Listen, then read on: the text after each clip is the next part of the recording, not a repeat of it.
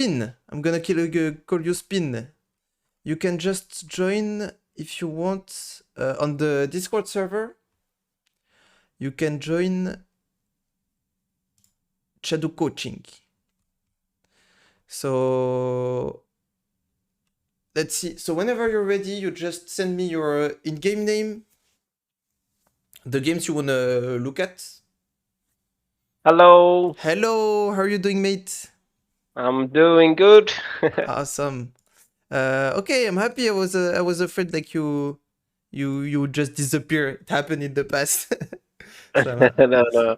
no, even if you're late, I have I've booked plenty of time for this, so we can do it properly.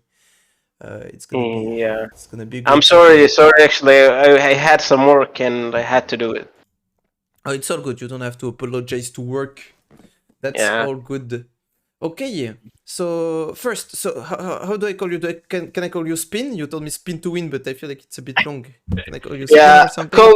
call me anything. I feel like yeah, it's okay. Okay. I mean Cat. Do you Yeah. use that name? Because yeah, I can call you Cat. Yeah, call me Cat. It's okay. Okay, awesome. So that's one. Second, did you choose like the games you would want to review? Honestly, no. But I have like 5 games. Okay. 5 games. And let me check. Let me see which ones I think that are truly that I need to. So for me, the most interesting is if we have a game where you have early, mid, and late game, of course. So if you have anything like that's more than 25 minutes. I have games like 22 minutes. Yes, Yup. I mean, it can and I work have also. If, and I have a game like 40 minutes. So maybe um, we can check. Let me check this. Uh, 2 to 3 games. No, not this one. Do you want my name? yes, so I Mm, can check it on my end also. So you're playing Okay, on let me. EU West, right? Or you're Yeah, on. Yeah. EU West. Yeah, Okay, nice. was it right? 90. So this is my username, my nickname. If you can find it. Mosaic Drags 190. Okay. So are you like a Tryndamere OTP or Tryndamere main and you play other Tryndamere games? Otp Let's and main. go. Second champion Yeah, being Nasus, it's actually my second champion as well.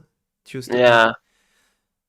So we're gonna review the one that is 40 minutes, Okay. and also the one with let me see this one with the 22 minutes, Okay, so the 40 3-6 minutes. and 8-7. Okay. This, yeah. Do you see that? Yes, I see them. Yeah. So the 22, 36, and the 40 minutes. Okay, nice. But prior to that, I would have a few questions for you just to Mhm. understand how I'm gonna approach this. So the first one would be you asked me to try to go in depth about everything, like even the build, the playstyle, the runes, etc. So what's your reference on Tryndamere, by the way? Like, do you have any reference? Where did you get your build from? Do you just do what you think is good? Did you watch Ranger? Did you watch Ule? Did you? Honestly, I watch many people like Fogged. Do you know Fogged? Mm-hmm. Yeah, I watch Fogged and I watch Ranger ZX and these. I think the people that I have been watching for Tryndamere. Okay. Okay. By the way, I think the best will be for you to watch my screen share on Discord and not on stream because on stream I will have a delay. Mm-hmm. So I will share my screen on Discord, Yeah. Okay. and I think that will be the best for you to follow. Mm-hmm. Okay. So first of all, like regarding how you're gonna get information on Tryndamere, because Mm-hmm. like I did the exact same path. When did you start playing the champion? 2 years ago. Okay, 2 years ago. Well, I started like I think 5 years ago. And Mm-hmm. at the beginning, what I did is I went to YouTube and I played. I typed Tryndamere basically. And when you type Mm-hmm. Tryndamere, you have Fogged that comes, and yeah, mostly it's gonna be a Fogged video on top. And then you look at Fogged videos and he talks about like challenger and the best 1v9 build, etc. And looks very spicy, you know. Then you have this kind of videos, this kind of builds, etc. Problem with Fogt, it took me a long time to realize it. First, and it's not a flame, it's like real. He plays on NA, and NA, it's like It's not good. like at the highest level of League of Legends, but because even when he's playing on main, etc., like it's not the best macro, it's not the best like things you can take from the game. So it's something. It's not a reason enough not to watch Fogt. But the problem is, I don't know if you know Professor Akali. If you know he's a YouTuber, Professor Akali. But this guy, he's a content creator. And he's a lot like he's in charge of Fogt channel. So Fogt, his videos, his thumbnails, etc. It's not him that does it. It's Professor Akali. And Professor Akali has 1 million subs. He's an expert in clickbait and shit. So you know where I'm going with this. It's like Fogt, he would call like games saying like it's high elo gameplay, and he would be playing in gold or platinum. He would be doing builds saying like this build is so broken, it's the best build to play, etc. But it would be like an int build basically. Like you don't go try for Soulbreaker on Tryndamere. You don't go these bad boys on Tryndamere. Like it's not the play, you know. But he needs to create content for his YouTube. So Fogt it's good because mechanically he knows how to play the champion. He knows his limits and he knows his matchups. But it's not going to be the best content you can take out of Tryndamere. And because you told me you had the objective of getting like at first diamond and then see like how far you can go. If you want to get to Masters Plus like long term in like 2 or 3 years, well, I think you should take your information from Ranger, which is like legit the best. Like even like the second and third best Tryndamere players would say Ranger is better than me. So I saw like you're on his server, so that's really good. Then I don't know if you know Ule server, so that's really good. But Ule is also shut up me from the past. Ule is also a really good reference. He's like he picked 1300 LP in EU West, and he talks a lot with Ranger. They're like pretty good friends, and they exchange information and data. They are from the same country? I don't think from the same country, but I know, yeah, like you see, it's Ranger ZX and it's Ule ZX, and like they share a lot of interest. But I don't think he's Finnish, because yeah, Ranger is Finnish. I don't know where he's from. Swedish. Yeah, I mean they're neighbors. Like one is Swedish, one is Finnish. And look at this guy. So it's EU West. He goes 1200 LP, 70% win rate.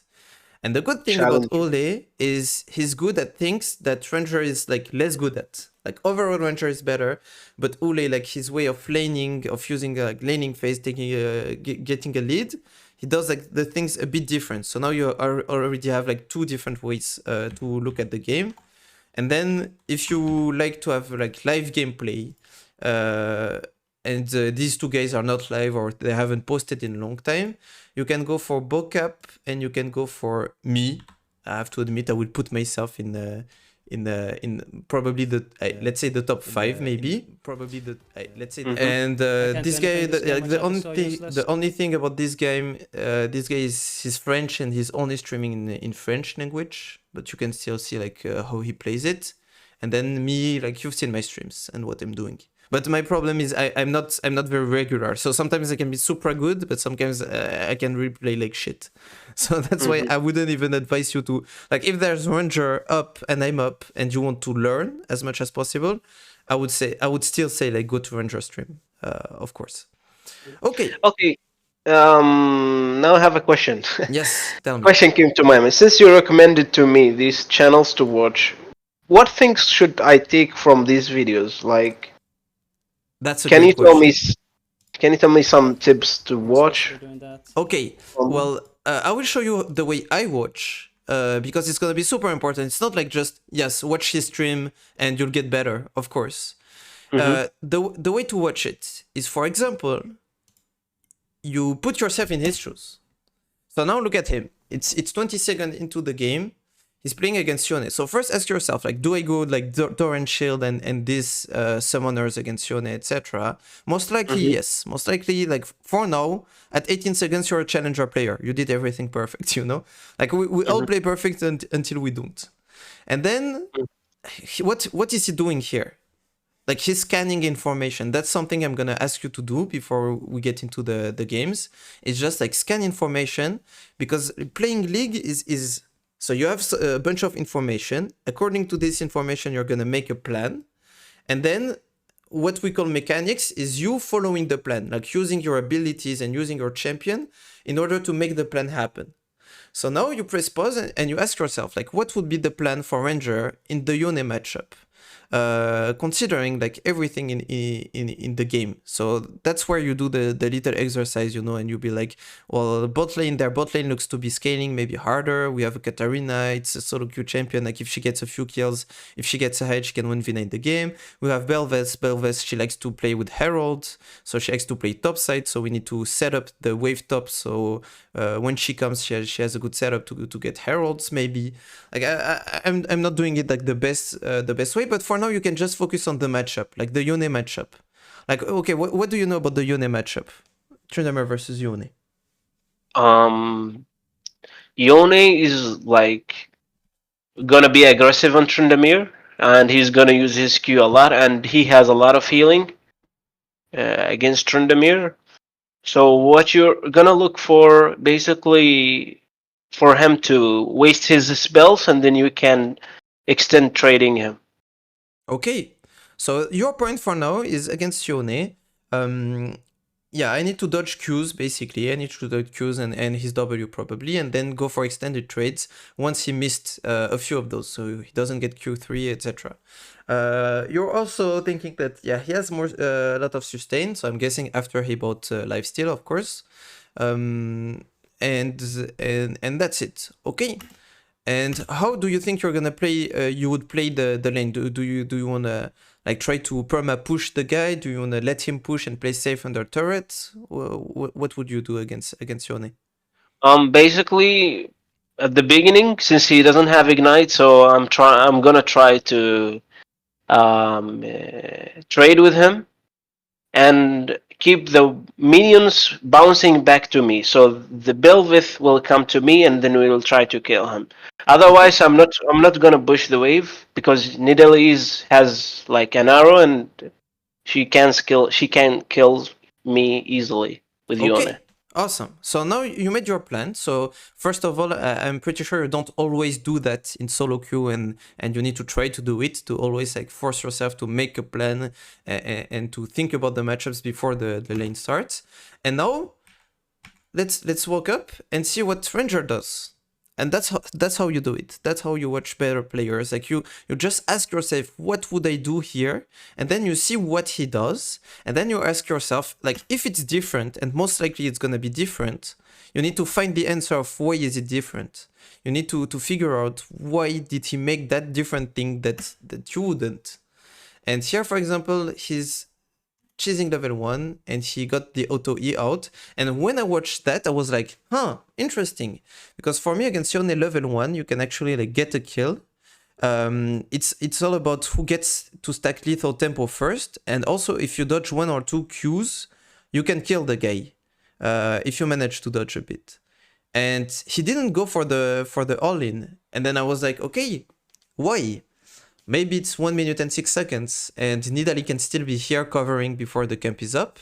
Maybe it's because he considers it's too flip anyway, because it's depending on him dodging Qs. But if the Yone is really good, like, he's not gonna be able to dodge Qs. And like for me, for example, like I learned something here, because I would have played it different. And then you look at how he plays his wave, and you realize that he's getting prio, he's getting level 2 first. Then he got Yone into turret. So now the wave is pushing back to him, right? And your plan was, I let the wave on my side, and this way Belveth can come and we can gank him. But when you look at him, well, he perma pushes it. And why is that? Why is he perma pushing it? And look at it also, he perma pushed it. and Belveth is topside, and now they can't gank, they can't dive him. Yes. The wave is not good.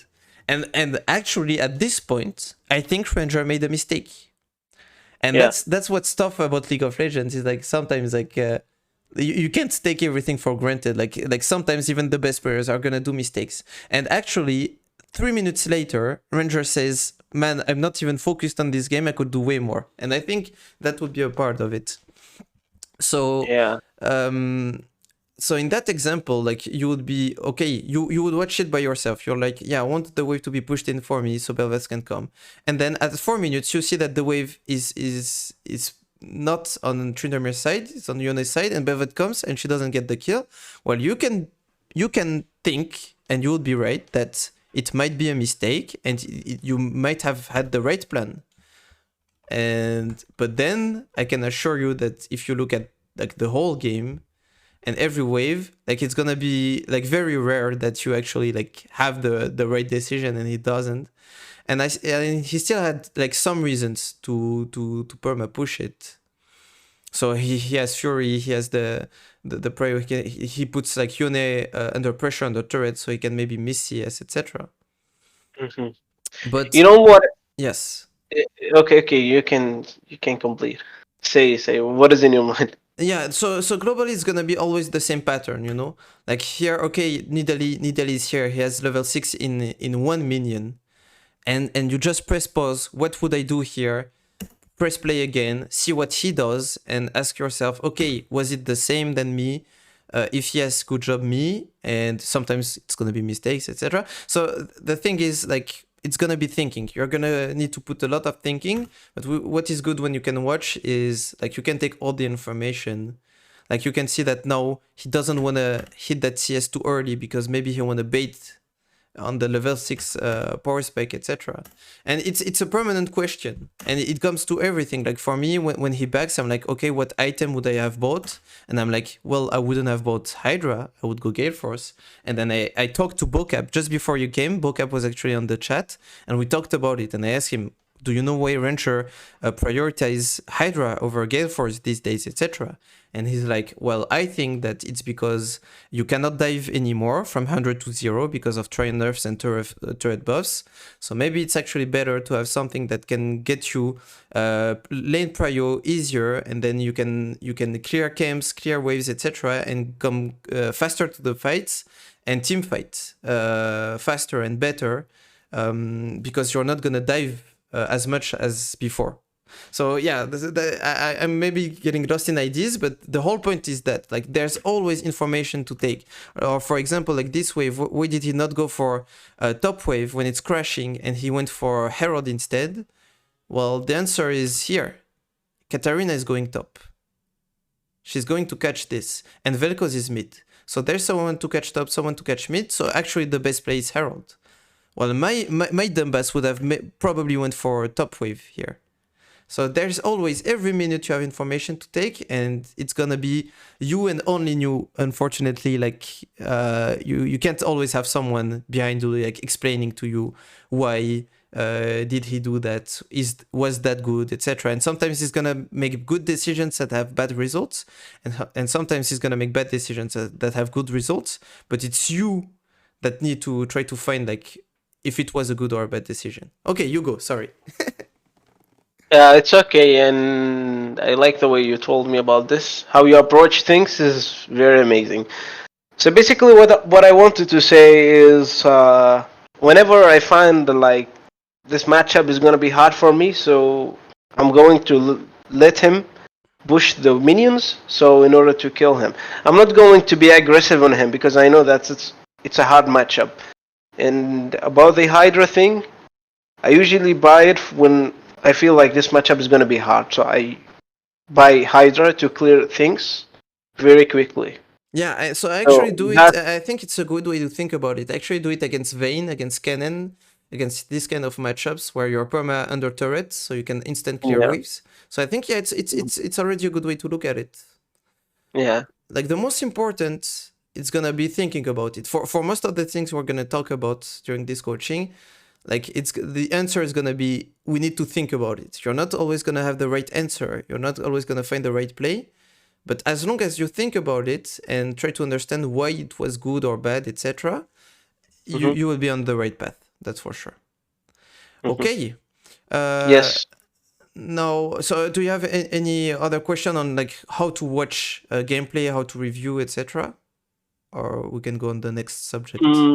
Basically, I think the main problem for me, I know how to do the wave management, but sometimes I do mistakes. But the main problem for me as Gold 1 player, I think, is how to make decisions. Okay. So decision making in while playing the game is one of the most problems that I've been facing. So do you mean like big macro decisions after 20 minutes, like go in a fight or not, or even like wave management decisions? Should I join the team with the fights or should I split push?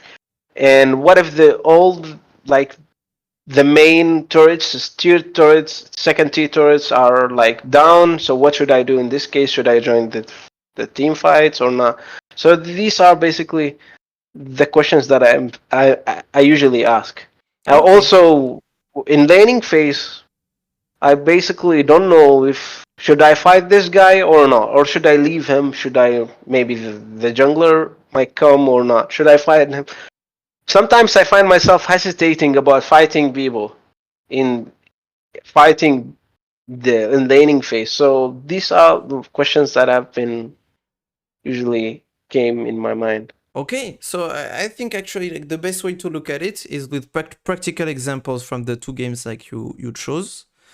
And you'll see at least like my thought process and how I go about it. So I will start with the long one, I think, the 40 minutes one. Yeah. Okay. And then we will go into the shorter one. Okay. Yes. So as I told you, when I coach, I try to focus on the main issues. So you think that will be your main issue, like the decision making, basically. Do you think there's anything else, or you struggle on? Yes, I'm kinda toxic in the game. Yeah, I've been struggling. I get killed so easily about the game. Like if the enemy jungler keeps janking top lane and he keeps camping this top lane, I get like so angry about it because my jungler is not doing anything. But if I saw my jungler is not doing anything in the game, then I start pinging them. So, but if my jungler is doing a great job, like he's taking drakes, he's like janking bot lane, mid lane, and he's doing a great job on the other lanes. Just So give I me a don't second. claim them. I'm sorry if I cut you. Just my headset went out of battery, so I don't hear Yeah, you it's anymore. okay. Okay, it should be fine now. Yes, it's okay.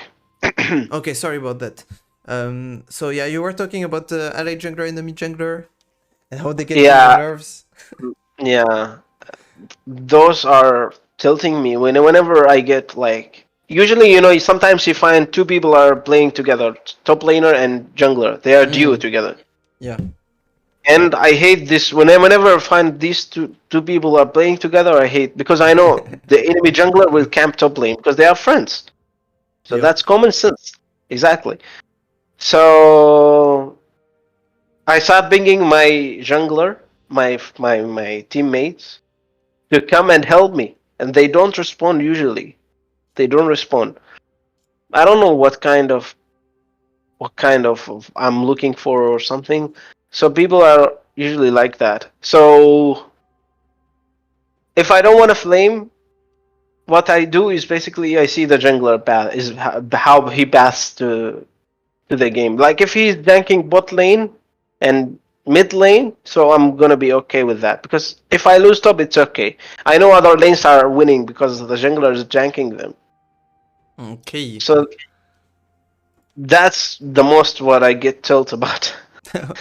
Okay, Yeah. so I think I will do like if you're item, I think at the end once we've done like the whole gameplay thing, etc., I can do the talk about like how I fixed like myself and how many other players fixed their like getting tilted issues basically.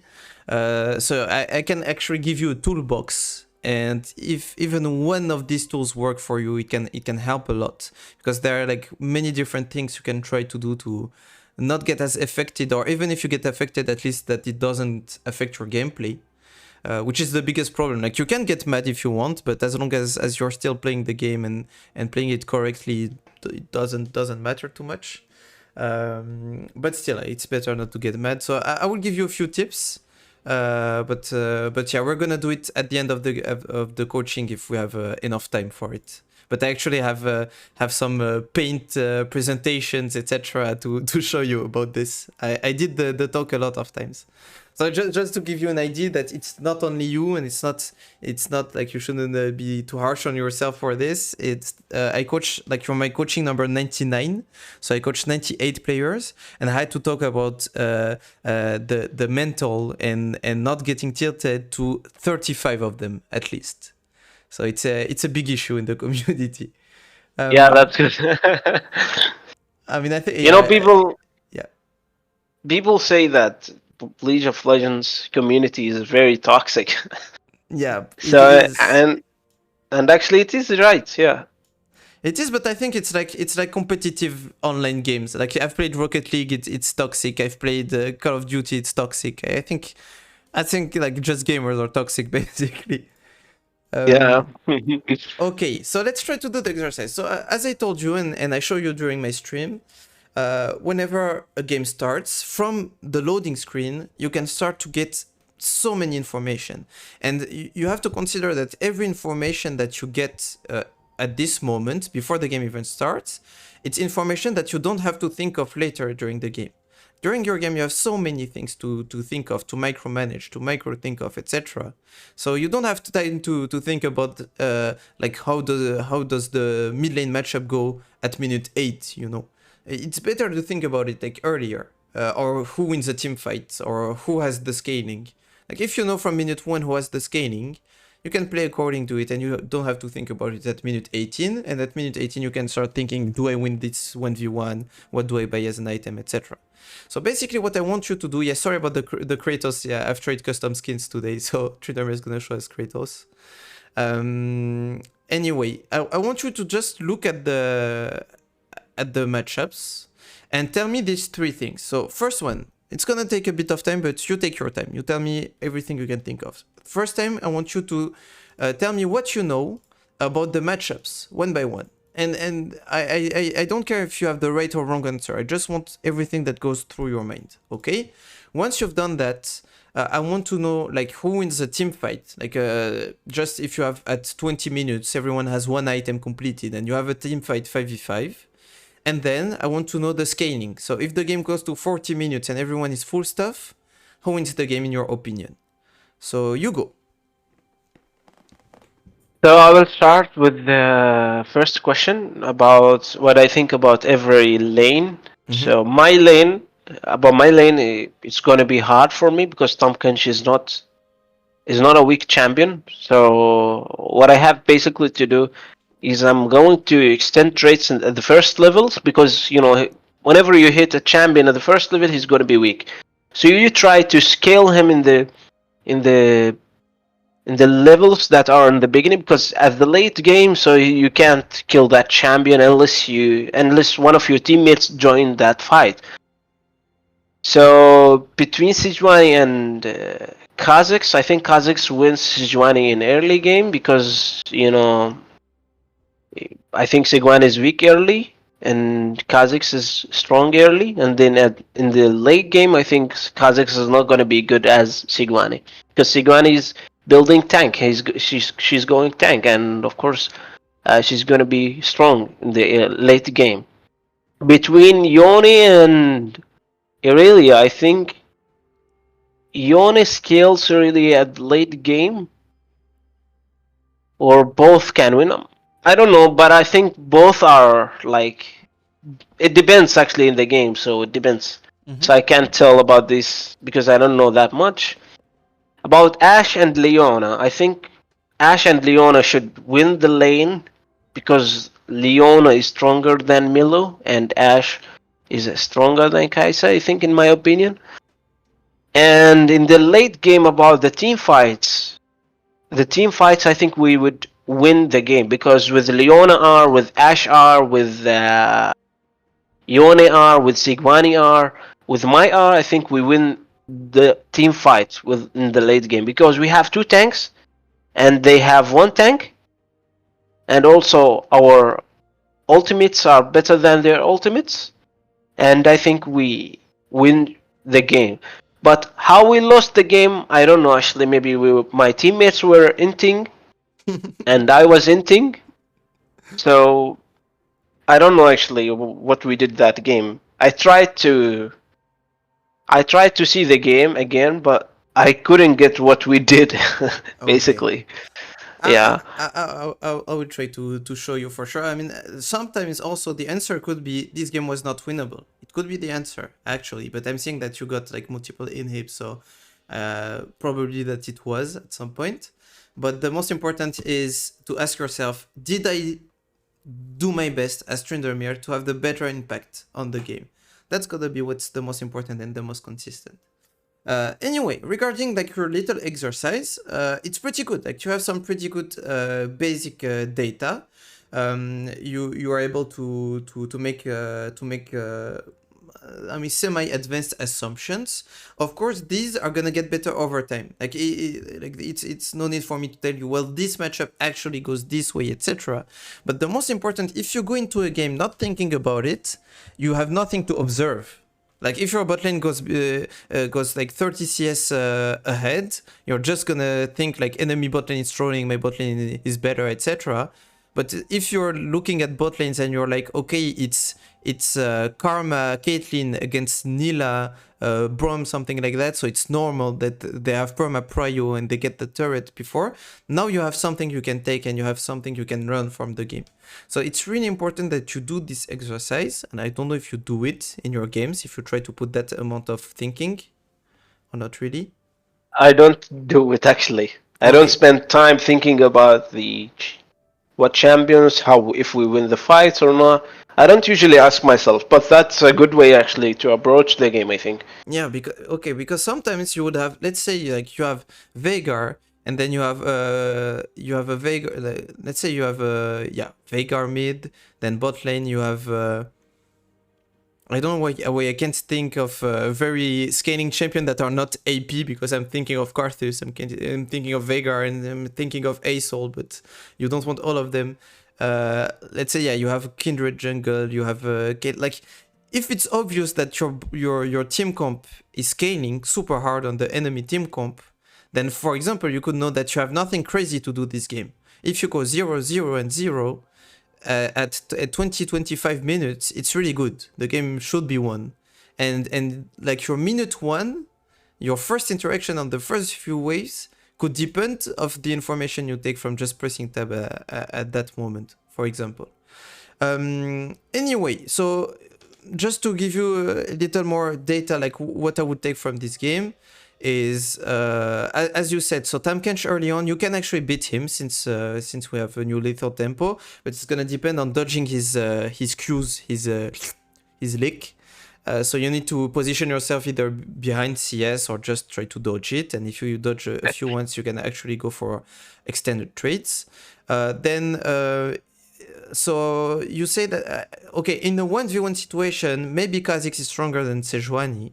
I'm not even sure about that, but what's sure is Sejuani has a higher gank pressure. Like it's easier for Sejuani to gank because she has CC early on. And Kha'Zix, like he really wants, like he wants his evolves, he wants to scale a bit, etc. But on this game, like he's overall gonna be less useful because what does Kha'Zix want? He wants to assassinate. So he wants to assassinate maybe Yone and maybe Ashe, but will he have access to these guys easily? Well, there's a Leona and there's a Sejuani covering these guys, so it's most likely that it's going to be hard for him to assassinate. So yes, I would agree that Sejuani will have more impact, but I think it's going to be throughout the whole game. Like early on and later in the game, like we have more impact on our jungler. Then the mid matchup is a skilled matchup. So skilled matchup, what happens is like they're very volatile. So if Aurelia goes 2-0, she can like snowball and stomp the lane. And if Yone goes 2-0, same thing. Yone has Ignite and Aurelia has TP. So the TP is better for scaling. Ignite is better to get a lead. But it could be really good for the jungler to play for mid lane because it's very volatile. It's a skill matchup. And then for bot lane, I would say, I mean, it's gonna be team dependent. Whenever you have a melee and a range against two ranges, it's easier for the ranges to get prio and to do what they want with the wave. But it's a Leona, it's like a Blitzcrank, like a Nautilus. It's gonna depend on her hitting her abilities and going for an all-in. But at level 6, you have Ash Arrow and Leona ult. But then Milo ult, what does it do? It cleanses the CC. So maybe actually like Milo is a good answer to hard CC from Ash and Leona. I don't know, we'll see how it goes. Like for example, like here, I don't know, we'll see how it goes. Okay, and then the 5v5, it's easier to play for you. I would hardly agree that it's easier to play with Yone ult, Sejuani ult, Ash ult, Leona ult, etc. Like super easy to lock someone and kill him. It's hard for them to do what they want to do, which is go into your team. Like Aurelia, Kha'Zix, and even that guy, Kai'Sa, they want to go in, they want to jump in to go into your team, but it sounds like super hard to go into Ash, Leona, Sejuani, etc. And then yes. Here a question came to my mind. Since we have like known about the matchups, do you think as Tryndamere player should I join my team fights? Well, now this question, like, it's too hard to answer early on. Like, I mean, for me, the best thing would be, considering like the macro, etc. Okay, Tamkench. Let's say you have 2 items and Tamkench has 1 item. Can you still dive him? I don't think so. And I think you would agree when you say like Tamkench is good, is a strong champion against Tryndamere. Even if you're ahead and you manage to get a few kills, at some point, like you cannot dive a Tamkench. So if you go on side lane, and let's say you have 4k gold and he has 2k gold, and you're just on side lane and he's on side lane, and you don't dive him, you just push wave, and let's say you take a camp and you push wave and you put vision and you push wave, then you're wasting 2k gold for your team. So I think the best thing against Tamkench is actually try to bring him on side lane. And then, even if he has like a jump, it's his W, I think, you can still out-rotate him. Like, you have your E, which is more often, you have a Ghost, and you have a Flash, so I think you can out-rotate the Tamkench. So I think the best thing for you would be to bring him on side, and then rotate, and try to create a 5v4 situation, and play on your CC, on your Sejuani and Ash CC, etc. Because I think even if someone comes on side lane with you, or if Ash like arrows Tamkench, like if you're not super ahead, you're not gonna kill him. So that would be my thought process. If I was against a champion that I can dive and kill repeatedly, I would say maybe it's better to just split push. If I'm against a champion that's like an Ornn, so he wants to be on team fights, so he wants to group with his team, I'm like, I would just ping my team back and just push, or like against a Shen, etc. But against these champions that do a bit of both, I would try, to bring him on side and then out-rotate. And I will show you like during the game how you can do that, exactly. And on what timers also. But does it make sense, like to have that plan against Tamkench? Yeah, it makes sense. And actually, during the game, I want you to teach me where should I ward and when, what time, and also the waves. If you know, like at minute 3, is it gonna be like a cannon wave or just normal wave? Okay, nice. Well, and stuff like, because I want to memorize these things in my head. So I like that you ask it, because that's what I'm the best at. Not vision. Vision is not my best point, but waves is literally like what I'm best at, because when I started the game season 7, my first week on the game, a friend told me about freezing and slow pushing, etc. So I started the game in bronze, freezing lanes, etc. So I've been doing it for 6 years, so hopefully I can give you some pretty good tips. Okay, so anyway, once you've done all that exercise, the goal of doing it, because now we've taken like a whole lot of information, but it doesn't do shit. Now you need to make a plan. So you took information, now you're in step 2, make a plan, and then step 3, play according to that plan. Okay, so in order to make the plan, one thing that's, I mean, it's solo queue, so you kind of need to to adapt to your jungler. So what I'm looking for right now is actually my jungler decision. So because like the best thing would be, if you consider that the jungler should path for top side and come top, you should ask him to start bot, etc. But it's solo queue, it's not gonna be consistent. What's gonna be consistent is just like observing what your jungler is doing and playing according to it. Okay. So at that point, first, I think I will ask it this way. I mean, kind of change though, because they made jungle easier. So I was gonna ask you, like, what's the first objective in the game? I can still ask you that question, even if it's less obvious now. So what do you consider the first objective in the game to be? The first objective of the game is the scuttle. Nice.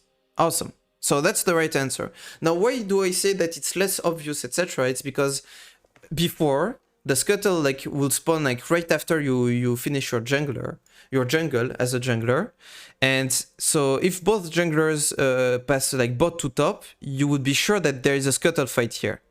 So in that case, like you need to have prio for the scuttle fight so you can help your jungler, etc. But now I think you have like maybe 30 seconds before the scuttle crab actually spawns, so they have time to like let's say like Kha'Zix thinks he loses the 2v1, the 2v2 top, and he doesn't want to try it, etc. Like he can clear his jungle from bot to top and then go back bot for his scuttle. So they have time. So it's less obvious than before, but it's still an important objective. And now there's something basic. I'm gonna teach you like the first thing you need to think of in the game. So you can note that down. You go 1, and the first thing you need to do is do the thinking. So you press tab, you do the thinking, you look at the champions, you do the thinking, etc. Second thing, once you've done the thinking and have the beginning of a plan, you do jungle tracking. Super important. Where do the junglers start? And here, in that game, it's perfect because you have a ward here, and of course, like you know where your jungle is starting. And for me, you did your first mistake already. Because now, look at that. You're gonna know that Kha'Zix did not start here, and you know that he did not start here. So he has 2 left options. This camp or this camp. You need to cover that. If you cover that, then you know for a fact that Kha'Zix is top. But here, I mean, I'm gonna look again. Okay, maybe I'm... okay, so you invaded top. Okay, my bad. I did not think about that. So it's very unlikely. Okay, we covered this. Okay, it's good. My bad. I take it back. But you see what I mean here, you know? Like in another situation, I don't know if you sometimes start the lane by just walking and being under your turret, or if it was just because like you had the information on the map that you went there. You tell me.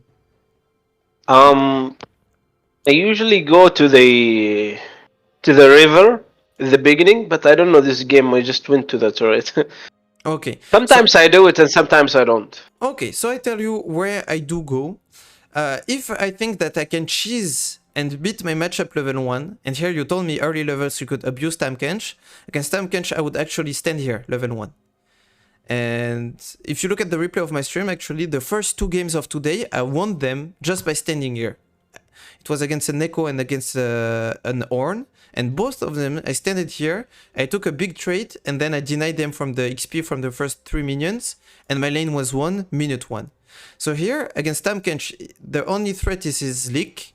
So if you manage to wait for him, he face checks you, and you dodge 1 leak, you can win an all-in and maybe win your lane from minute 1. Now, if I don't think I win it, or if I think it's risky, and my jungler starts bot, I would put myself here. You see my mouse? Yes. Okay, because if you're here, you can see them coming from here, but you can also see them coming from here. So by standing here, there is a spot where you can have information on your jungle, and then you you basically cover your top jungle by doing that.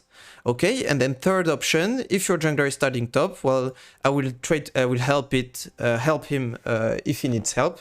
Like in higher elos, you can actually go to lane and they will let you, but in lower elos, like they can just tilt if you don't give a pull. So I would give a pull, and I don't know if you do it, but before giving a pull, you should take the plant. So you have the plant here, or you have the plant here, and you should take it because it gives you a bit of extra fury, so you have more chance to crit on the camp. So those are the three options. Should I take the plant? So you mean that if there's a plant, I should take it? There will always be a plant, a blast cone, like the one that bumps you. There will always be. It will spawn between 119 and 130, 24, something like that. And so you position yourself here, you take it, and you have to take it after 1 minute and 23, because your fury, it stays for 8 seconds, if I'm not mistaken. Yeah, after 8 seconds, you start to lose it. So you need to hit after 123, the blast cone, and then you will have a bit of extra fury. It's a 5 extra fury. It doesn't look like much, but it can be the difference between a crit or not, and give you a few more seconds. So those are the three options. And of course, like you have option for if the jungler wants to like late invade, something like that. Like you can go for this. Okay. Also, by the way, yeah, you asked me to go in depth, so I'm going in depth. I know, like it's yeah. It's good actually. I'm having fun listening to you. Awesome. Okay. Yeah. So also, when you look at the champions and look at make a plan, etc., you can think the first question of the game: do we have an invade potential? Do they have an invade potential? Because I'm sure you already lost games minute 1 by getting invaded. So here, for example, we have Leona. And they have Milo, so he can shoot you with the knocking back, etc. But I think there's an invade potential. Like Ashe is really strong level 1. Sejuani has CC. You both guys have lethal tempo. You have 3 lethal tempos for just 2, etc. So for example, you could just like, if I think invade is good, I just put a ping. I don't even go for this the ping like going, so they know who is pinging. I just do this ping, so they think it's the support or the ADC or the jungler. And if they go, they go. If they don't go, it's okay. Go back top. And actually, I think you go for it here. But yeah, for me, can you repeat again? What do you mean this point? Because I couldn't get it. What do you mean exactly? What do I mean by what? You're mentioning like support thing. I couldn't get this point. Yeah, okay. It's because I don't, when I want to go for an invade, so for example in this game I would be like, I think it's good to invade regarding on champions. So I wouldn't ping on my way, because if I ping on my way, they will know that Tryndamere is pinging on my way. So they will know that it's me making the call, and it's less likely that they follow the top lane Tryndamere call to invade rather than they follow the jungler or support call to invade. Right? If you see Leona saying, I will invade, everyone will follow. If you see Tryndamere saying, I want to invade, there's less chance that they will follow, right? But if you ping just like the normal ping, you just press the ping button and you ping on the map, like this. What is the ping button? For me, it's G. Like, I don't know for you, but you see, these are my pings on the minimap. Yeah. So the ping that has no meaning, it's just like you ping, you know? Yeah. Well, in that case, they don't see who's pinging. If you do it this way, they don't see who's pinging. So what I would do is from minute 1, I would ping the enemy jungle. So they think that it might be like Leona or Sejuani. Like Leona can think it's Sejuani and Sejuani can think it's Leona. So they both go. And it's actually Tryndamere making the call. So it's a bit specific, but it works for me, you know. So, yeah. But for me, for example, like if you thought that it was good invading, like you should be there. You should be there from minute 1, and you should even be the one making the call, maybe. Okay. So now we're finally getting to laning phase. We're gonna start looking at the game. And we see how it goes. So now jungle tracking, mission 1. So you know your jungler is starting bot. So what does that mean? My jungler or their jungle? Your jungler. Sejuani is starting bot. So that means that I will let I will push the wave and let it bounce back to me. So my jungler is gonna come for me. Okay, so yeah, what it means is that Sejuani, it's unlikely that she invades, and plus like you have information, etc.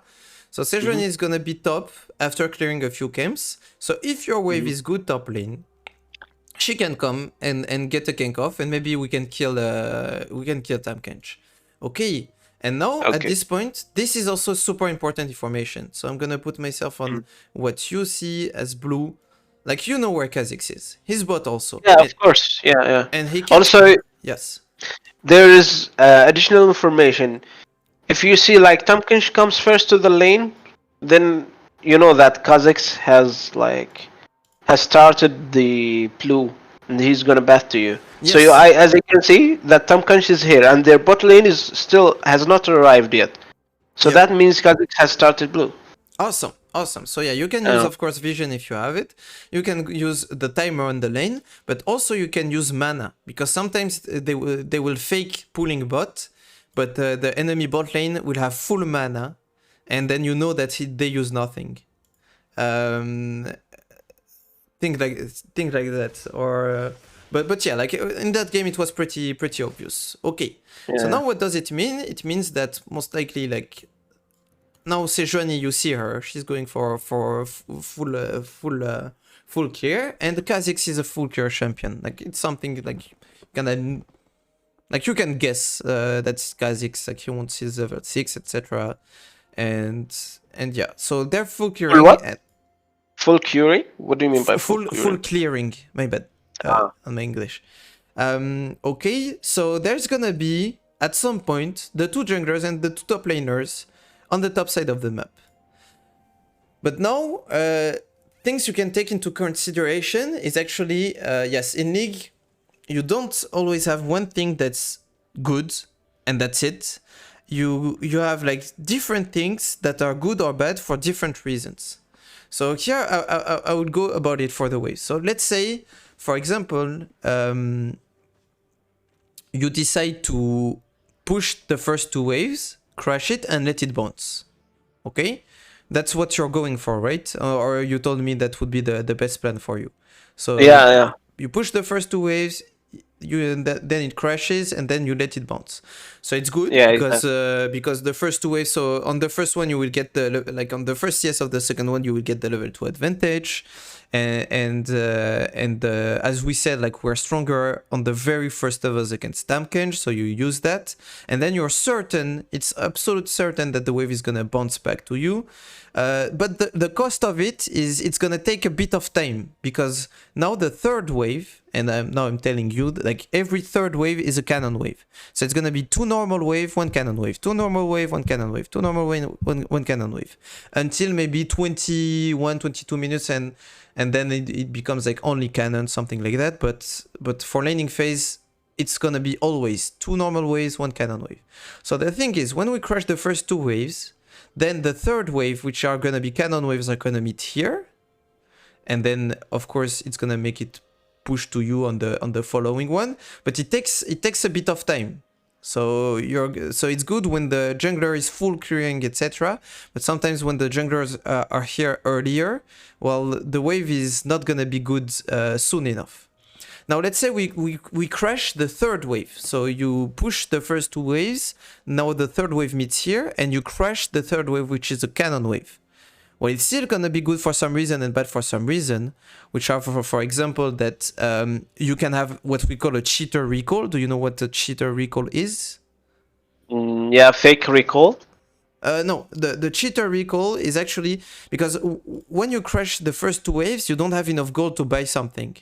But if you crash the third wave, you have actually 500 gold, and you can like recall buy Doran's blade and a refillable pot, for example, or you can just buy an item. Like you can buy something, and then you come back in time to have a good wave plus an item advantage.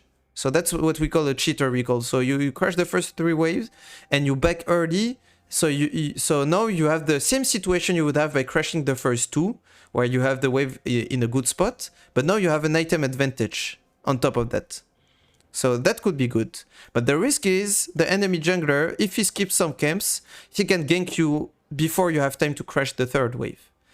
Also, if you crash the first two wave, another good thing that you have is that you can actually like invade and get information on the camp. Like if there was no ward, you could put a ward here, or against some junglers, you can even like wait for them at their camps and maybe kill them at their camps. These kind of things. So everything is good or bad for a reason. But let's say like so it could be actually good having the prio and pushing even if your jungler is coming top, because we know that their jungler is going top. So maybe we can invade.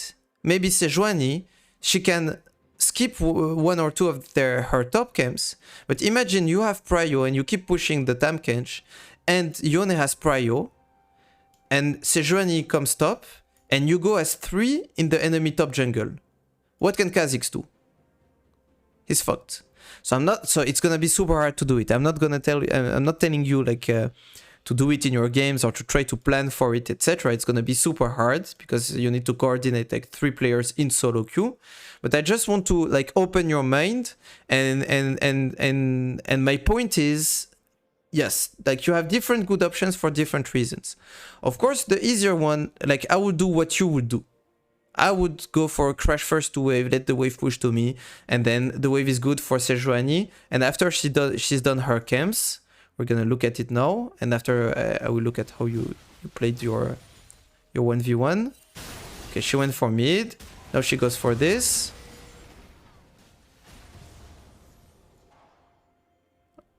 And okay, in theory, so she gave vision because she went mid. After doing all of her camps, she has a bit of time before Scuttle spawns, and it will be a perfect time to get the gank off. But yeah, you know that, I think. Now, okay, let's look at your top lane now. Finally, we're watching Tryndamere gameplay and seeing how you hit waves, use abilities, etc. So I'm not gonna go too in depth about like every single like auto, like you should punish him going for CS, etc. But basically, I really like to see that. So Tryndamere, like you want to go for long trades, you want to use your lethal tempo. I mean, not against every single matchup. Oh man, never saw that he looks so scary when he opens his mouth. But anyway, like you have some matchups where you lose long trades. Like, do you have any matchup in mind where you actually like lose the all-ins? Yeah, basically, I try to not engage in level 1s against like if there is Irelia with Ignite, Riven with Ignite, any champion that has an Ignite, like Klid also, Klid with Ignite, they might kill you. Any champion with Ignite. Okay. Well, but then you're still going here. He has Ignite, and you're still going like a madman. So I don't think it's the best way to look at it. I don't think like Ignite should be I should not go for an all-in against Ignite, because if like in some matchups like you can just ignore it. Like of course they will have more pressure, but it doesn't mean you can't go for an all-in. For me, it's champions like Wukong, because his passive makes him stack armor. Champions like Darius, because of obvious reasons. Champions like Fiora, if she gets her vitals, if she gets too many vitals, she wins all-ins. Like it's gonna be like very champion specific. But here, like this guy has 7 seconds on his Q, and that's it. Like that's his weapon early on, and he's playing Grasp. So you have lethal tempo plus Tryndamere and his kid against Grasp and this guy with this Q. So yeah, this is the kind of matchup where you win the all-ins, and you kinda need to know them one by one. Riven, you can go for all-ins, but it's gonna be in between her Q cooldowns. So if she has her 3 Qs, you're gonna lose it. But if she uses Q1, Q2, you can dash through her Q3, and then take an all-in, but then you need to abort it and stop it before she gets her Q1 again. Atrox, it's the same in between spells, etc. So it's a bit more specific. Okay, so I mean, in the first few levels, if you want to crush first two waves, so it's really good the thing that you did, like dashing through a minion when you kill it. So you kind of surprise him and then you can go for all-in. You walk in between autos. I think you can walk a bit more, but we're gonna see if it's a mistake, like you do a lot, or if it was just this. And then you need to keep an eye on his Q. Like for example, I would have maybe waited for him to use a Q again before I go in. But I like this. Okay, I actually like this little step in and out, etc. I mean, here I'm just looking at your clicking and seeing if the micro is a big problem or not. And if it's not, I'm not going to talk too much about it, because micro, you're just going to practice it with time. So here, I'm guessing you're going to try to E when this minion dies, E in, level up your Q, and so your next auto is with the Q leveled up. Is it a play you go for? Or is it not your plan here? Yeah, my plan, I think I went for it. I think, and I don't remember. But it's something you know on Tryndamere, right? Like, Yeah, because he's too far away, I didn't went for it. Okay. So now... it's sad that you take that turret shot. Okay, it's actually decent. Okay, now I'm gonna ask you a question and we're gonna see how much you know about wave state. Let's imagine Tamkench didn't hit that minion. Do you think this wave is freezing for him, or do you think it's already bouncing back to you? It's already bouncing to me because of the 3 minions. Okay. Because unless they are 4, then it's gonna be freeze. If they are not 4, it's gonna bounce back for me 100%. Okay, nice. Now imagine the waves, they meet in the middle. Okay, you take like the very first wave. You take this. You forget about the champions. Do you need like four extra blue minions for it to be a freeze for him, or do you need just one? I need 1 and 3 minions of 1 caster minion and 3 other minions. So we imagine so what's a freeze exactly? A freeze means like the wave is naturally pushing to him and he can like micromanage it to make it stay in that phase. So you don't think that if it was 7 CS against 6 that it would be enough for it to push to him and he can manage it? So okay, so well the point of it is it's just one thing, is to understand why it's 4 CS here. Because actually, if the wave met here, so I'm gonna fast forward a bit. So now we have this situation. If these 3 minions were here, it would be a freeze. Yes, exactly. And here you need only 2, and here you need only 1, and here he needs -1, -2, -3, -4. It's basically, it works in the 2 ways. So do you understand why like these 3 minions, or like imagine there were 4 minions? Do you understand what makes it a freeze? Like what's the science behind it? Yes, I understand it. Can you explain it to me? So I'm sure like you have the right idea.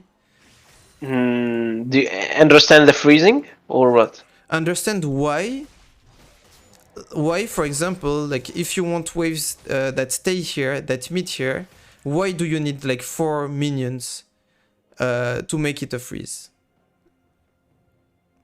Like why imagine if this wave met your wave here for some reason without those minions, why does it push back to you? And why does it not stay in the same spot?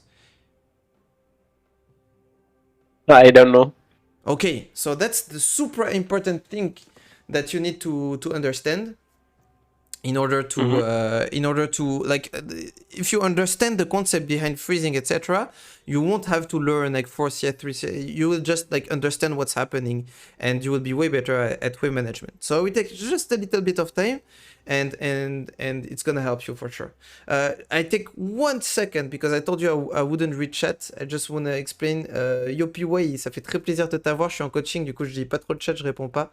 Mais ça fait plaisir et j'espère que tu repasseras. Moi, ça va très bien. Super. Okay, that was it. Long time friend who came for the first time.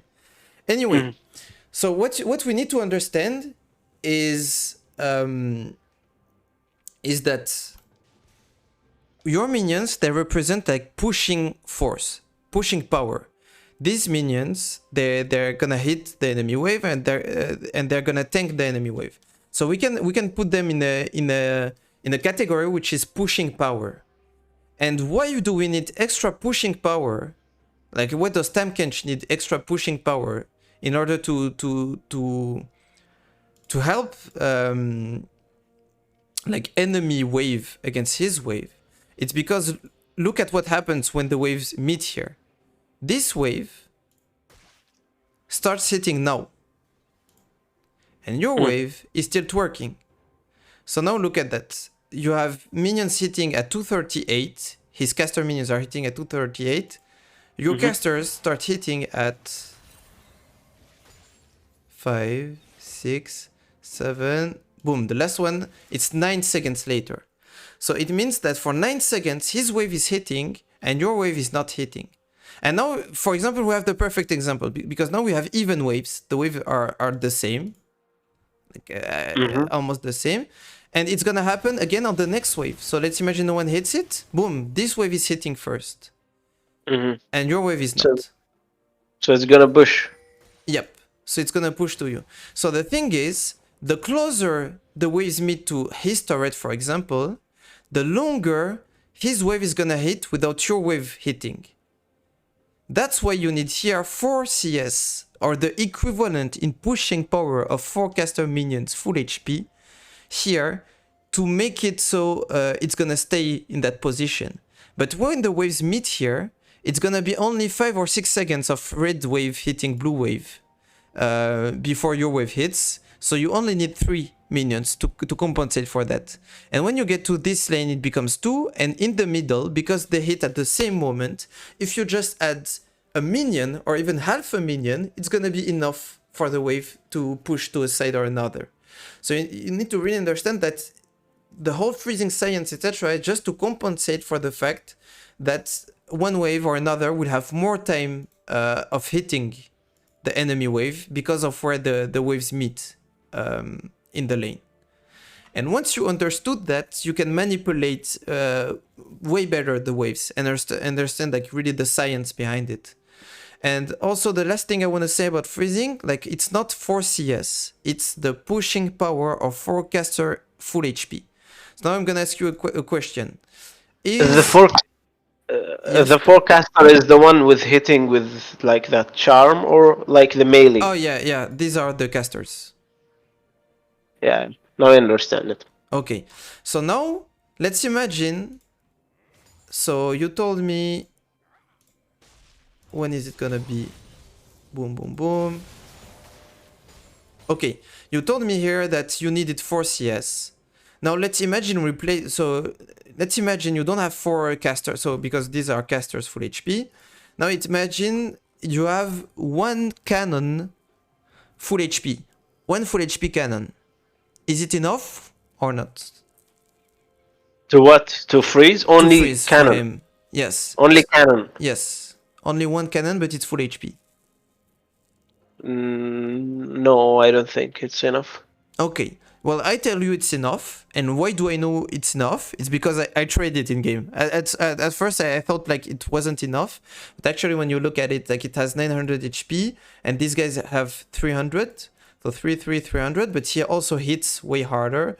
And I mean... like it's overall like it just works, like, and I know it because I've tried it, but it's never gonna happen that you actually have a cannon full HP. My point is, but what if you have like 3 casters full HP and then 1 caster who has 10% HP and 1 melee who's 70% HP?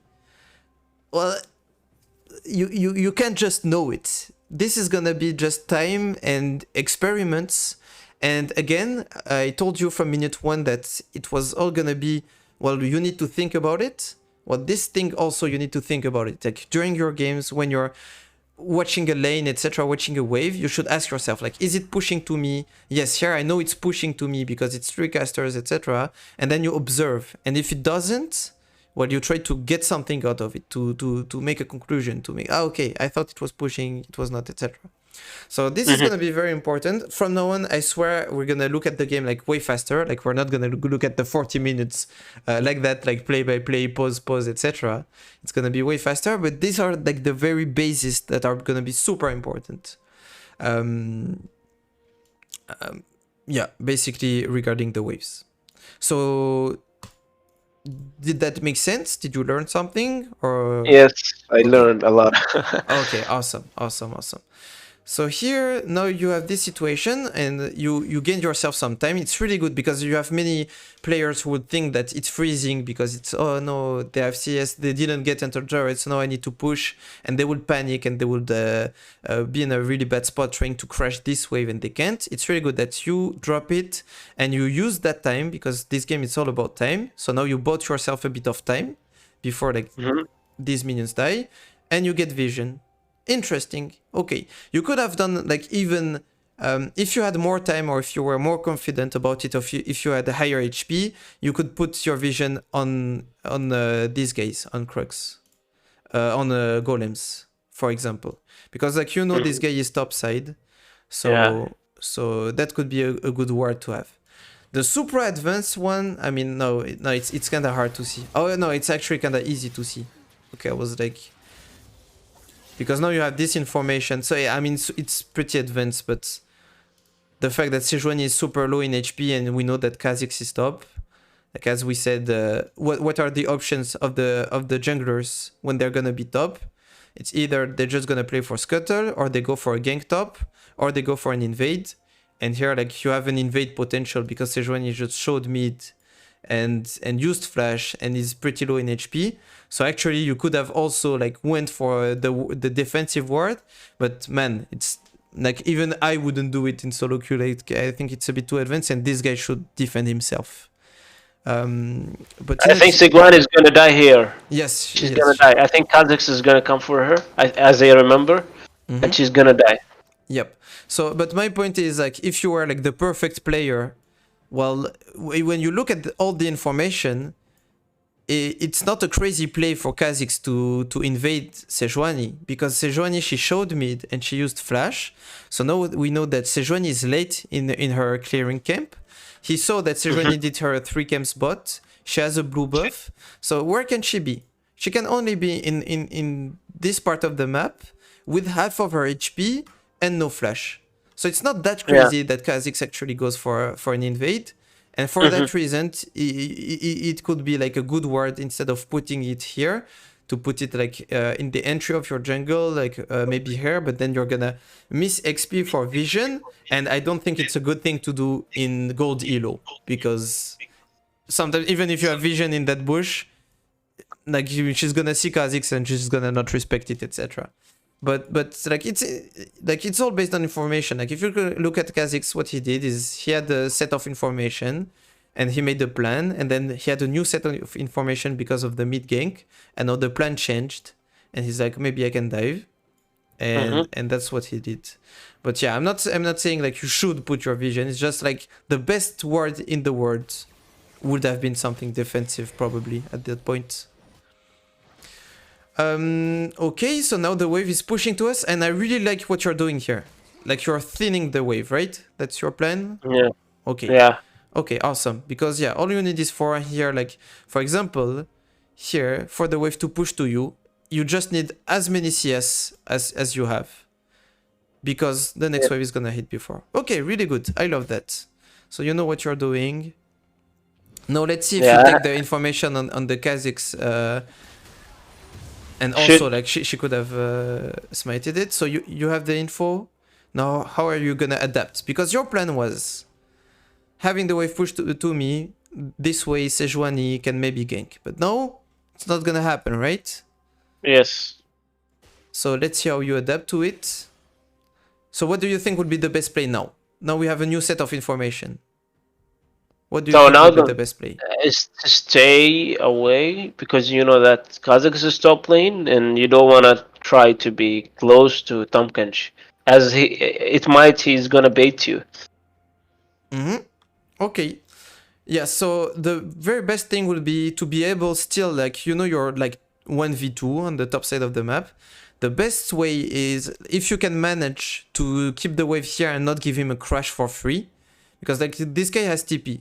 If you make him like a plan should be like to force him to TP. But you know that if he is able to crash the wave, he can back and come back without even TPing. And then it's gonna be a tough time for you because he can use all of his HP, etc. once again before he backs and TPs. So the best thing is try to keep a freeze. But if you cannot, you cannot. Like, you should not die for it. It's okay. It's okay to concede. It's okay not to get everything. Really good word. So, okay. I need to teach you also. I will make a video about it and send it to you. I promise. Okay. But you need to learn to put the word from here. Because, yeah, imagine if Kha'Zix was in that bush. Imagine if after killing, he just went straight, did not go for the scuttle, and he was in that bush. Mm. And now Temkench can jump on you, and he can jump on you. Like, this could be pretty scary. I mean, you still have E, but you would trade like a bunch of HP. You would at least like get a jump, auto, Z, Q off. If he plays well. So it's really good to know how to put the word from here. So I will show you. I don't expect you to learn it from just that bit of information. I just show it to you, and then I swear I will send you a video. So you have to position yourself between these two dots here. You click here. Mm-hmm. So you're gonna be in that spot, and then you have to put your word on that spike.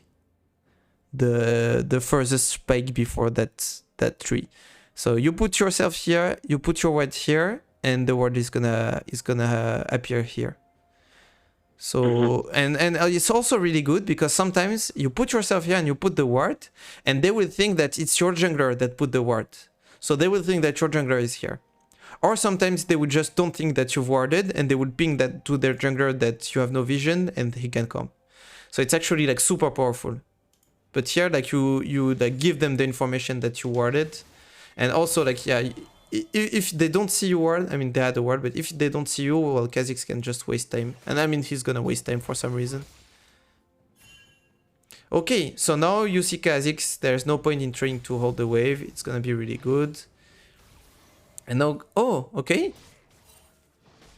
What should have Tamkench done here? Push the wave. Yep, like he should have walked with the wave to make sure it crashes. Now you have oh! What are you doing? Spin! Okay, you see your mistake now? Yeah. You know everything. We've thought, Yeah. I'm like, okay, this guy knows a lot of things for a gold one. He knows how it works, what he needs, etc. You had the perfect freeze, and then you just crit in that wave. And now it's pushing to him. Do you see it now? I mean, you see it, right? But yeah. Yeah. Okay. Now I have a question in this case. Yep. Should I let it freeze and then slow push it, or just freeze it until like he comes back? What should I do in this case? Okay, so what's the situation? What are the information? Tryndamere, actually, I've been defending that for years. The most broken part of Tryndamere is not his ultimate. It's not his ult, it's not his E, it's not his crits level 1. It's his Q. It's the fact that you can be in lane and the enemy has to kill you 5 times to actually kill you. Because every 12 seconds you get HP, and if you can hit, like, you get like the infinite sustain is super broken. Plus you have D shield, etc. Like legit, you sustain so much as Tryndamere. So Tamkench doesn't have that luxury. Like yes, he has a D shield, but that's it. So the more time he stays, the more he's doomed. And also, we're still in sort of early levels. You have Flash and Ghost, and you have the wave on your end, on your side of the map. So you can maybe set up for a big all-in with Flash and Ghost, even if he uses his, I need to know what spell it is. It is W. Like you can still with Ghost and E and W, you can match his, and he has no flash also. So you want the wave in that spot. He's running like not low in mana and HP, but he's losing way more than you. So you're in a better spot. And what we want to do is force him to TP back, basically. Like try to get a kill, and even if we don't get a kill, like we need to burn his TP. Or, But I mean, in this case, he's gonna go back and then come back with a TB and then with his items. So can we kill him in this case if he came back with the new items? no. But the thing is, you can prevent it. Like at some point, like this guy has farmed like what 650. If he wants to back and buy boots and armor, you cannot prevent it. He has a TP, and that's what TP is for. Like instead of the TP, like he paid the flash to get the TP, so he should get something from it. So that you cannot prevent. But what you can prevent is for him to be able to have a good wave and back and come back with the items and kick your ass and trade a lot of HP and back and TP again, and then you're super fucked. Like legit, like Tryndamere, the fact that you're playing Ghost, like you're forced to play Ghost with Tryndamere. It's not a broken part of the champion. It's like the champion is forced to play Ghost, otherwise like you're not a champion. It's super hard to stick on people. So you have no TP. So because of that, as a champion, you're forced to have the best wave management possible to match for your enemy TPs. Because these guys, they always have 2 HP bars and 2 mana bars. And you don't. But if you let them back freely, and the wave is good for them, and they're able to back and come back, well, they have 3 HP bars and 3 mana bars. And it's like impossible to outplay. So just like, for me, like, at this point, Sejuani is bot side. She can be here to gank. Kha'Zix is still playing around top side. Like last time we saw him, he was top side. It is most likely that he's gonna end up reset at some point and go back bot, right? Like he did bot to top, then he's gonna back and do bot to top again at some point. But for now, like we had no info in Kha'Zix. He can be lane ganking. Like even if you have vision here, oh, you have vision in both bushes, but he could still lane gank, so thing like that, etc. So the wave is good for you. You're safe. You can farm. You're Tryndamere. You want items. You want gold items, etc. You're not you're not spiking yet. If you want to kill Tamkench, it's gonna be after Kraken Slayer, something like that. So yeah, but now in this case, how are you gonna manage like the things? So if he comes back with armor boots, so when is gonna be the time that you are gonna recall to get items? Okay. So the thing is, yes, you need a good wave. Breathing, since breathing, yeah. You can still like you can still find ways to get it. Like for example, I mean, I will show you in specific situations. I will show you in specific situations because, like here, it could be a good time to reset. Like let's say you're afraid of him backing and buying items. Well, guess what you can do? It's a cannon wave. It's gonna take a long time. Like even if it's pushing to you and at some point it's gonna crash, it's a cannon wave, so it's gonna take a long time for enemy waves and waves. I can say waves to kill your wave. So you could actually kill just 1 minion and you back. And you come back with and you buy boots and AD, and he buys boots and armor, and you come back, and he would have lost more than you, and he would have had to use TP also. So for example, that's a good time to back. If you want to back, that's a good timer. But I don't think you should be afraid of Tamkench like just buying boots and armor for now, and I don't think you want to back for boots and AD. For example, I think you want a better back, and you can still be like high in HP, etc. And you can still farm. But for example, that's a good timer to back. Like legit, like if he's sending you back vibes, if you think he's gonna back or something, you can base yourself. Or even if he stays, like you had time to base and come back, and you would lose just maybe 2 CS, but then the turret is gonna hit the cannon for 7 turret shots. So you have all the time for him to get all the wave, all the cannon wave, plus the turret to kill one minion, plus the 7 turret shots. So I think it's enough time to back. But I don't think it's a good back timer though, because you're not in mid of backing.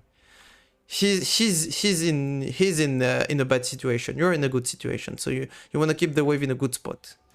And now that it's pushing, well, your plan is to fix the wave. Like, you always want to have a good wave. And a good wave is either a wave pushing to you or a wave pushing to him, but you know you're gonna crash it.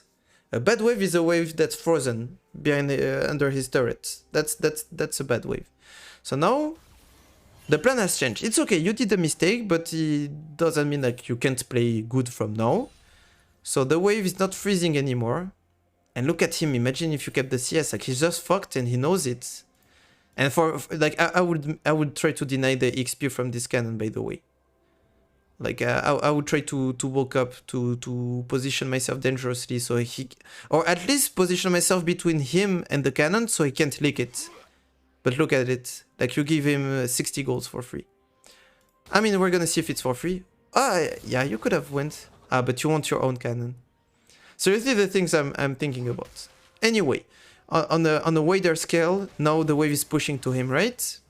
And now comes the thinking of canon, not canon, etc. So, do you understand why people say like you need to back on canon waves? Back Have you heard it? Or maybe you haven't heard it? I haven't heard it. Okay.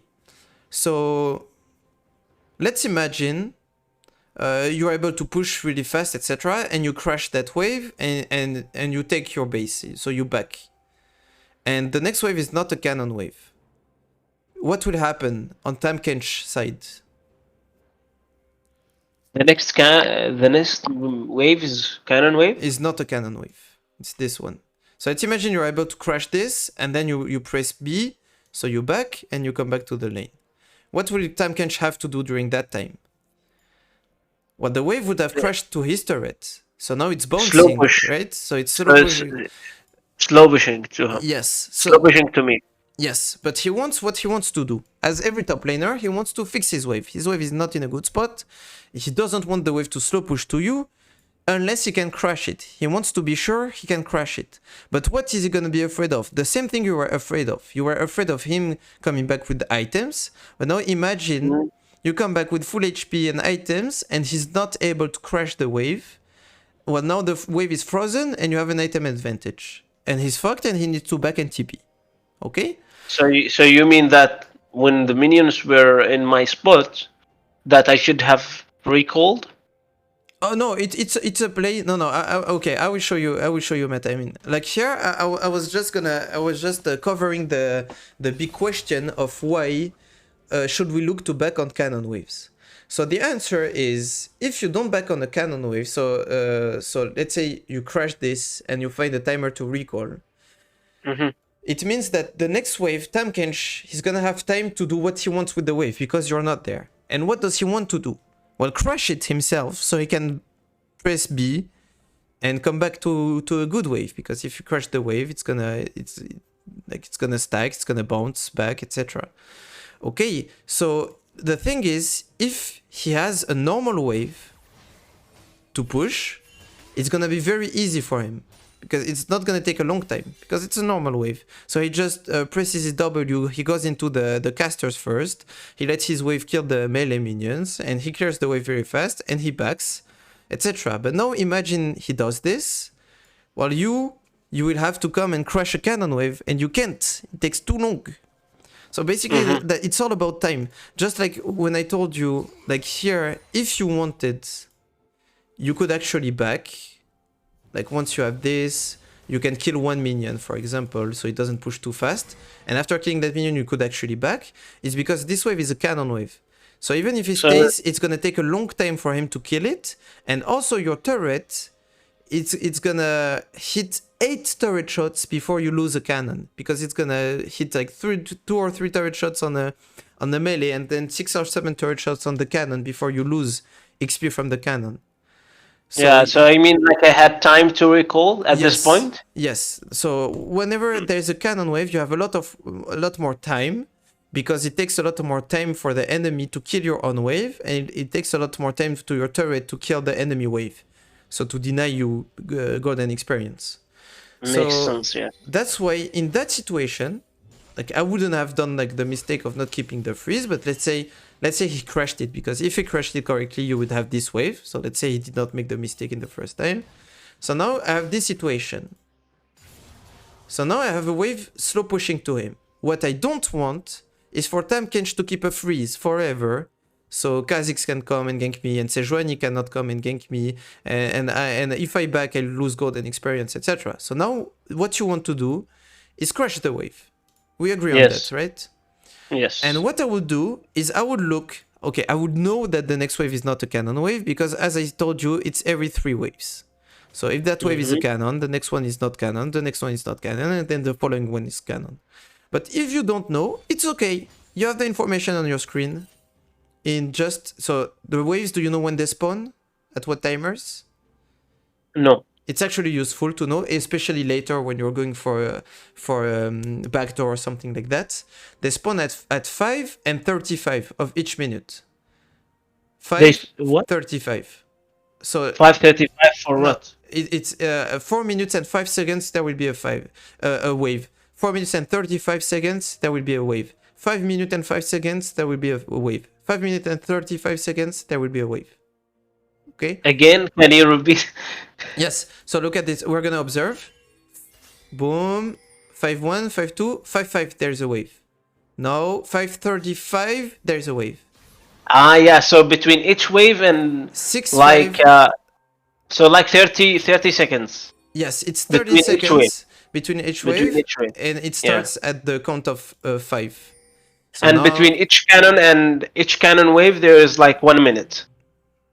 So 2 minion waves will respawn, and the other cannon wave will respawn at you. So it becomes 1 minute and a half. So it becomes 1 minute and a half. Right. So let's see. We can just observe it. Like this game, it's all about observation. Let's look at it so we retain the information. 8-5, let's go. 8-5, cannon wave. So 8:35, not cannon wave. Boom. 9:05, not cannon wave. Boom. And 9:35, cannon wave. Boom. That's it. 1:05, not cannon. 10:35, not cannon. 11:05, cannon wave. Here you go. That's super important data. And I have to tell you, I got masters before I even knew that the wave spawned at 5 and 35. So yeah, you can work without this information, but it's actually super valuable information. Okay, so probably you didn't do it on purpose, but for me, I would be considering, okay, I want to crash the wave now, because the wave is in a bad spot. Take a reset, take my back, and come back to a good wave, hopefully. So I don't want him to have the time to crash the wave after. So I want to back when a cannon wave is coming, and here it's not a cannon wave. So I would think, okay, I need to slow push this. Like this wave, I wouldn't hit it too hard, because I know where the enemy wave is. I just look at my wave. So I know where enemy wave is. It's same spot, right? So I don't want the 2 waves, like this one and this one, to meet too close to his turret, because then how do I kill casters? I can't. So I want the waves to meet like here, around here. So now I can hit every single minion, etc. So I would be actually like slow pushing this. I would be waiting, just last hitting these. So when these waves come, I wouldn't use my E. I don't need my E. And now you see what I mean? Look at the casters. You cannot have access to them. I mean, yeah, it's hard to have access to them for now. You're gonna need for your melee minions to walk up, etc. And you cannot. And now you can start crushing them. Okay, it was close, so it's still fine. But you see what I mean. I wouldn't take the risk for the wave to meet too close. And now, as we said for Tahm Kench earlier, he needs to walk with the wave to make sure it crashes. Here you need to walk with the wave. Like, because if he autos you and you auto him, you have all of these minions helping you. So here you need to make sure it crashes. Nice. Slow. Beam. You've done your job. Now I E out, I go in that bush, and I back. That's it. Let's see what you do. Yeah, you can go for an auto E. It's okay if you trade HP. You're gonna back either way. You go in the bush, you press B. Nice. Awesome. Now, why was it a good base? Because it's a cannon wave, and because, as we said, boom, this wave is stacking. This wave is stacking. And now they meet closer. So because it's stacked and because it's closer, now it's pushing to you. Good job. That's why it's pushing to you. Okay, little take on the Zerker's buy. So Zerker's is really good on Tryndamere because, of course, like for obvious reasons, it helps you like stick on enemies, etc. But against enemies that are really tanky, it might be good to just go for tier 1 boots and then attack damage. Because like tank champions are melee champions, so most of the time it's not gonna be too hard to stick on them. And also, if they go armor and all you have is attack speed, like you're not gonna deal damage to them. Another example is, for example, Olaf. Olaf is a champion that he needs to stick on you. He needs to be on you to deal damage. And so you don't need to chase Olaf. Like Olaf, he wants to hit you basically. So you can go for damage instead of finishing tier 2 boots. Still, tier 2 boots are never gonna be a bad option, but I think that against like tanky matchups, it's actually good not to, like it can be good not to finish tier 2 boots before buying attack damage. So yeah, that's it. So I'm not saying it's bad. It's again, it's good and it's bad for different reasons. But if this guy backs and he buys a Wardens, for example, you're gonna tickle him with only Berserkers. Does it make sense? Yes, it makes sense. Okay. So I'm not saying it's bad. Just, yeah, that's my take. Like it can be good. Okay, now we're gonna go faster. So as we said, the wave is really good. And now you're the one with an item advantage. And now he has to back and now he has to TP, right? You're gonna freeze that, right? You're not gonna E in that wave, right? Yes. I'm gonna slow push. Suppose. You don't have to slow push. Just keep it here and force him to fix it. Because like here you can freeze forever. If he doesn't fix it correctly, it's not gonna slow push. It's just gonna freeze forever. You can freeze for 5 minutes if you want. Like here for me, the thing is, if let's say he backs and he doesn't TP, he's gonna lose this whole wave, right? Let's say he backs and he TPs. Maybe there's a gank potential because he's gonna TP, come back, and he's gonna try to fix the wave. So maybe you can ask Sejuani to come. Okay. So let's see what you do.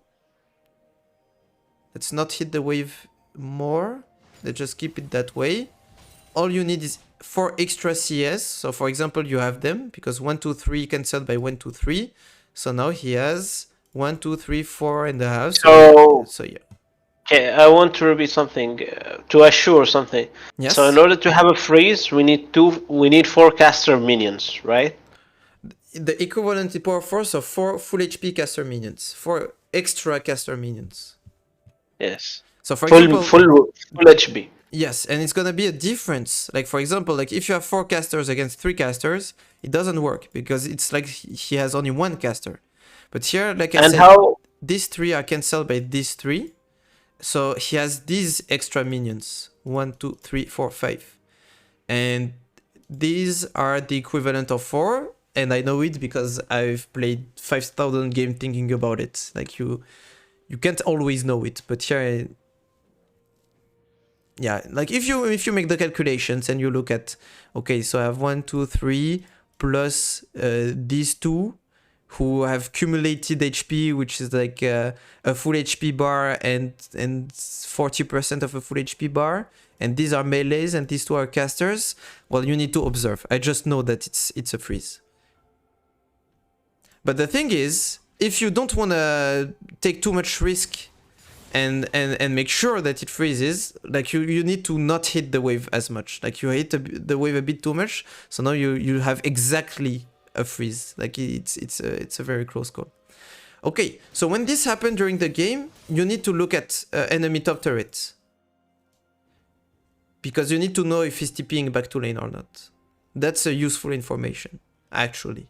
So by looking at it, like you know when he's gonna come, and you also know if he has a TP or not. And regarding the TP and flash, I don't know the timing for both of them. Well, and ignite, ghost. Well, let's learn them for once. Flash, it's 5 minutes. So if you have a flash at 210, it's gonna be 710. At 3-4, it's gonna be 8-4, etc. Flash is 5 minutes. TP, it scales down with time. So it goes from 6 minutes to 240. So it's 4 minutes when it becomes unleashed teleport. So, and then ignite is 180, so 3 minutes. 3 minutes. And ghost, do you know how much is ghost? 180, I guess, same. No, ghost is longer than ignite, so that's something you can keep in mind whenever you trade ghost for ignite. Ghost is 210, so it means that you have 30 seconds. The 30 seconds before you have your ghost, your enemy will have his ignite. Ignite is actually shorter than ghost. So flash 5 minutes, TP 6 minutes before it's unleashed. Ignite 180. What do you think is for exhaust? If ignite is 180. Same as ignite. Same as ghost. Exhaust is 210 also. I mean, this is the kind of things that I mean, you know, I didn't even know for the cleanse. So I'm learning things, and I didn't even know for the heal. Okay, well, let's learn together. So heal is 240. Then comes cleanse, ghost, and exhaust, and then the shorter one is ignite. So heal is actually the longer. I thought that cleanse would be the longer. I feel like it's more broken than heal. Interesting. Okay. And of course, then you can have the rune. Like for Leona, it's 152 because she has the rune. But it's not common in top lane to have the rune that reduces the sum CDR. But the most important to know is the flash one and then the ignite, of course. So it's good things to keep in mind. Okay, but the TP, it's not even to have the exact timer, just to know if he has used it or no. And if you see him using it, for example, you can say, Sejuani, come. Because you know, if right now he's TPing, it means that in 15 to 20 seconds, he's gonna be there trying to fix the wave. Well, guess what? In 15 to 20 seconds, Sejuani will have finished her camp and she can come top. And you have Flash, Ghost, Boots, and the Sejuani, and Sejuani can actually cancel his W animation, so it can work. Can be also a bad play if Kha'Zix come and it's 2v2, etc. But it can't be like too bad of a play because you're close to your turret, so it's harder for them than for you. Okay, so here you have a good wave. It's freezing. You keep the freeze. So now what I want you to do is when the CS die, just walk up, maybe kill that one, and use that bush, and keep them in that spot. Let's see what you do. Okay, it works. You have like a ton of ways to do it. So now you keep your freeze. Okay, you know, I mean, yeah, you know how to keep it at least. And see this guy. He lost like 2 waves already. Already lost 2 waves. Just because of better wave management. But we saw that you could have done it even better. Like you could be... Like you're already 10 CS up, like even more than 10. You're like almost 20 CS up. Well, you could be 25 CS up already. But it's still good. Good job you're doing. Just need to replicate it. Do not let this crash. And now you messed it up. Now you don't have a freeze anymore. Why? Because I have 5. They're not full HP. Okay, let's see. 1, 2... These 2 make 1, and this is less than 1. So here you actually have less than 4 CS. Yes, it's 5, exactly. But they're not full HP. Yeah. Now I get it. Okay. Yes. It's all about the power force of them. It's not about the number of them. It's the... Yes, but also I have a question here. Because the melees that are remaining ones, how could I have done it better to not let them crash? Okay, let's see. So you see here? Now these are the 3, I think they are gonna crash. Yes, okay. Look at Manos. I will be here instead of being... So you will be in the middle. Because this guy is not contesting. Like, of course, like the real answer, like in higher elos, the Tankkench would not be afraid of fighting you in 8 CS. Knowing that he has his ignite and his ulti. Like, he doesn't know, I think, that his champ is better than your champ. And he bought Bamice. Okay, if he bought armor, like more armor, like He shouldn't be afraid. But the fact that he's here, he's letting you manipulate the wave. So here, when these minions are gonna die, these guys are gonna go for the closer target. So you need to be the closer target. But look at you, you brought them under turret. If you was there, they would have went to you and they would have stayed out of turret range. And also, what you can do, even if they go under turret range, you can try to pull these minions because these minions are hitting you, right? Well, you can try to pull them because as we in order said to delay here, them. Here, To delay them. yes, all we need is 3 minions, or the equivalent of 3 casters, full HP, etc. So if you bring them higher, like it's safer. But now, boom, and it can still work, but with the few autos you're gonna do, now it's not a freeze anymore. So now it's slow pushing. It's okay if you did the mistake. Maybe he's gonna do it again, also because he can maybe hit.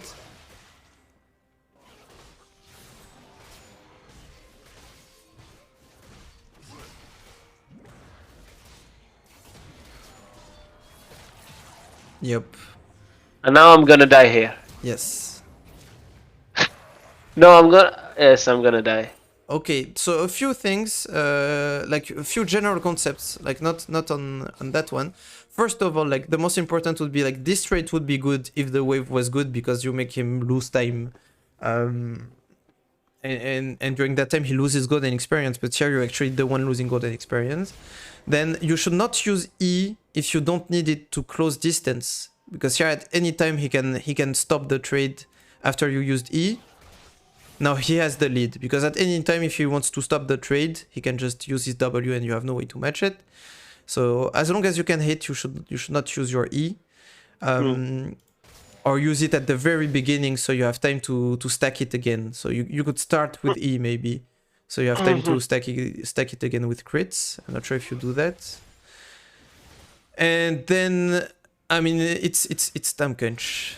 Like you told me, like you want it in the earlier levels, but also like you fight in his wave, and I mean it's not gonna work because of this. So his ultimate is 3 seconds. Your ult duration is 5 seconds. So actually he can tempo your ult like super easily, and at the end of the ult also he can stun you. And when he stuns you, it lasts. How long does it last? Slows them for 2 seconds. Stun for 1.5. So he can actually stun you. Like he can hit you for 3 and stun you for 1.5. So you actually get half a second of ultimate against Tamkench.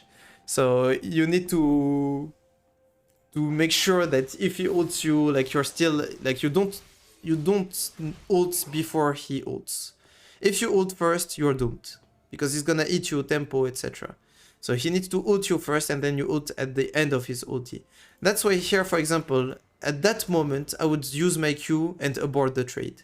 Again, what's broken for Tryndamere is his infinite sustain. Here, it's a bad trade, but it could actually be a good trade if you just abort the mission and sustain back up with Qs. Not one Q, it's gonna take a bit of time. And then you get an all-in. But here, the problem is like you use ult first, and now this is an interaction. Like if you, I mean, maybe you just need to play more the matchup to know it. But okay, my screen just turned off. I just need 30 seconds. But if you actually go into my matchup spreadsheet, I talked about that exact interaction. Like it's just something about Tryndamere versus Tamkench. Like do not ult first, basically. Up. So it's really good. Yeah, you feel free to use the spreadsheet, of course, to help you. Yeah, can you teach me how to use it? I mean, basically just read what I put there. So let's imagine before the game you read that Tryndamere can beat Tamkench on long trades early levels. Because I saw that it's a vertical line, and I don't know how it's not clear. Okay, my bad. So let me see. Is your screen up? You don't see it anymore? I don't see it. You don't see it on Discord? Okay, let me share my screen again. Screen 1. Go live. Okay, do you see it now? Yes. Okay, awesome. So basically, it's let's say you're playing against Tamkench. So this is his cooldowns for Q, W, and E. And if you wanna match, like you see, okay, his W, it's 21. and you want to remind yourself how long is Tryndamere E, like these are Tryndamere cooldowns that will always show. Like even if you scroll, you will always have the Tryndamere cooldowns. And then, so Tam Kench, his Q is 7 to 5, so it means like when he has 1 point in it, it's 7, etc. It goes all the way to 5. This is depending of the points they put in it. So that means that at every level he's hit 3 seconds. And then his passive is perma, and then you just read, and that's what I think of the matchup. So you just go in a straight line. How do you press that vertical? I mean, you see the vertical just say champion, Q spell, W spell, E spell, R spell, passive. No, the one after the passive. Oh, this is my feel of the matchup. Yeah, it's a line. Just how can I read it? Oh, okay. Maybe it doesn't. You understand what I mean? Oh yeah. Okay, I got it now. My bad. If you double click on it, it doesn't show like the full. Yeah, but how can you make it like? Okay, so I need to make it myself. I think I need to make it. Let's larger. To do this. Yes, I think it's way better now. Okay. You understand what I mean? Yeah, so it's easier to read. It took a bit of time, but I got it.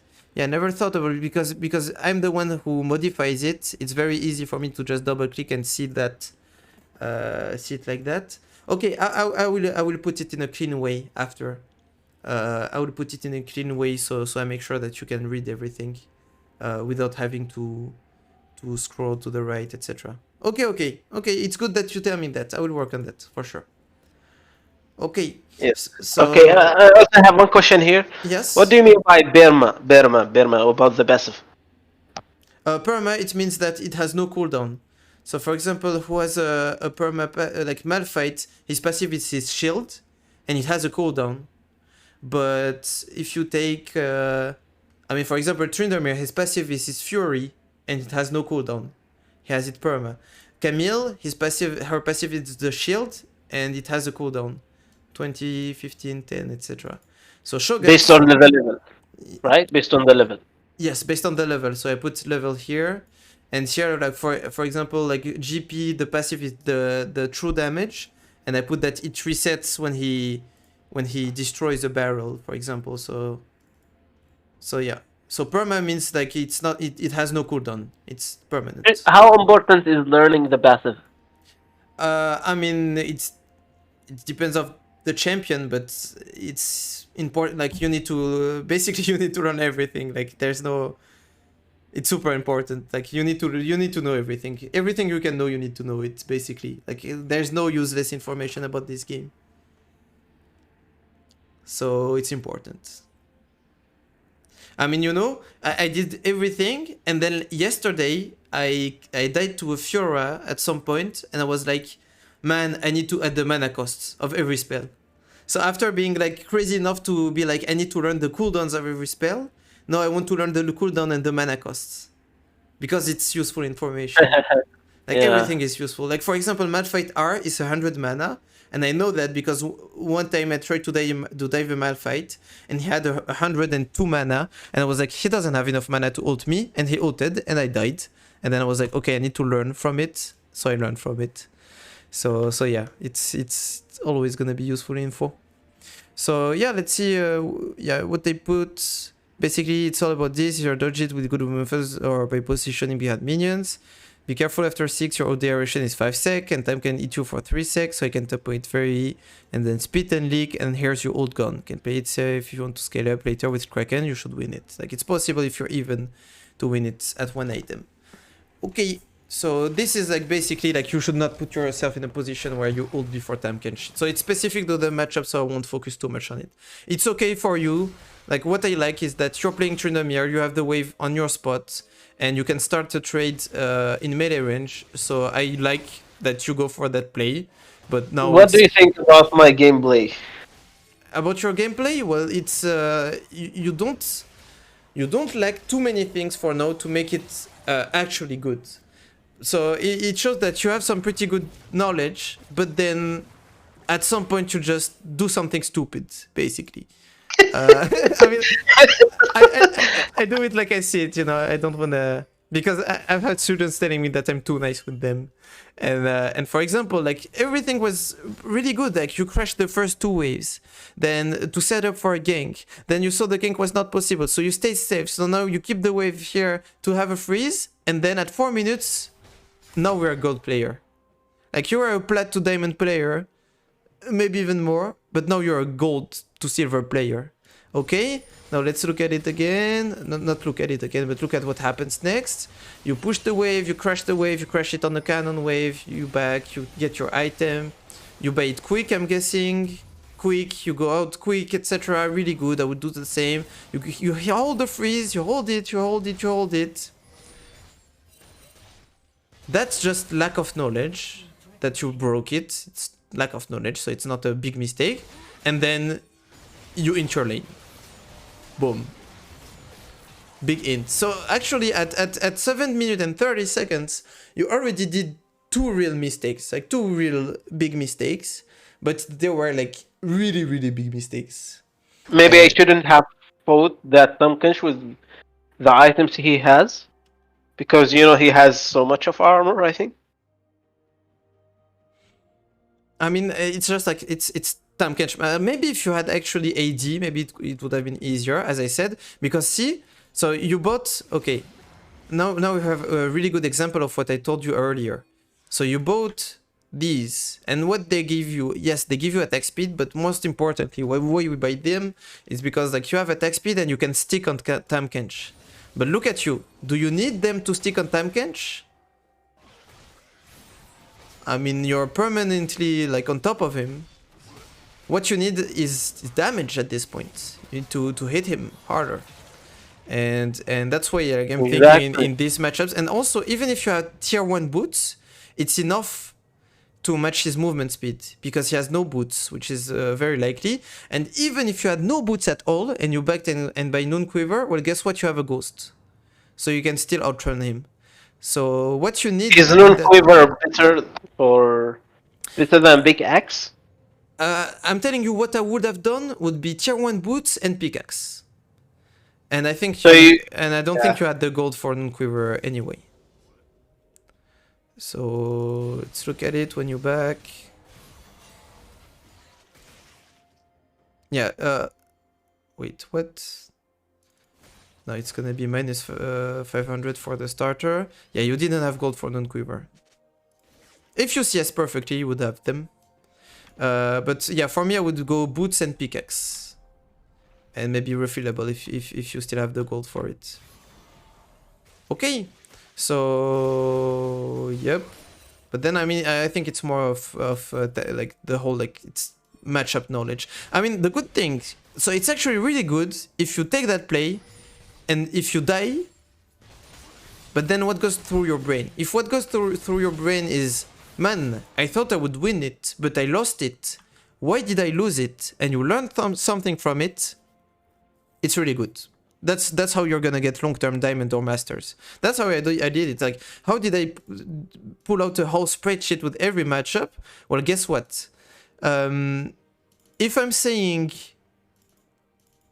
like, okay, if I'm saying it's a cheese peak, and it beats you like early on, or it beats you level 1. Okay, like for example, if I'm saying against Singe, do not chase a Singed, you can be sure that I chased a Singed and I died to it. If I'm telling you like, do not ult before time kench, you can be sure I ulted before time kench and I died because of it. If I'm telling you on Olaf, do not face check Olaf, or meet him level 1 like in melee range, it's because I did it and I died to it. Like legit, all the things I know, it's because I tried them and I died to them. So it's actually really good that you go for that kind of plays and you die to them, but you need to learn something from it. Imagine like, legit, like you don't need to... Imagine you lose your next 1,000 games, but you learn something from your next 1,000 games. Well, then you go on a fresh account, you go diamond in a week or less than a week. So that's the most important thing. Like try to learn something from them. So I don't know what's the thought process is, but this is what it should be. Like, okay, I thought I would kill. I did not kill. I actually died. Why is that so? Was it even close? It was not even close. Like, he still has his W, his ignite, his Q, etc. He still has 500 HP. Like, it's not that close, actually. Now you try to understand, like, what you did wrong. Now, again, if you think about macro, like, as a Tahm player, I would just probably reset here if I have a good purchase. Like, the wave is good for me, etc. But he can also crash it. Like, you see, like, the weakness of Tryndamere playing with Flash and Ghost. Like, now he kills you. He can do whatever he wants with the wave, and you're not there yet. Okay. So, for example, this is not a cannon wave. If I was Tahm Kench, I would clear that wave. I would not go for the plating because I'm slow to take it. And you will see why. Because now you come, and what you have to crash, still went under turret. But yeah, he's gonna lose DCS. Okay, anyway, so we'll do it 1 or 2 more times. Like, just looking at the micro, because it's always gonna be the same. Like, Tryndamere top, you need to have perfect wave management, and it's always gonna be 3 questions, 3 steps. Step 1, is my wave good? Step 2, so you're gonna have yes or no. Step 2, if yes, just keep it that way. If no, can I fix it? And then step 3, if yes, just fix it until it's good. Basically, like, all you want is to have a good wave all the time. How can you fix it if, well, for example, it's hard for you? So there are different ways. For example, here, is the wave good? First question.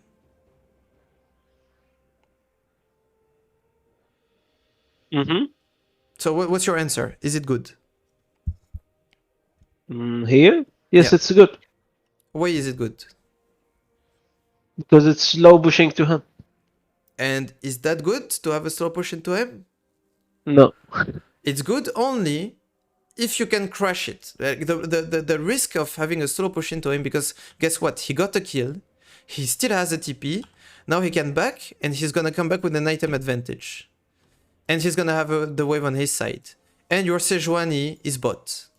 So you're by yourself. Good luck. You need to fix your wave by yourself. So the wave, it's like basically a wave that's good. It's either one that you're certain that you're crashing in the enemy turret, or a wave that's freezing for you, that's pushing into you. So here, because it's even waves that meet closer to your turret, well, it's gonna push to him. So now, can I fix it? Yes, by trying to crash, for example, the wave. And that's what you try to do. I mean, but this guy doesn't want to use TP. Okay, he ends up using TP finally. But he's not fast enough. Yep. And now the wave is, for me, it's not good yet. Not good yet. Not good yet. Now the wave is good. Good job. Now you have time to do something on the map. Awesome. So now I would prepare you to play against better players than this Tahm Kench, because better players, they will not waste so much time taking the plating, purchasing, backing, and buying items, and they will insta TP, etc. And it's a cannon wave. It takes you a long time to crash, and they would insta TP, and they would like force you to fight them to crash it. So that's where the slow push comes in. Like, what we call the slow push is you try to like really last hit the minions.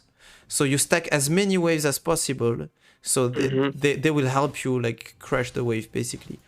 And also by slow pushing, by last hitting the waves, like these two, like these waves, instead of meeting here, they would meet here. So you're safer also to push it, etc. And gives you more time to ask for help if needed, etc. But in that case, like he let you the opportunity to fix it, which is really nice. And now what I really like is you don't waste time. So for example here, like, I mean, you could go for an auto E out if you want to poke a little bit. But it's really good that, okay, I have time. I have no info on the jungler. I'm just gonna put vision somewhere. I would like to have personally, I would like to have a ward on this. I actually like that you consider starting it. I actually really like it because as Tryndamere, you can actually sneak heralds pretty easily. So I actually have a higher win rate in red side because, and I think I know why. It's because when you're in red side, your team is supposed to be able to play drakes because you see like the map is open for drake. And it's harder for the blue team to go for drake. Okay, but it's the same for herald. So it's easier. It's supposed to be easier for blue team and harder for red team.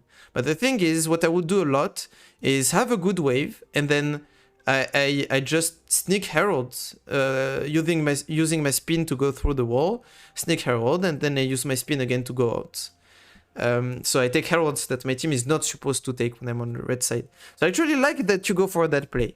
There's actually a chance that Kha'Zix doesn't go for it, but at least like what you need to remember to take from this is, yes, you have time, because now what's a time where you need to be top again? It's when you're gonna lose minions and gold and experience, because the wave is gonna crash into your turret and your turret is gonna take everything from you. So you actually have plenty of time. Because it's not a cannon wave that you crashed, and the next one is still not gonna be a cannon. Boom. Let's go. So because it's not a cannon wave and the next one, you don't have that much time. If that one or the following one was a cannon wave, you would have actually like a whole minute to do a play on the map. And actually he got scared because you have mid prio, top prio, and he has no info on Sejuani, so I actually really like that play. Still, like, it's not obvious that you can take it because now they can have time to rotate, etc. But okay, no, it's really good. Sejuani should come though. Okay, little information. You told me I should go in depth about Herald. Do you know when the Herald is doing his charge? Like not this attack, like the big boom and he turns, etc. That deals a lot of damage. He does it when he's 67% HP and 33% HP. Like he does it at 2/3 of his HP and 1/3 of his HP. So let's see. His HP is like 8,000. I mean, we're gonna see it. So when his HP bar is around this, he's gonna do the big hit. So a few more autos. Boom, big hit. 2/3 of his HP. And then on the next eye, he reached 1/3 of his HP and he did the big auto. So that way you can kind of manipulate Herald, so you know when you can move around. Because the only mistake you did on this Herald is you lost too many HP. You lost too much HP. Like you can do it, and by playing around him and around his attacks, you can lose way less HP, basically. You mean like just like turning around him? Yes, like not getting hit, but you got it by the first not one, getting hit. the first charge. Like you cannot dodge every Herald auto attack. But that's actually an insane play. It's pretty advanced, and I really like that I see that. And now look at your wave, how good it is. And now look at Tamkench not fixing it. He's pretty afraid. Now you need to look. Can I like get just keep the wave in a good spot? Most likely not. So it's okay. Now it crashes. And now, because your wave is gonna get held here, it's stacking. So it's gonna closer to you. So it's slow pushing to him. So now you don't want to slow push to him because he can maybe get a freeze. And also, you told me, how can I fix it when it's hard? So of course there is a way to fix it, which is like crash it, just crash it, try to hit it and walk it, etc. But sometimes you can't. Like here, for example, you can't. So the other way is force Tamkench to hit you. Because when he hits you, like most likely, like force Tamkench to hit the wave and also hit you.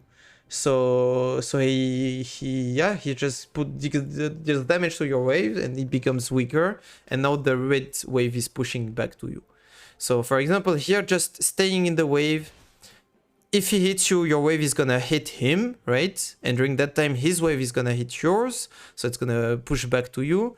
And if he hits abilities also in the wave, like look at this, he hit you, so now your wave is not pushing, but his wave is pushing, and this way you're fixing the wave. Plus he's hitting because he's a god player just like you, and he's making a lot of mistakes. But if you start being the man that doesn't do the mistakes and they do them, you're gonna outclimb them for sure, long term. And now you have a good wave again. but you give him the good wave again. You see? Like here at this point you don't win against Time She has Tab Ice, he has Bama Cinder. Like he has the lead. Hard. He has So that's why yeah. that's why I didn't keep the freeze, because I know that I'm gonna lose in either cases. Is that right? The thing is, if the wave is here, he cannot dive you, right? He cannot kill you. But if the wave is here, he can run you down, and you can, or he can just zone you from the minion, and then you just lose minions. By being here, like you're safe. Like you can farm those minions for free. If he leaves also, imagine he leaves the lane, he's gonna lose minions because it's freezing. So you're forcing him to stay here on the lane. You're being safe for farming and experience, and you're not in kill range. You're not at a risk of getting killed. And also, if Sejuani decides to come, you can gank him. But if you're there, you can get ganked by Aurelia or Kha'Zix. You cannot kill him. Like, he can just go under turret and you cannot dive him. He can kill you, he can run you down. And you cannot leave the lane because if you leave the lane, you're losing all the experience. So it's like 4 different reasons why you should keep the freeze. Does it make sense? Yes, makes sense. Awesome. Awesome. So, yeah, but now you push it again and yeah, he can go. You're not gonna win this. And now, again, he could have kept the freeze here. So he could have kept these 3 minions, just put them here, and you can back. If you back, you just lose everything. But like, you're only not getting punished because he's doing big mistakes.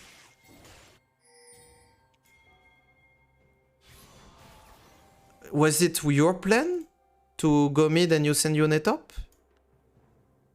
Yes, because he asked for like to swap lanes because so he it's his won plan. it. Okay. Yeah, so he won lane, and he said I wanna go top lane in order to kill him. But unfortunately, he died in front of the turret while trying to kill. Oh yeah. He died. Okay, but I mean, it's a fine play. It's a fine play. Like but the thing is, like, he has Tab Eyes already, and it's like it's not gonna be easy for Yone. But still, Yone can win it. He thought that he has mythic items and like he has more damage than me, and he said I wanted to fight that guy. Yeah. Okay. I mean, okay. I can understand that. I can understand that. I don't think it was the best play, but it doesn't not make sense, at least. So but in this case, means speaking about the game, would you swap to him? Like, would you give him the lane? Well, the thing is, like, you need to kind of assess, you know, like, yes, you need to be selfish, but now imagine, it all depends on the back timers, okay? So personally, I wouldn't, and let me tell you why I wouldn't. Boom, interface, objective timers. Okay, why wouldn't I give top lane? Can you try to guess it? Why I don't want, like, think as a team, don't think as Tryndamere, think as a team. Why don't you want Yone to be top side? Because because I think Yone is fed, and I think he should join the team in order to win the fights. Exactly. And also, I don't want their top laner, since their top laner is like tanky, so I want to force him to come top lane. Okay. And like split him away from his teammates in order for them to lead, because I know Yone is fed, so that's why he should join their team. Okay. And also, like, the final answer would be, imagine these timers were opposite. Imagine you had next Drake in 427 and next Herald in 135. Then I would agree that it can be good sending Yone top, because he has 2 objectives to play top. It's Herald and top turret, and platings also. But because the next objective is gonna be Drake, which is in 135, then I want my Yone to be there for the fight, because he's like way more useful than you at that point of the game. So yeah, that's the answer. Yes, you want Yone to be there for the fight, and we know that the next fight should be bot side, because the objective is gonna be bot side, the next one at least. if it was Herald, I would agree that he can go top if he wants, because he has more chance of getting those platings that I do, basically. Okay. Now I think I think it's enough for this game for laning phase, at least. I mean, it's over. We did everything. Now we're gonna review it. When we go to the next game, we're gonna review it like way faster, because now we talked about the main concepts of laning phase. But it's always gonna be the same. Like, you want to have the wave in a good spot as Tryndamere, to either run down your enemy or be safe and not get killed, etc. And sometimes you can't like keep a freeze, so now it's gonna crash into your turret and it's gonna bounce back, and you need to find a way to fix it. It's gonna be either a slow push, so you crash a big wave, or it's gonna be let the enemy hit you, so it fixes the wave for you. And it's gonna be this every single game, always the same. Okay. So exactly, but until now there's one question left that I think still unanswered. If the wave was like pushing to your enemy top laner, and it's like 3 waves together, and you want them to crash into their turret. How can you decide if it is a good dive or not?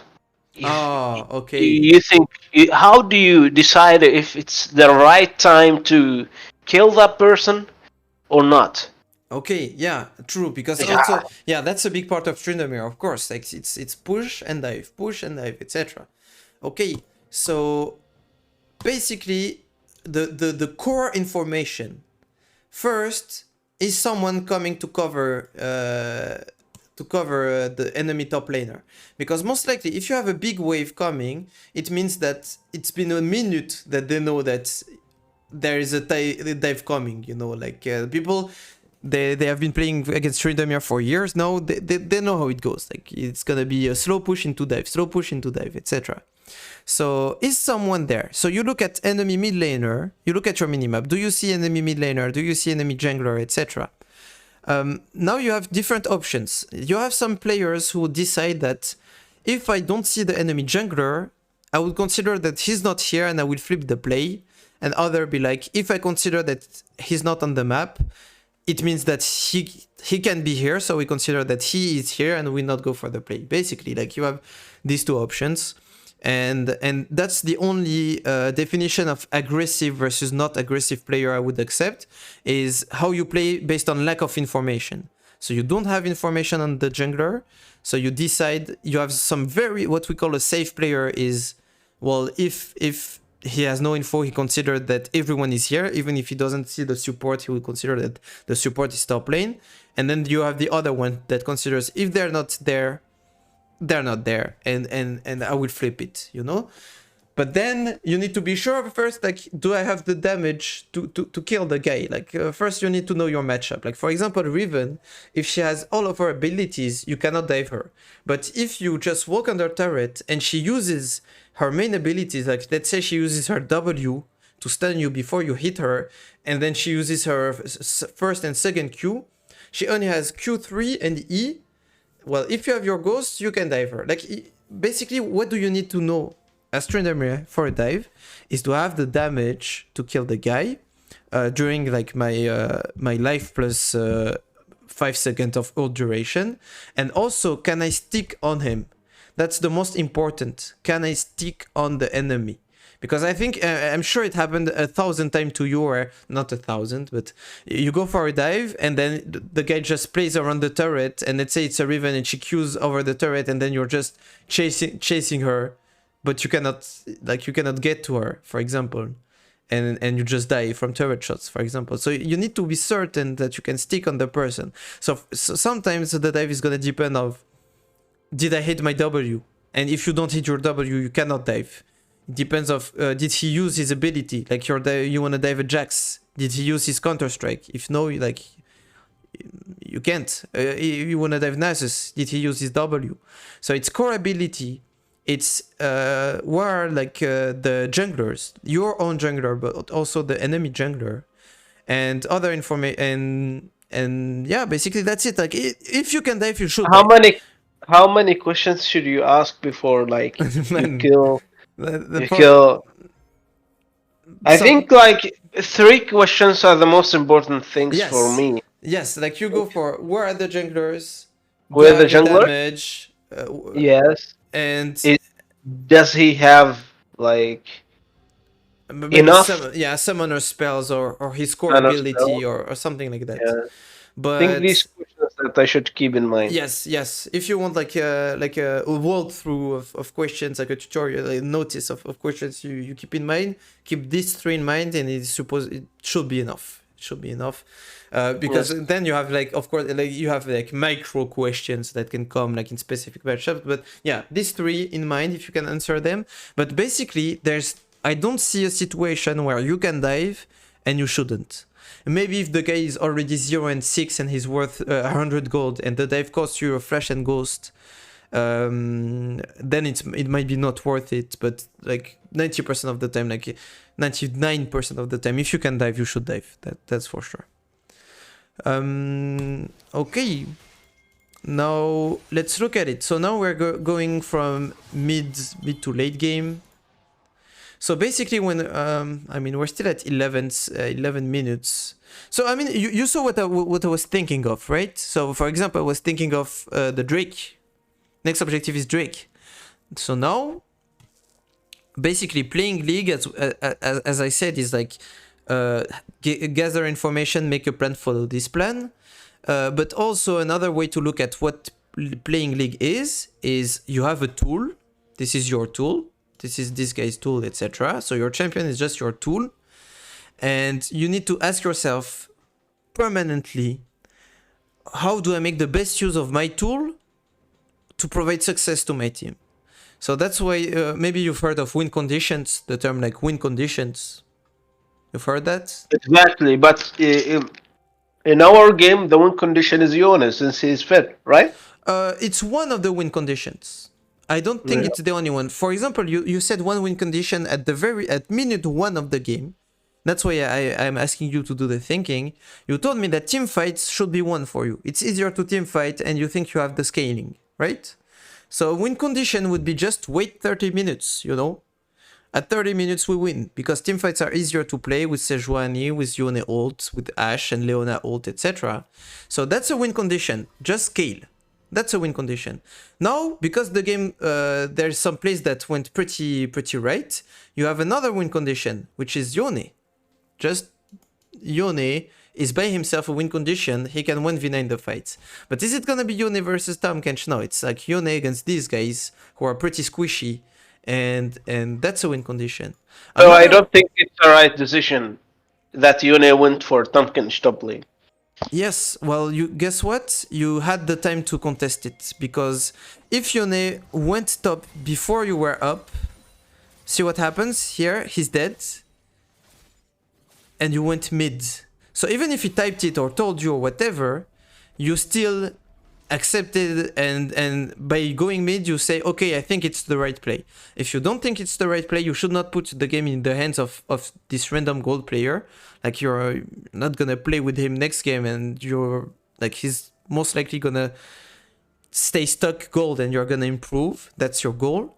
Well, you should make your own decision. Like in this elo, I would mute all minute 1 everyone basically, or mute them one by one at least. Like I've reached masters 500 LP without chat, and I would use chat. I would type myself. I would give information, but I would mute everyone in the game. Because even now, when I reach GM, like, my goal is not GM. My goal is challenger. So my goal is like the plays that these guys make, it got them to GM. Now, myself, I want to find plays that would get me to challenger, and it has to be different plays. Otherwise, this guy would be challenger. So even GMs, I would mute them and make my own decision, because it's the best way to improve. You need to improve based on your own decisions. So if you think it's bad to send Yone top, you just go top. And he's not gonna follow you. Like, he doesn't want to int himself. If you go top, like, he's not gonna come and share golden experience. He's gonna go mid. He's gonna go for this wave. So if you think it's not the right decision, you have the power to do it. The only exception is that, imagine you were dead and Yone is up and Yone goes top. Now you're kind of forced to fill the gap. Like, you're forced to adapt to it, because you still want to get gold and resources, etc. So okay, so that's one thing. And now regarding the win conditions from mid to late game, you have another win condition that you have like very often in the games. It's Drakes. Drakes, even if they got nerfed, they're still like pretty strong. Like look at this, you already have like 7.5% attack speed as Tryndamere and ability haste just from one dragon. Then you have another one. So stacking Drakes and getting soul can be a win condition. And of course, getting Elder later can be a win condition. And then of course you have Nash and just basically like getting every single objectives, etc. So yeah, you have different win conditions, and during the game there is 1, 2, or 3 that will pop out to you and be like obvious ones. So that's what I'm looking at. Yes. So I have one question. Now since we are talking about objectives, Nash, Drakes, these stuff. A question that always pops up in my head: when should we give Drake, or when we should take Drake? Okay. Or how do we trade Drakes? Should we take this Drake or not? Should we give them, or should we go to Nash? Nash is better. Drake is better. Which one? How can we choose, or when to give? Okay. So I will give you a few answers that work all the time. Elder is better than Nash. Elder Drake is better than Nash. Nash is better than any Drake. And now regarding Herald or Drake, because it happens a lot that you can choose between Herald and Drake, it depends of how good you can how can you use that Herald, or how can you use that Drake basically. For example, if the first Drake is an Ocean Drake, it's broken, right? Like Ocean Drake for laning phase, it's super good. If you can get an early one, it's like the best Drake in the game, like early Oceans. So trading a Herald for an Ocean Drake can be actually very alright. Now, if like you don't think if you're playing a composition that is not scaling, that your composition is full of assassins or full of early game champions, you're playing with a Renekton mid, and your bot lane is Samira something, I don't know, something really aggressive, and your jungler is a Talon, I don't know, like, and you're playing against Karthus jungle, against Veigar mid, against like very scaling champions, against Tristana bot or Jinx bot, something like that. You know that you want to end the game fast. So what will help you end the game fast? Get Drakes or get Herald? Get Herald, right? Heralds, yes. Yes. So this could be the answer. So there's no short answers between Drake and Herald. But if you think you can get Herald, and for that Herald you can get 2 turrets mid, for example, or you can get full platings and snowball from that, etc., it's gonna be okay. I'd rather take Herald. If of course, if you can take both, you should take both, etc. And sometimes you need to accept that you can't play either. There's some games where you can't play the Herald and you can't play the Drake, and you just need to wait another power spike or something else. Like, you don't have to play for everything.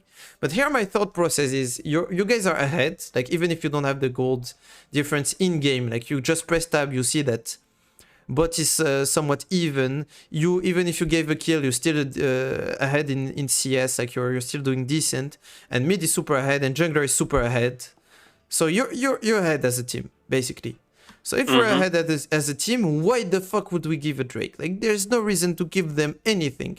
We should not even give them camps in their jungle. Like, we should try to, because also we took the mid turret, we should try to push as much as possible, get vision in their jungle entries, and take their camps, take everything, push mid, go bot, push mid, go top, push mid, go Drake, push mid, go somewhere. Like, that's why getting like mid turrets early is actually super good. Like, it's super important, because now it opens the map. Now you can push and move to everywhere. Okay? Yeah, and so now you're saying that if you have Herald, you think that it's better to open the mid lane.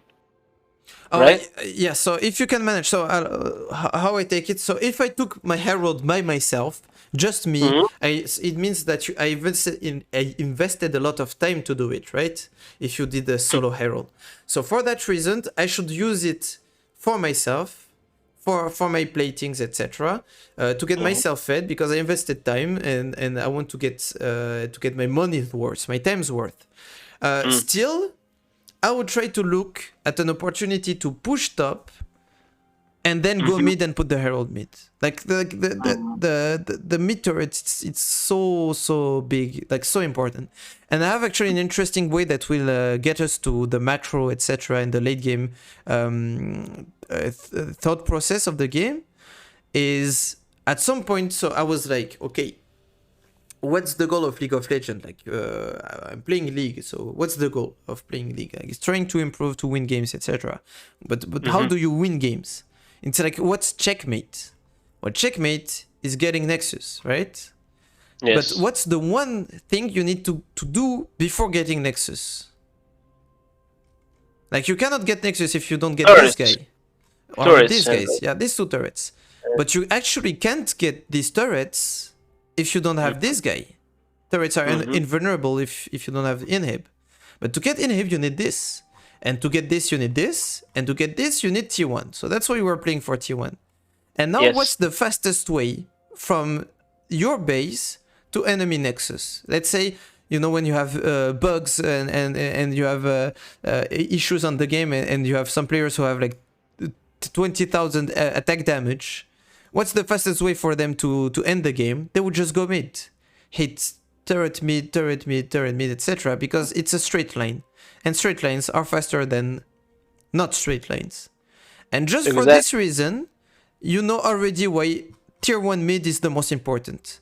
It's not even for like the access to the jungle, etc. Like this, of course, like yes, it's a big reason, but it's also because it's the fastest way for you to get to the nexus.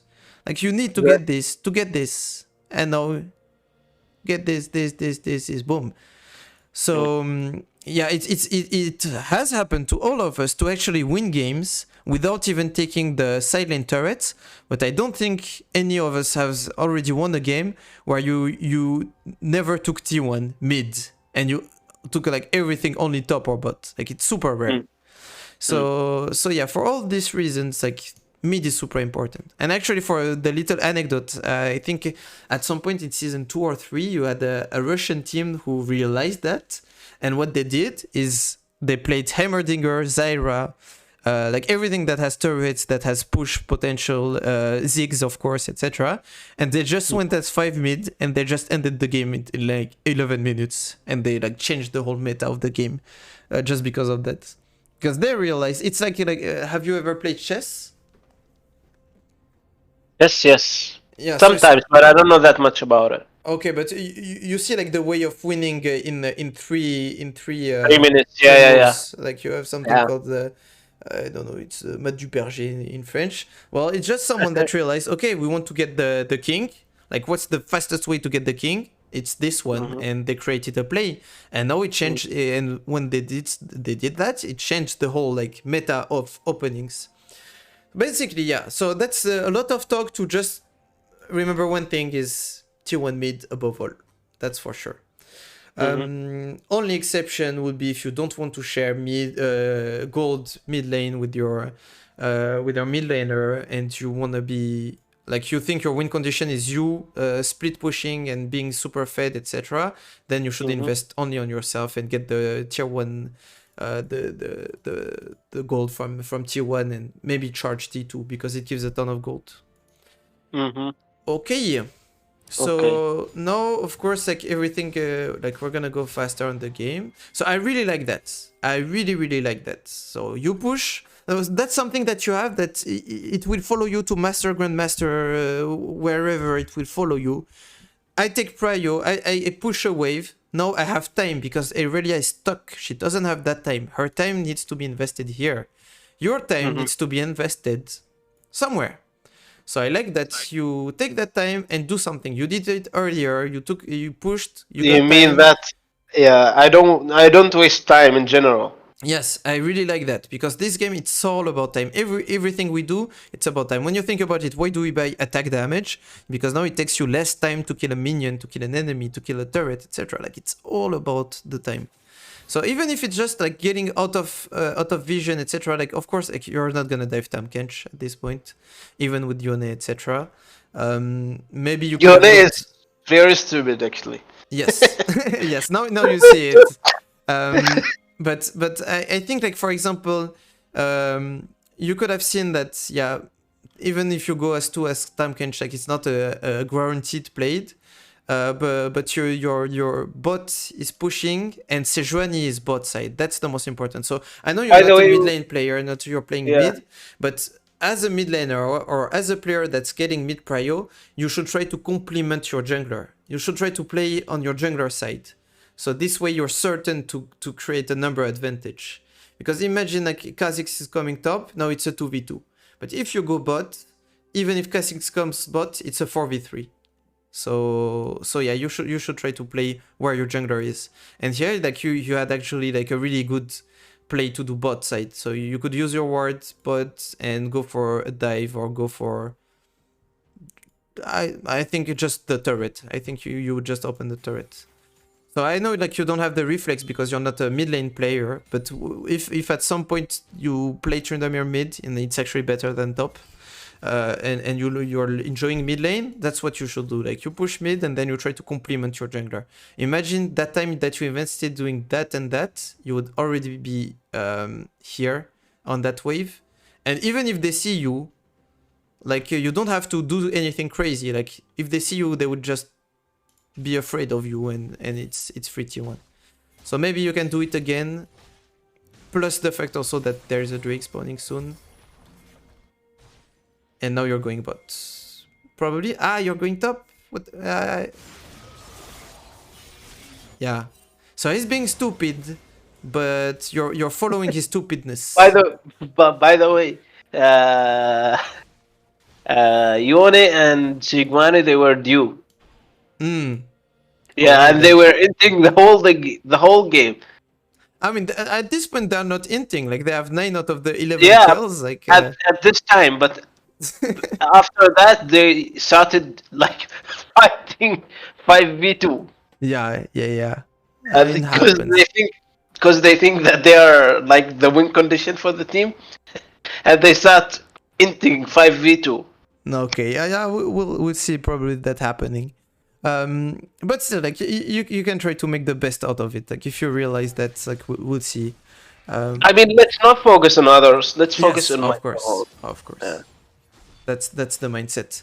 But I like that. Okay, you at least take a camp, but you see like this whole idea. Whenever you get mid prio, try to complement your jungler. Like if that whole play was a 4v3 situation, like it would be like super easy, and then you would play for Drake. But now look, Yone is dead, and I mean, I can understand why you might be going for top. Like your team is hard winning, and you might be thinking, okay, they don't need me, and I don't want to give free plating for Time Kench, and maybe I can get the kill. And do you get it? I mean, it depends if he has ult. No, he doesn't have it. Yeah, I think you should kill him now.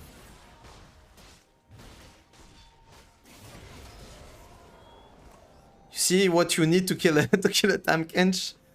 He needs to have no ignite, no ultimate. You need to have a flash and because you know why I went for it, because I had in mind that he doesn't have ult. He doesn't have anything. Yes. Okay, so it's fine. So that's why I'm fine with that play, and not telling you it's straight bad. And also now, you get plated. Oh no! Oh man, that's super sad. Yeah, because you know I had like I could scale this game, but man, that would have made so much difference because he has no TP, and it's 45 seconds of plating. Yeah, so I can took all plates and maybe the whole turret. Mm-hmm. Yeah. Okay. Well, that was painful, I know. Oh man. Okay, but I mean, you know what you did wrong. Like, no need to spend too much time on it. And you don't have Kraken because you would have had Kraken, would have turrets. Man, this game was so easy. Like I had the blades, and also it's actually easy game even if I didn't take blades. Because you know my team was like it's cutting. It's cutting. I'm hearing only one word out of 2. Don't know what's happening. Don't know if you did something to your mic or something. Can you hear me now? Hello. Do you have like a wireless microphone or something, and maybe it's running out of battery? No. It's fine. Okay. Can you hear me now? Okay, yeah, it looks better now. looks better. Mm. Okay, nice. You know, but my headphone is like already broken. I need to get another one. Okay. Mm. Okay, By so the way, do you recommend any headphone? would I recommend mine? Any Nah. headphone like Nah, I don't want to recommend you my headphone because it's actually like the battery. It doesn't last for a long time. It's not that good. So nope. If you find a good one, please let me know because I need to change my headphone also. Yeah, sure.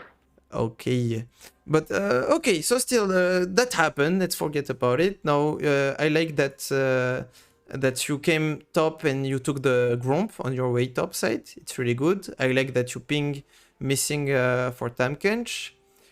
And let's see what goes from now.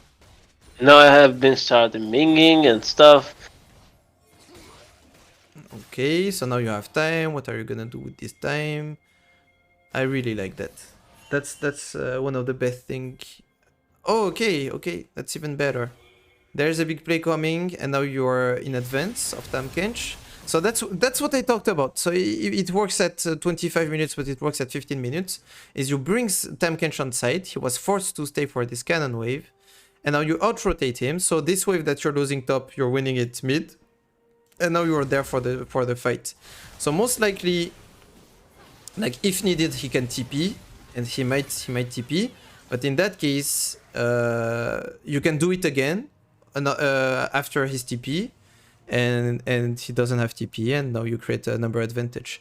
So I think you might have needed to stick to your idea. I mean, no, your team was winning the fight pretty hard. It's okay to go back top. You got the mid prio.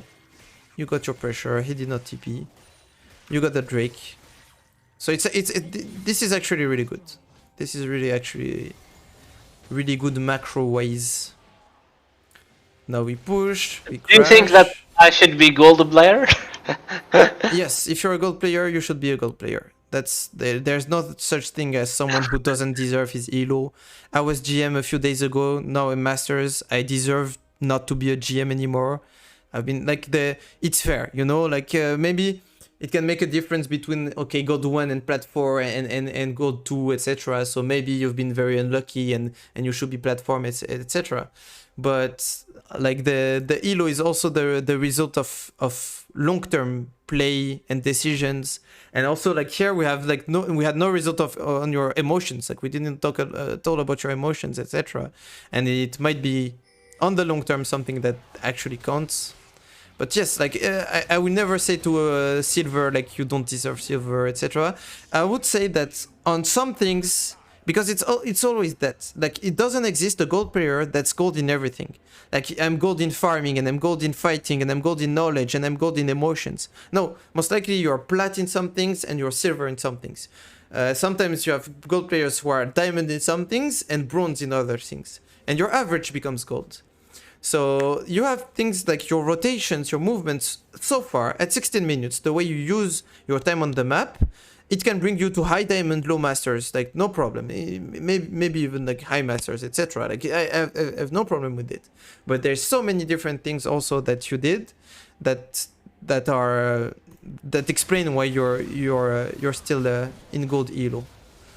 And the good thing is things that you can improve on and work on like pretty easily, like matchup knowledge, things like that. Again, how you use your E. How you use your E is a big part. Like I'm seeing it as a micro. So as I said, you need to use your E to close distance. It's not a damage ability. It's a gap closer ability. So now, for example, like the fact that you E here, as I said, now he Ws, and now what do? Imagine if you kept hitting and he E and he Ws. If you want to go for the kill, you still have your ult. He doesn't have his. You can follow. Makes sense. Yeah. So don't use your E until he wastes his spell. Yes, keep your E. Like you can use your E if the enemy has no more dash, no more way but to. If the champion has no dash, then of course you can E. Yes. Right? Yes, and if you have more move speed, because when you're auto attacking, you're losing a bit of move speed, right? Because between your movements, you're hitting, and if the guy is just running, So you need to have more move speed, etc. But you can also use your E to E a bit behind them. But yeah, it happened twice already that you kinda waste your E for damage. Yeah. Exactly. Okay. So yeah, it's also a good way to look at when you ask me about how to look at better players, the way they play, etc. Just look at how they use their abilities. Like focus. Sometimes you can just watch a game of Ranger, and you just look at his W, and see how he uses W. And I'm sure he will use it in ways that you don't think of. Like for example, I would never use my W just for the AD debuff. What? The ADD? AD debuff, attack damage debuff.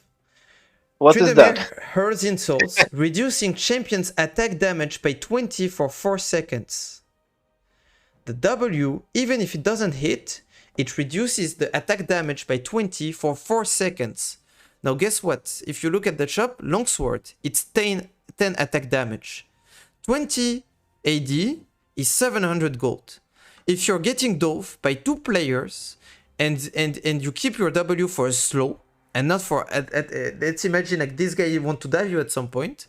If you use your W for 4 seconds, you debuff them of 1,400 gold of damage. And it's actually like super broken for this reason, for the 80 damage debuff. But I used to only use it for the slow. I was like, my W is a slow ability. I need to use it to slow people. So if they get hit by the turret shot, then I slow. Then they get hit by one extra. But actually, it's okay to use it all the time. But it's better to use it to slow people. Yeah, I mean, it depends on the situation. Depends on the situation. Like for example, I realized that against Vayne, sometimes I would go to CS minions under my turret, and she's gonna go for a few autos on me. Well, then I should W before going for the CS, so the few autos that she puts on me did less damage to me. And I'm not gonna use my W to slow Vayne. I'm not gonna kill Vayne anyway. It's Vayne top. Like even if I slow and I dash her on her, she's gonna just E me. And that's it. So yeah, you have different situations where it's really good to use your W for AD debuff, and I realized that Ranger actually uses it more for AD debuff rather than slow. And I was like, man, that's crazy. Like it's one of my 4 spells, and I've been using it wrong. Then for the ult, Fogged taught me a lot. Like you can still watch Fogged and learn things for him, because Fogged is known for his like very last frame ults. Like he would ult. Like he would know exactly what kind of damage is coming from the enemy, and based on their body movement, the spells, the whatever, he would use ult at the very last second, most of the time. And you can do that for every single ability. The Q also, I used to think that when you want to sustain HP, it's good to stack Fury first, and then when you have a lot of Fury, you Q. This way you heal more. But actually, it's better to just spam Q. If you want to get HP back, like don't even care about how much Fury you have. You just spam Q whenever you have it, and it's the best way to get as I much have a HP question as here possible. Yes. About Q. If you level it up like until 5, will it give you like more HP? You know what? Yes, oh yeah, I think so, because I know that between level 1 and level 2, it's a huge difference of HP.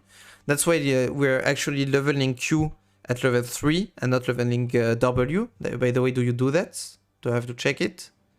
What? Like the skill order. Level 1, you go E, right? Yes. Then level 2, you go Q. And then level 3?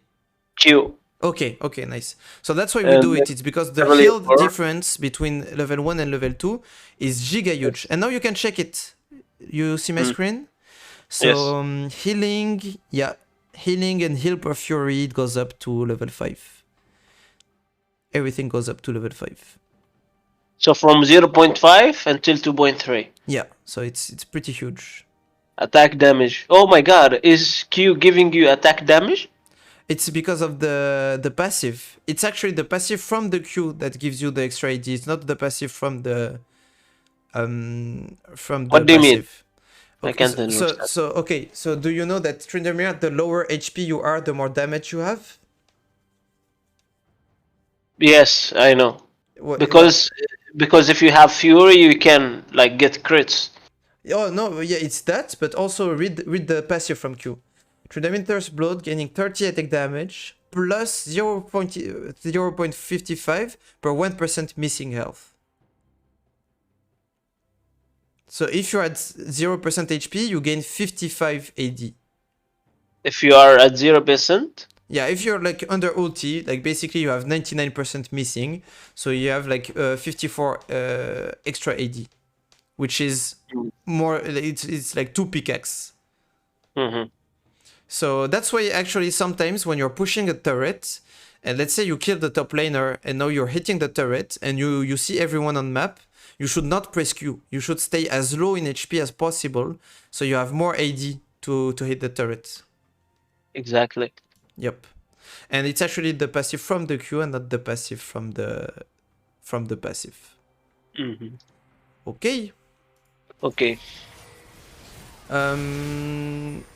So let's go back to the plays. So I mean, in game you should ask yourself like, what's the next objective? What's the next objective? What's the next objective? So here you know there's an Ashe at 20 minutes, but there's also a Drake, and you already have 2 Drakes, right? So Yes. it looks good playing for a 3rd Drake.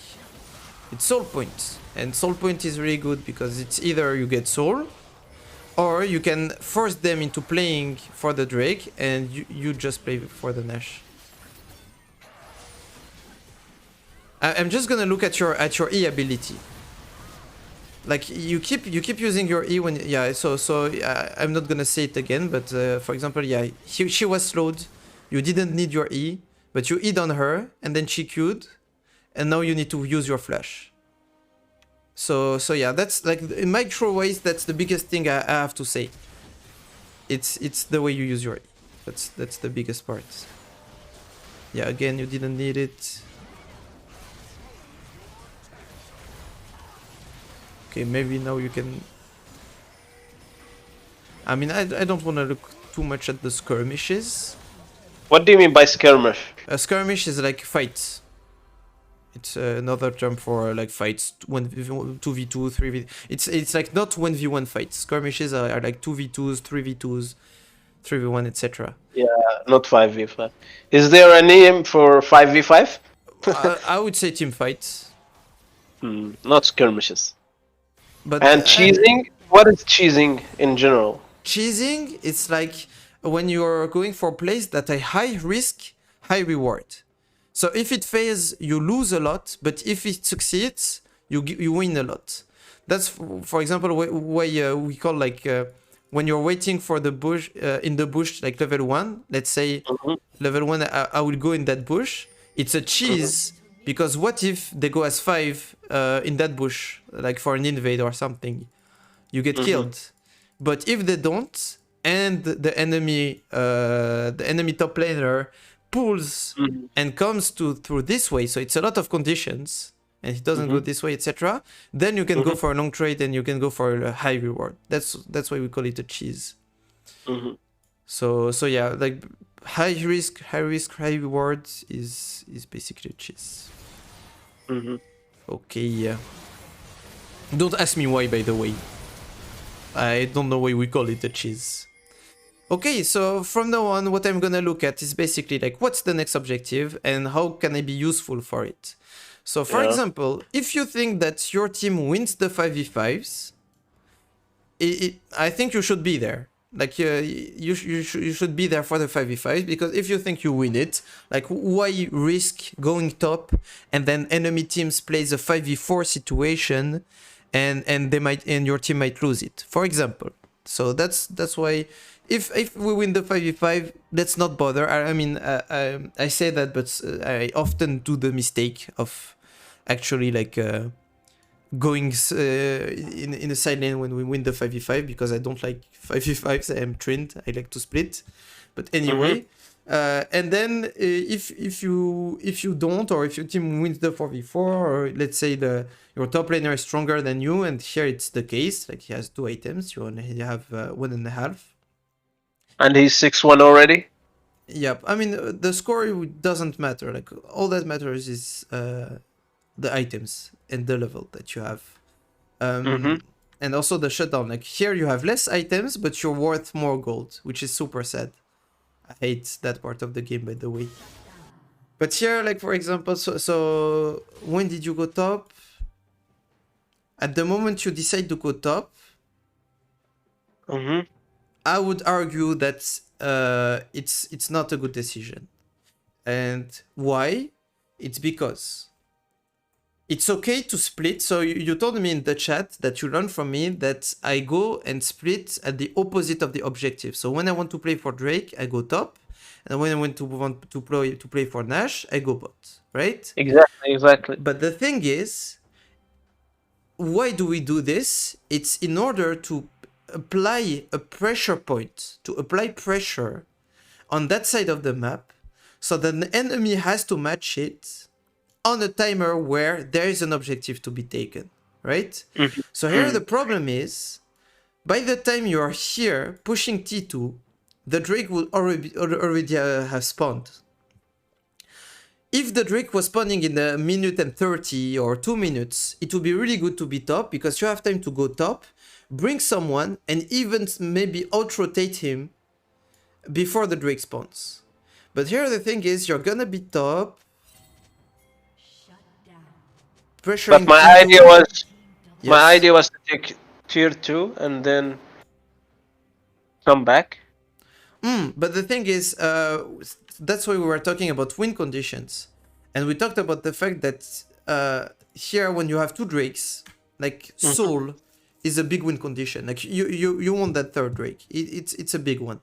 You could also try to trade Nash for Drake, etc. But in that case, like everyone has to be on the same page. And the call has to be made. And here, let's say like you make your play and they go as play a 5v4 on Drake, and this way they get Drake. So you're trading a Drake for a T2. Now the question is, when you decide do I decide if I want to group, not to group, etc.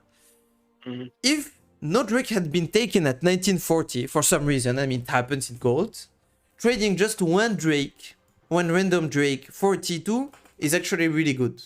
It's pretty good for you. Like it opens more the map, it gives you a lot of gold. Like this is not gonna win them the game. But trading a third Drake for a T2 top, it's not good. It's not good. And it's important that I say top. Why do I think that tier 2 top is less valuable than tier 2 bot? Do you have any idea? I'd rather take T2 bot than T2 top. Do you know why? Because of the Drakes. Well, it's actually because of the Nash. It's because so if you're taking tier 2 top, why do you take tier 2 top? It's not because only for the gold of it, etc. It's because next objective is going to be T3 top, and then inhib top. So it's basically it's top lane. The thing about top lane after 20 minutes, it's going to be the lane where there's herald. So herald is going to be around top and mid. So it's actually be the easier one to defend, because they're supposed to be topside after 20 minutes, like except on the Drake timers where they're supposed to be bot. Like both teams, except split pushers, are supposed to play topside on Nash timer. So even if you take like the worst inhib to take is top inhib, then it's bot inhib, and then the best one to take is mid inhib, and then the best one to take is bot inhib. Because imagine if you take bot inhib at 20, like let's say 22, 23 minutes, what it does is you don't need to be bot to apply pressure for Nash. So now you can just group with your team. Someone will have to defend bot because you have bot inhib, and now you can play a 5v4 on Nash side. But if you take top inhib, well, it doesn't really matter, because they're still going to be able to de-push top, because they're supposed to be top side. They're not supposed to be bot side. Does it make sense? Yeah, exactly. No, it makes sense. Okay, awesome. So trading a T2 top for a third Drake, for me, this is not going to win you the game as much as this is going to win you the game. Now, of course, you look at the situation of the game. They died just before the Drake. Your team died, etc. And you can't be a hero. Like you're not gonna win the play by yourself, etc. That's why what I would advise you to do after like laning phase, after 15 minutes, is when you don't know, when you're not sure of what the play should be, you just click mid. You click mid first. What happens? You mean if you don't know? Yeah. If you don't know what to do, you just go to mid. You click mid. You don't go to mid. You click mid. So you move towards mid. This way, if let's say this guy win and then like and the obvious play becomes Drake, well, because you walk to mid, you can just boom, walk this way, and you're there on Drake. If they kill everyone and now the play is Nash, boom, you can go to Nash. And if they kill no one and we want to play for an objective and everyone is alive, well, what you need is mid prio. Mid prio is super important for objectives. I mean, you know that because you've been perma pushing and moving, etc. To be able to push, like you push mid first and then you can go play for an objective. So you can be there for top. You can be there for mid and you can be there for bot. Like by just clinking mid and then you have more time to decide. But here the thing is, let's say like you're going top, etc. And now let's say the play becomes we need to go to Drake. You need to cover all of this distance. And it's a long distance. So it's worth it to actually like invest some time going like mid first. So this way you can keep your options open. And if your team ints, then you go top. If your team doesn't int, you can go for Nash. Like if they hard stomp, you can go for Nash. And if it's even, you can be there for Drake. So that's why even me and everyone in higher elos, like you don't know where to go. Just click mid and then you take your decision. Does it make sense? Yes, makes sense. Also, as Tryndamere, a little thing to win a few extra seconds. The fastest way for you to go there, because the waves are gonna meet there, is actually like still you can go through the lane. I was gonna say like you can go through this line, you know, like create a straight line, but actually like the wave was facing here, so it's okay. Okay. So now we made our decision. Okay, we killed Tamkench. Oh, we didn't kill Tamkench. Wait, what happened here? So they got the Drake. Everyone is up on the map. So now what's the objective on the map? The objective on the map? Like the next objective. So now they took Drake. Drake is gone. Yeah, no, it's gonna be Baron. It's gonna be Baron. Yeah. Again, at this time of the game, like Yone is still more useful than you. I mean, Yone is less a split pusher than Tryndamere. Like Tryndamere is better built for split push. Yone is better for team fight. And you told me from minute one, you told me that in team fights, because of Yone, because of Sejuani, because of these guys, team fights are better. So your idea should be, I need to find a way to go bot. Still, like you were top, you were rotating from top lane, etc. And now this guy shows, so let's see what happens.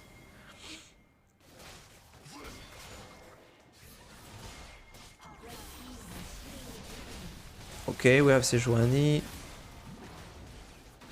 Did you think he was dashing through the wall, or? Yes. So I think in case he wins, so I was gonna be there. Okay. Yeah, he has it, but he gets cancelled. Yeah. So that's something that's why sometimes I don't do the mistake of the dash with the E, and sometimes I do it. Okay. Yeah, it's okay to do it as a reaction, you know, because you have ghost. No, you don't have ghosts. But I mean, that's why I called the gank on top side with Sejuani. It's because Sejuani can cancel Tamkench W. So actually, any jungler that has an instant CC is really good against Tamkench because he has a channeling time on his W, and it's actually 1 second channeling time. Is it? Knock up in an area for 1 second. No, I don't know how long is the channeling time, but he has a channeling time, and yeah, when you have Leona and Sejuani, it's more likely that yeah, he's not gonna be able to dash. So the problem is by doing that, actually he lives. He ends up living. Okay, I like that you go for the bot lane. You have Ghost now. Okay, he doesn't live. I mean, oh yes, he did. It's a bit sad. It could have been a perfect play. You could have killed him first and then go for the bot lane and then go for the Nash. Now So, Ashe is trolling. I mean, is she? I don't think she is. Yep, she wins that. Okay. Now, as we said, objective is Baron, so we need to ask ourselves, perma, like, can we do it? Can we do it? Can we do it? It's a tough call, it's a close call, so I think it's okay not to go for it yet, but I would be thinking about it, because we have Leona. Oh, but she's low. Okay, Leona is low. If Leona had HP, she could tank, and with you and Ashe, like, you can DPS it. But yeah, it's a close call, so it's okay not to go for it. So Yone is pushing bot. It still ends up being pretty good. Okay, let's pause now. You are 6k gold ahead as a team. Okay? Everyone is dead. These guys are spawning. Like, at this moment, you agree that this game should be won, right? Like, you should find ways to win it, right? Okay. Yes. Now, you tell me, what should be the plan? Because the game ends up being a loss in 40 minutes, when I think it could be a win in 26 minutes. You tell me, you forget about Tryndamere. You just think about the 5v5, about the two teams. Try to find a plan, the best plan, in order to get the Nexus, to win the game. What should be the plan? Okay, so first of all, I think Yone should push the bot lane. Okay, and get the turrets, then the inhibitors, and also the top side. I think we should go to the top side. And after that, we should go to the Baron, because Kha'Zix is taking more time to come back, and Sigvan is coming back earlier than Kha'Zix. And we should take Baron, and then we take all the inhibitors and win the game. Okay. So do you think Yone should push, like, right now? When you say he should push bot and go to the inhib, is it right now? No, not the right time, but I think turret 2 is good if we take it. Okay. And after turret 2, what should he do? He should rotate back to Baron and take it with us, and then we win the game. Okay. Okay. So I will give you my plan, which will be way more practical and connected with timers. My plan is, and I will explain it. These guys are spawning in 5, 4, and 1. Okay. So they're gonna be hard to defend. Yone has has 40% HP. Ashe has 40%, 30% HP. Leona just backed. Sejuani is still dead. And you have 2k gold on you. So here, right now, you're not on a strong timer.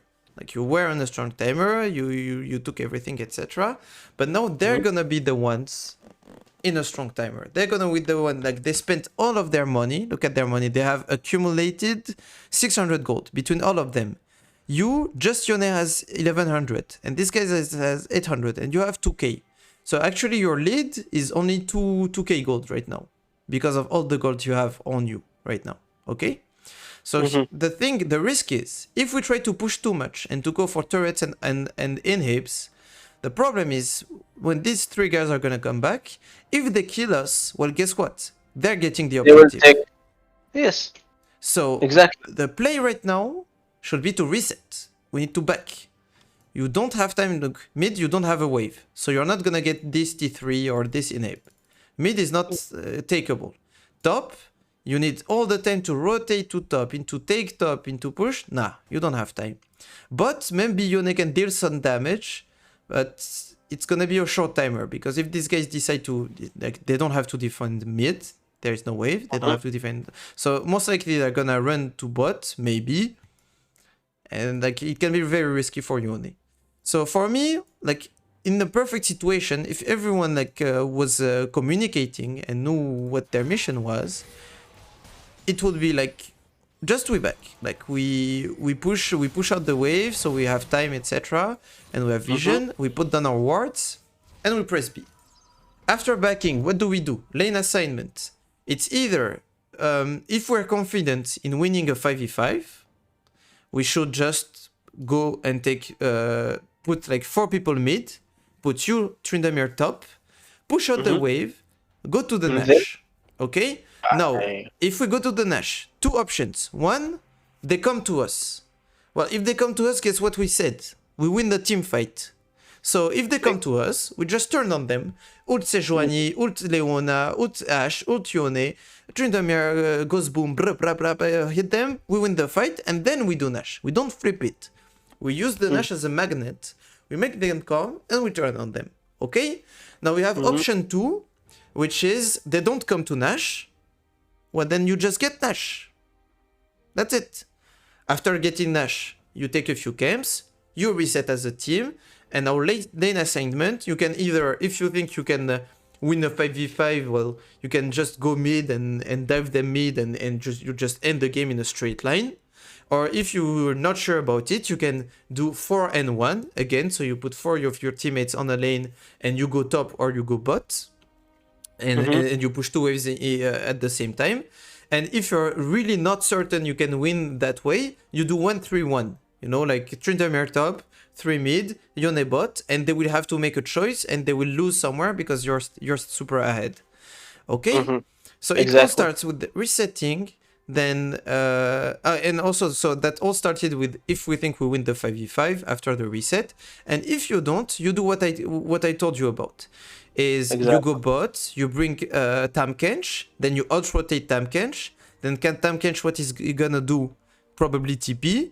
Well, then you just go back bot, you bring Tam Kench, and you out-rotate, and now he has no TP, and now it's a 5v4 situation. And you try to win the 5v4, which should be easier. Yeah. So you mean like go to bot lane, and then waste Tam Kench TP, and then you out-rotate him to the Baron, and take Baron, we fight 5v4, and then we win the game, right? Yeah, so you bring Tam Kench bot, you bring a big wave bot, and so someone has to face it. If it's not Tam Kench, you're gonna kill him. Basically, I think you kill pretty much everyone but Tam Kench. If it's Tam Kench, you bring him bot, and then you move to your team. So it means that it's gonna be a 5v4. If Tam Kench TPs, maybe you win the fight still. Maybe you don't, so you go back bot, you do it once again, and you out-rotate, but now he has no TP, and now it's a 5v4 situation. Exactly. Okay, so I'm not saying like it's still like, of course it's solo queue. It doesn't mean like the game is won 100%, and you as Tryndamere as one player you can mind control your whole team into playing well. But that should be the plan, and that's what you should be aiming for. Like as a Tryndamere. As a Tryndamere. Like now the best way as Tryndamere to make use of your tool to help your team win is first spend your gold, then either be there with the team if you think as Tryndamere that you win the 5v5, or bring someone on side. And also, by the way, we didn't even talk about it, but maybe Tam Kench won't defend bot, and then you just get bot inhib, and then you back, and you come with your team, and someone will have to defend bot inhib. Like every case is winning because you're winning team fights. Like at this point, like every case is winning. So now we keep that in mind and we see what you do. So we go for T2. Problem is what we call tempo. As I said, now you don't have the tempo because now you have to back. But look at this. Earlier you could back and these guys were still dead. Now you need to back, but these guys are going to be up. So now we have a tempo issue. See, now this guy is trolling. See, now he's trolling. It's okay, he's trolling. I mean, he's not even trolling. He solo killed the AD carry. That's not troll. Okay, you backed. That's really good. You did your mission. ADC is dead. I think it can be good, like, at least if you can get Nash, like getting control over Nash. Like, for example, look at them. They have a pink ward here. They have a ward here. That's pretty much it. Well, getting control over Nash would mean like just pushing waves and getting vision around it. So you can do the play that I called for, which is like start Nash or just stand around it and use it as a magnet, basically. So it's really good. You're in a 5v4 situation right now. I mean, it's not going to be for long, but everyone backed, everyone spent their golds, and you decide to go with your team. So which was wrong, actually? Do you think it's wrong, right? No. I think what's wrong is you don't go for mid prio. I think if you want to help your team get the Nash as Tryndamere, it's gonna be either by being bots and bringing someone, etc. Or if you want to come, You need to push something. Like you need to, like Tryndamere, he's really bad in team fights when he comes like he face checks the enemies. Like here they see you, they see the threat. What do you have? An E. The E range is like that. So they just need to respect your A range. That's it. But if you manage to push that, come with a... So it's either you push that, someone goes mid and now you can rotate, or just you push that and now you have the vision line and they don't have vision and you come from behind them. That's why actually when you told me about the wards and I should help you put your wards, Ranger, he goes red trinket every single game. It's because he goes... what? A red trinket, the red ward, this one. Yeah. I get it too. Okay, well, not this game, but or maybe later.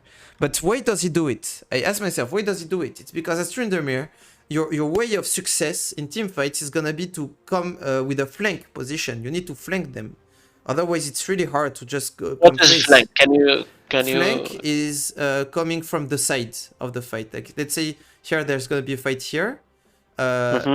You're coming from the back of them? And yeah, coming either from the back or from the side. Like let's say you were here and you can, yeah, so coming from a side. That's a flank. And that's what Tryndamere wants to do. Because also when you flank, what can you do? You can ghost and go on them and start hitting without using your E. And that's super important. If you can start a team fight without using your E, it's going to be really good. Because people, when they have Tryndamere on them, what would they do? They will use their abilities that will make them escape from Tryndamere. So if you start with an E and you go on Kai'Sa will just use her like movement speed buff and she will kite you. If you E on Irelia, she will stun you and then she will walk back. If you go on Milio, he will Q you. If you go on Kha'Zix, he will jump. If you go on Tahm-Kench, I mean it's Tahm-Kench, so he's not gonna be afraid, but in theory he would jump also. So if you start with E, you're fucked. So you need to try to find a position where you can come from behind and start hitting, and you keep your E to close distance. And also, like just like mid prio, it's super important for a million of reasons. You can also pressure, like if you lose the fight, just to push mid and get the mid inhib. You have the vision with you. You are forcing someone to come and defend, etc. So if you want to go and participate, the fight hasn't started yet. Maybe if it had started, I would agree with you going. And also it makes you stack fury. Here you have 0 fury, so you're missing on 50% crit basically. You could have 100% crit if you went mid first. So auto, E in, auto, and then you have your E again to participate in the fight. So that's what I don't like about you moving. Now we're waiting for Yone to get the prio. Because imagine right now, this wave will be here already. And Kai'Sa would be like forced to be there. And Yone, he wouldn't have to go mid. And he could walk to the fight already. It gives you like so much time. And you would come to the fight with Fury. Okay. So now let's see what happens. Again, we don't need to force on them. Like, this guy jumped out. We could just start Nash at this point. And they have no vision, and we know that they have no vision. So we could start Nash, get vision here, and you have it with the ward. And maybe put a ward here, and you have your wards. And then if we see Kha'Zix, boom, Ash Arrow, everything, Leona ult, whatever. But I don't think like you need to force the play and go on them. Still, that can work. Yeah, of course. Tahm-Kench interaction. You get eaten. That was a bad fight, actually. Yep. Very just yeah, the way that you take it. And you see Yone ways late because he was pushing the mid wave. And I'm not saying he should not push the mid wave. I'm saying you shouldn't push it. So I can go straight to the fight. Yes. Okay, so I think that's what brought your team to failure on this play. Like, do you think that was the reason? It's not only you. Like, of course, like you could look at every single champion, and you could argue that Yone could have done better like not delay his back that much, that Ashe could have kept her arrow, that like everyone played it. Of course, no one played it perfect. Like it's called Elo, but I think that if you did the right thing, it wouldn't go bad. It would be a positive outcome because your team was so ahead. You were 7k gold ahead, and you engaged the fight. Tryndamere is not the one that's supposed to engage the fight. Like you went in first, etc. You're supposed to clean up the fights, not start them. Okay. Okay. Makes sense, actually, yeah. And now what happens once you're dead? It's not in your control. Boom, boom, boom. So now they get Nash. Or do No, they? and then we lose the game. I mean, I don't think you should even contest it. Oh, you try to go for a steal, but I mean, Smite has become like 1,200 I damage. think we win this fight. I think we win this fight, and Yeah, but nah. You win it, but do you win it though? Like even if you kill them, like they still have Nash buffs. They got shutdowns. They like you don't even win it. And yeah, I mean, like your play here in your mind, it was okay. We need to defend Nash, right? But can you like you're not supposed to defend Nash? Like what was other play you're like okay, advising me? What other play? let's talk back about win conditions. Win conditions, as we said, Drakes. You like it's still a win condition, stacking Drakes, etc. So for me, like we know they're going for Nash. We had vision on them, and after Nash, most likely they're gonna back, etc. So it's either like we try to go for a fight after they got Nash when they're super low, and then some of them are backing, some of them aren't, and we try to clean up the fight. The most important is there is a Drake in 130. And just like I said, before the Nash, it's important to get control, to take vision around it. Well, before the Drake, look at your vision bot. How are you gonna play a Drake in a minute and 30 if you have zero vision bot lane? Like you have just this ward, but it's fading in 32. For me, you should just go push mid again. Always push mid whenever you can, and then maybe clear this camp, take this camp, take this camp, take the scuttle, put vision, push bot, and be there for Drake. Like it's okay, you in League, like it's okay not to get everything. Like you have to give things sometimes. And I think here it was just like you didn't want to let that Drake. But how are you gonna outsmite 1,200 damage from Kha'Zix? It's like the only way you outsmite it, if you want to go for a steal, is you need to kill the jungler first.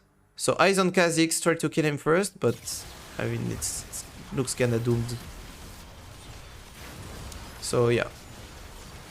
Okay, I mean you could go for Nash steals like in previous seasons when the smite was only 8 or 900, but now that's 1200. It's like too difficult. Now look, your jungler is trying to play for Drake. Yone also, and they're right to do so. Like for me, they're not hinting, and you're going top. What are you going to pressure in 15 seconds?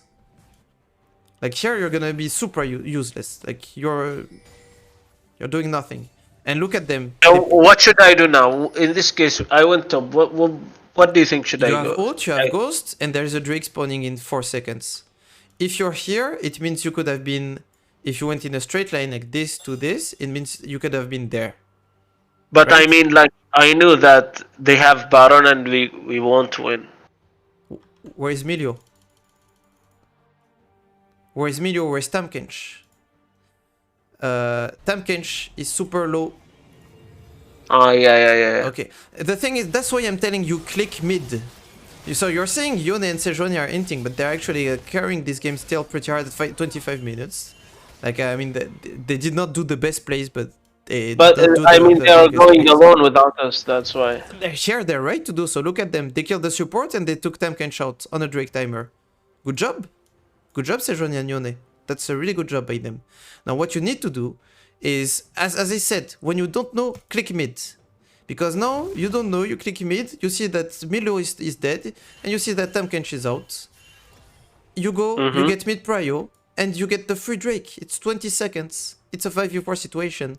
Even if they have Nash, like you win that fight, it's even 5v3. I mean, Tamkench can TP. But going top, there's nothing you can take top. Like, you don't have time. Maybe like later you're gonna get the T2, but I'm guessing Tamkench TPs. I mean, you don't even go for the T2, you go for this first. I mean, yeah, you got the T2. But I don't think these are win condition. Now you're giving them second Drake, denying your team third Drake, and you get top turrets. And as I said, the objective after a Drake is gonna be Nash. It's always like the same. And it doesn't matter for Nash if you took top turrets. Even if you took the inhib, it wouldn't matter. It would be just free golden experience for them. So yeah, my point is, and it happened twice already, like just click mid and then take information. And I'm sure like if during the game like you had clicked mid and you see that support is dead and Tamkench is out, like you know you win the fight. Like you're still actually ahead in gold at this time. So yes, Baron gives a buff like a damage buff, and I don't know like how big it is, but it was not enough for you to lose the fight. I want to ask you, what Baron gives you exactly? Damage? And how much damage? You know, I don't know. We're gonna learn together because I'm not even sure what it gives the Baron buff. Yeah. So let's click on Kai'Sa. Supercharge has no, that's not the Baron buff. That's it. The unit has the favor of Baron, has the following bonuses: empowered recall, increased attack damage and ability power. Nearby, it doesn't even say it. Okay, so maybe we can check it. And it says that it just increases attack damage and ability power. Yes. So not, I mean, it's not that huge as Elder Dragon. Oh no, not at all. So that's what I am telling you. Like Elder is better than Baron. Okay, so let's check. Someone who's yeah, but they have not much AP damage. Also, that could be a win condition, by the way. We didn't even talk about it, but the fact that they have no heavy AP damage, like these guys are gonna be unkillable later with a lot of armor. Also, anyway, so let's see. Tamkench has 45 AD, and this guy has 263. So we're gonna see if it's flat or if it's a percentage. 263, 45. And it becomes... Ooh!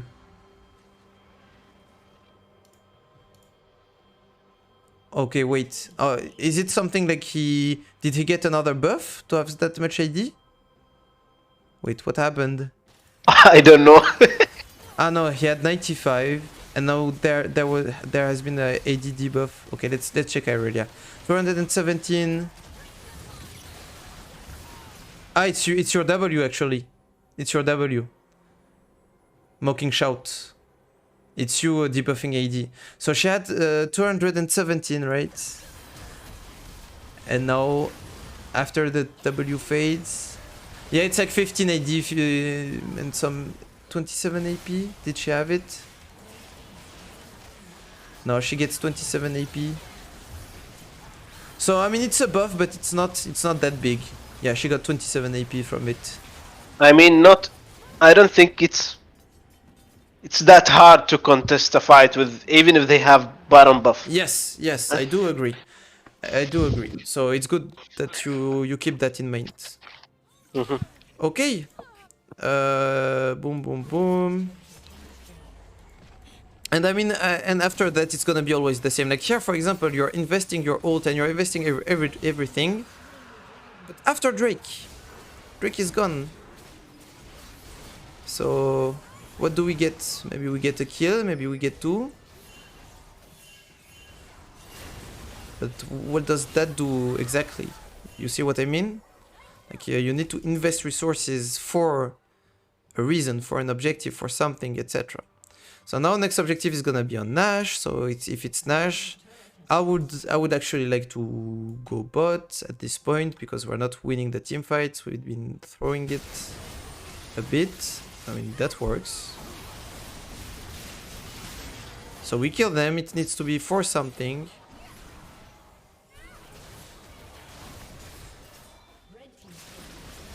We get mid-enab for it.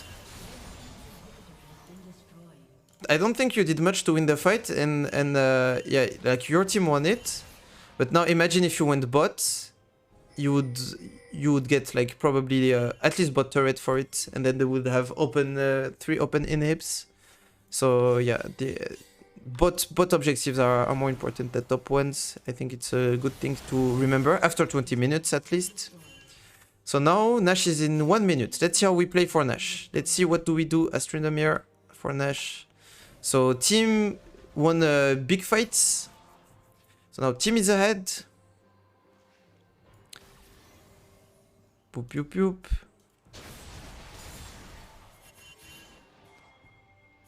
Kha'Zix is playing bot when Nash is up in 30.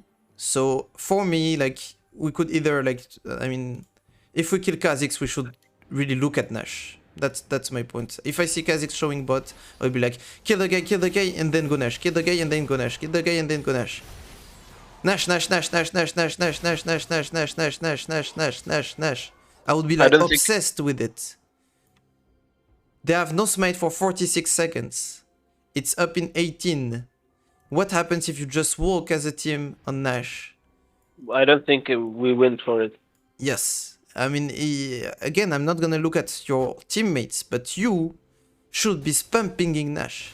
Because you should have in mind that the next objective in Nash, it is what's gonna win us the game. And if a jungler is dead, look at Sejuani. She knows. She calls it. But unfortunately, I went top. I went bot. And that was wrong, right? I do think it was wrong, yes. I think you should have been there for this fight. And maybe if you would have went there, maybe you would have still lost the fight for the 4v4 because Ashe was backing. But I think yes, you should spam ping Nash and go for the Nash. Because why is bot inhib good? Bot inhib is good because it allows us to get Nash. Because now someone has to go match bot, and we can create a 5v4 on Nash. But if the jungler is dead, you don't need bot inhib, you can just go get Nash, right? But here you get bot inhib on a timer where they get Nash, so it means that for the whole Nash duration, what's bot inhib gonna do? It's just gonna give them free golden experience. Your waves are killing their waves, so you're losing all of this golden experience. This is lost, this is lost, this is lost, and Kai'Sa is getting a ton of golden experience. And you're just bleeding golden experience, but because you got the inhib on a Nash timer. See? It's like 8 waves in a row that you lose, 9 waves in a row that you lose, 10 waves in a row that you lose, and they get them.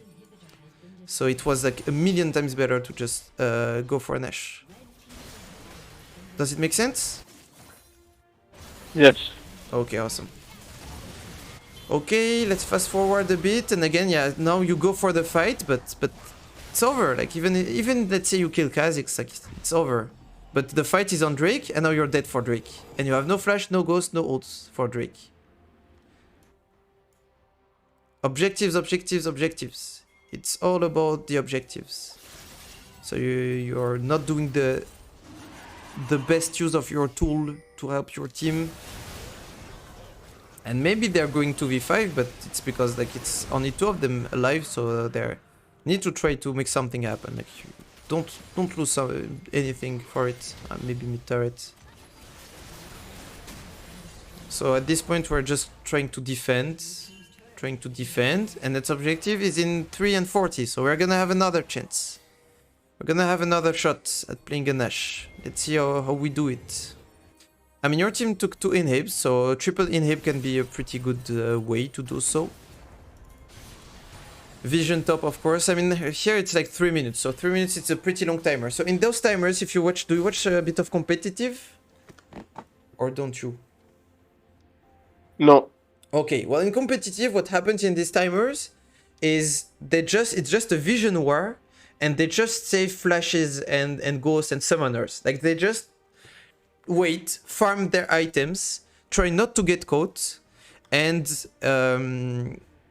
wait for the big fight. And then they will have everything for the big fight. That's what happens in these timers in pro play. And that's what you should try to do. Like, because even let's say like here you catch someone, you get the kill, you're not gonna get much from it. So unless you can try to maybe play for the inhib, since even if you die, like they're not gonna end or get Nash for it. So you can try to go for picks. Yeah, for example, I said try not to get picked. Well, I got picked. So now maybe you can push. Okay, that's really good. We should get mid inhib after that, if we can. It's a 5v4. We should play for mid inhib. This way we get triple inhib. And with triple inhib, it's gonna be an easy Nash, right? So let's see what the team does. You can go for it, like you don't have to follow the team. Okay. We're pinging it. Are we getting it? Are we doing it? Nice, awesome. Really good. Now Nash is soon, so now we reset, right? We have a lot of gold. 1k, 2k, 3k, 4k, 5k. So you have actually, like, I mean, you lost your lead, but here you should reset. And for example, this red trinket, it's not a good one. Do you understand why? It's not a good use of your vision item? Mm-hmm.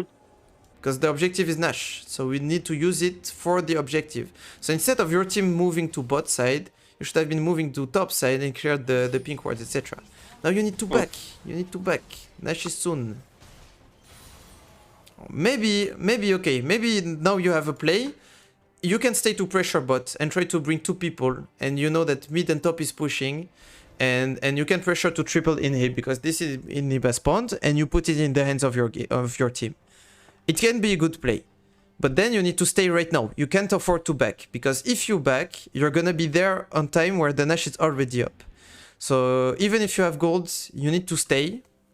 Or you just leave and you go with your team for the 5v5. Maybe you have nothing to buy, which would make it understandable that you don't base yet.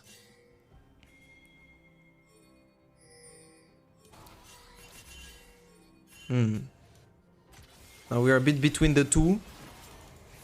Okay, so we decide to go for the 5v5, so let's see how we do it again.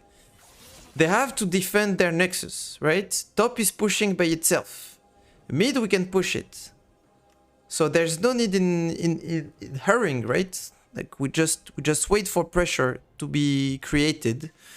If you see that they're defending too well and you have no opportunity to get Nash, you can try to sneak that inhib. And also there's gonna be Drake and Nash at the same timer, so maybe we can try to like just keep vision on Nash and play for Drake and then go back there. We decide to engage on Tam Kench. You're with the team. It's really good that you put yourself on Yone. You should have used the red trinket before. Okay, okay.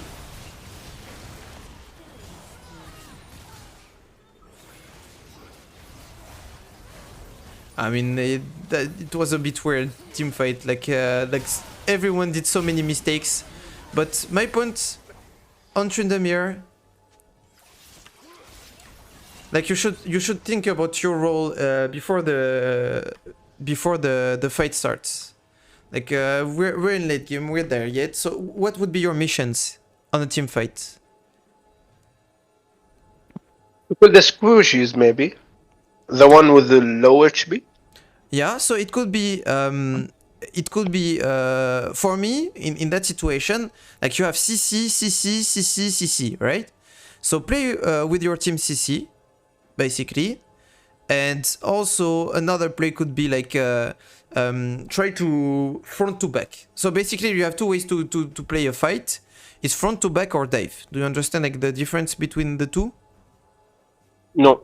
Okay, so front to back it means like you're gonna kill the front lane into the back lane. So you're killing whoever is in range first, and then you walk up as a team and you kill one by one, etc. And then dive means you ignore the front lane and you go for their back lane and you try to dive them to kill them first, and then you collapse on their front lane. It's like the 2 main ways to play a team fight. Then you have like a few extra ones which are like poke into engage, like if you have a poke comp, you poke, and then you hard engage, things like that. But basically it's gonna be either front to back or dive. So here you could be like, okay, they have Kha'Zix, Irelia, and Kai'Sa, and Tam Kench, they all have like jump ins. Like this guy can jump in, this guy can jump in, this guy wants to dash in and basically jump in, and this guy can use his ultimate aggressively. So you could be like, let's protect my own backline, kill them one by one, play around Ashe, etc. And we kill them one by one with our CC. So if Kha'Zix jumps, we just CC him, kill him, etc. Or I play around my team's CC. And if they CC Milio, Kai'Sa, it's the best. Like the best way is if Yone ults these guys and then you just one-shot them, etc. And then also as Tryndamere, it's always gonna be true. You have a red trinket. Here, like you're not CSing, you're not getting fury, like you're just getting. I mean, yeah, you got some good amount of fury, but as I said, try to flank the fight. Imagine if you went this way, you could be hidden in the bush already, knowing that they have no vision because you have a red trinket, and then maybe you can go on Milio Kai'Sa, and she has no GA. She has it, but wait, doesn't appear? I don't know. Maybe it's on cooldown. But I mean, yeah, you can try to go and flank. So Yone ult on one person, I think it's shit. So we hit the Tam Kench and then you see the danger. That's really good. You put yourself on top of Yone, so this guy doesn't have isolated Qs. And now, mistake you make is that you don't use the red trinket right away on Kha'Zix. So here you lose vision. And you don't know where he's. I'm guessing you lost vision because of his ult, so you don't know where he is, and you can stick on him. And I mean, at this point, it's not what lost you the game at 37. Like I could look at every CC, every player, but I would be like, yeah, maybe you didn't have a clear opinion of what your mission should be in the team fight. Either dive, either flank, either front to back and play out of your team CC. But in either case, like you need to commit to what you're doing, and I feel like you kind of reacted.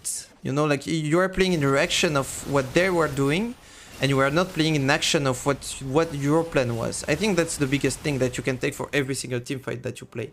Like here, like you had, okay. I see what's happening in your brain in that team fight. So you don't really know what your mission is, but now you see Yone ult, and you're like, okay, well we killed that guy, and then you see Kha'Zix jumping in, and you're like, oh okay, we killed that guy, and then yeah, you give a bit everything for Kha'Zix, so you should know, like as a Tryndamere, Kha'Zix is a pain in the ass, and then you're like, okay, well. This guy escaped, I tried to go in. Well, this guy escaped again, well, I need to go back in the fight. So you go back in the fight, you still don't know what you're supposed to do, but now you see this, and you're like, okay, this guy is... Boom. And I feel like, you're like... Maybe I should have went for Aurelia. I think Aurelia was dooming everyone in my team. Yep, I mean, because they were already, like, pretty low. So I feel like, yeah, maybe, I mean, even if you have Ashe, at this point the fight is doomed. The most important thing, because this is one team fight, like this is not what lost you the game. Like you might look at it and be like, ah man, we lost the game here. No, you lost the game at 22 minutes when you were 7k gold ahead and messed up your back timers and your big team fight, etc. And maybe also you lost your game level 1. Like League, it's you know, it's chaotic. Like sometimes you do one mistake, and if you didn't do it, the whole game would have been different. If you didn't die to the turret and gotten 3 platings, maybe you could have killed Tam Kench on side lane after, etc. So it's not what lost you the game, but the most important thing you can take from your team fights is you need to make a decision before the team fight starts of what your mission is and stick to it. And I feel like the way I looked at that team fight, you were like just in reaction of what was happening. You went for Tam Kench, and then you went for Kha'Zix, and then you went for the back lane and for Kai'Sa, and then you died. So you had 3 different targets in one fight, and it's not because you were forced to do it, it's because you decided to do it, to go for one and one. If you were like playing... Yeah, if you were playing like in my computer, I mean, let's say that you're the one playing.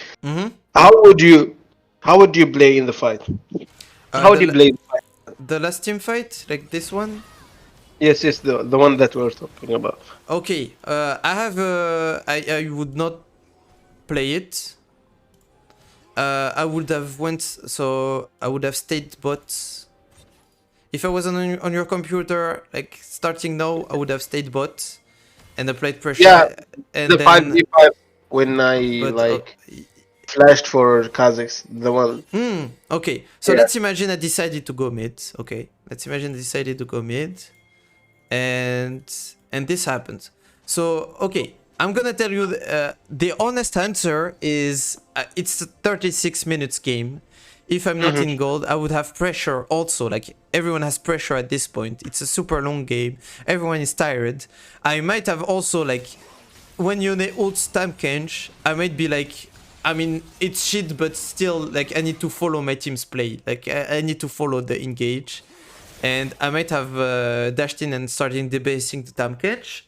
But my other thoughts, my calm one, is like, this is shit. Like, we're not supposed to engage tam catch. Like, that's not what's gonna win us the fight.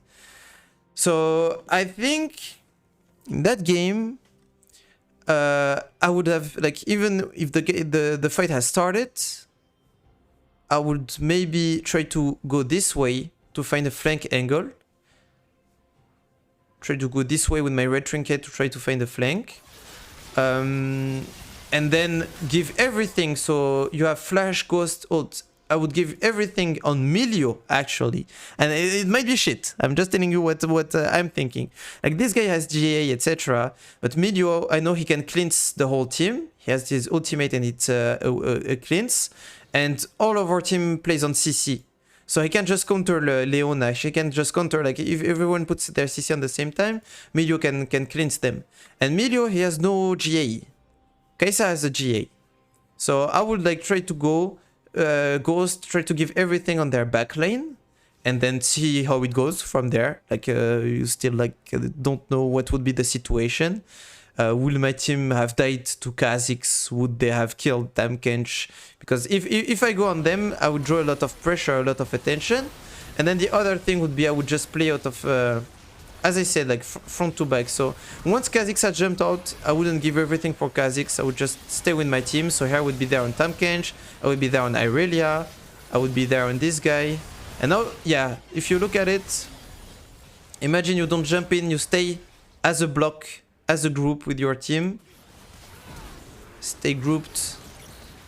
Boom, you can be there to DPS this guy, be there to DPS this guy with the CC. Because you actually don't hit many autos in that fight when you look at it. So yeah, those were the two options. Like, depending on the game, I would have decided either to go for a big dive, and for the dive, like, I cannot run straight to them. It's not possible. Or maybe here I could have ghosted and tried to go for them. Or I would have stayed with my team and play around their CC.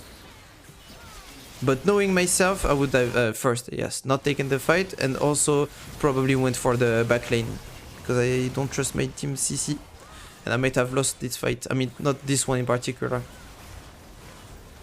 But yeah, these are the two options that I gave you basically. One Oh of the yeah. two. But not but you here you did a mix of the two, like which was a bit problematic. And I think you lose on that. I mean, they could have just no, they couldn't end mid actually. It's still not Because we over. have inhibs. Because we have inhibs. Yep. I mean, it's not about inhibs because they can instant clear the waves at this point. They have enough damage. It's because like your death timers were not that long, I guess. Now I'm excited to go in the game and like apply these things that you have told me. Yeah, that's a good thing. Yeah, I mean, at That's this gonna point, be incredible. I think it's gonna be a huge change in my gameplay actually, because I used to play randomly and like I've never thought that I should think before engaging in a fight. What is the plan for the game? Should I join the team fights? This stuff. So you helped me a lot actually, really, really a lot. Not just like I don't know, but that's the truth. You've told me everything about the game. Seriously, we've talked about awesome. everything from the A to the Z. Yeah, I try to do so. Exactly.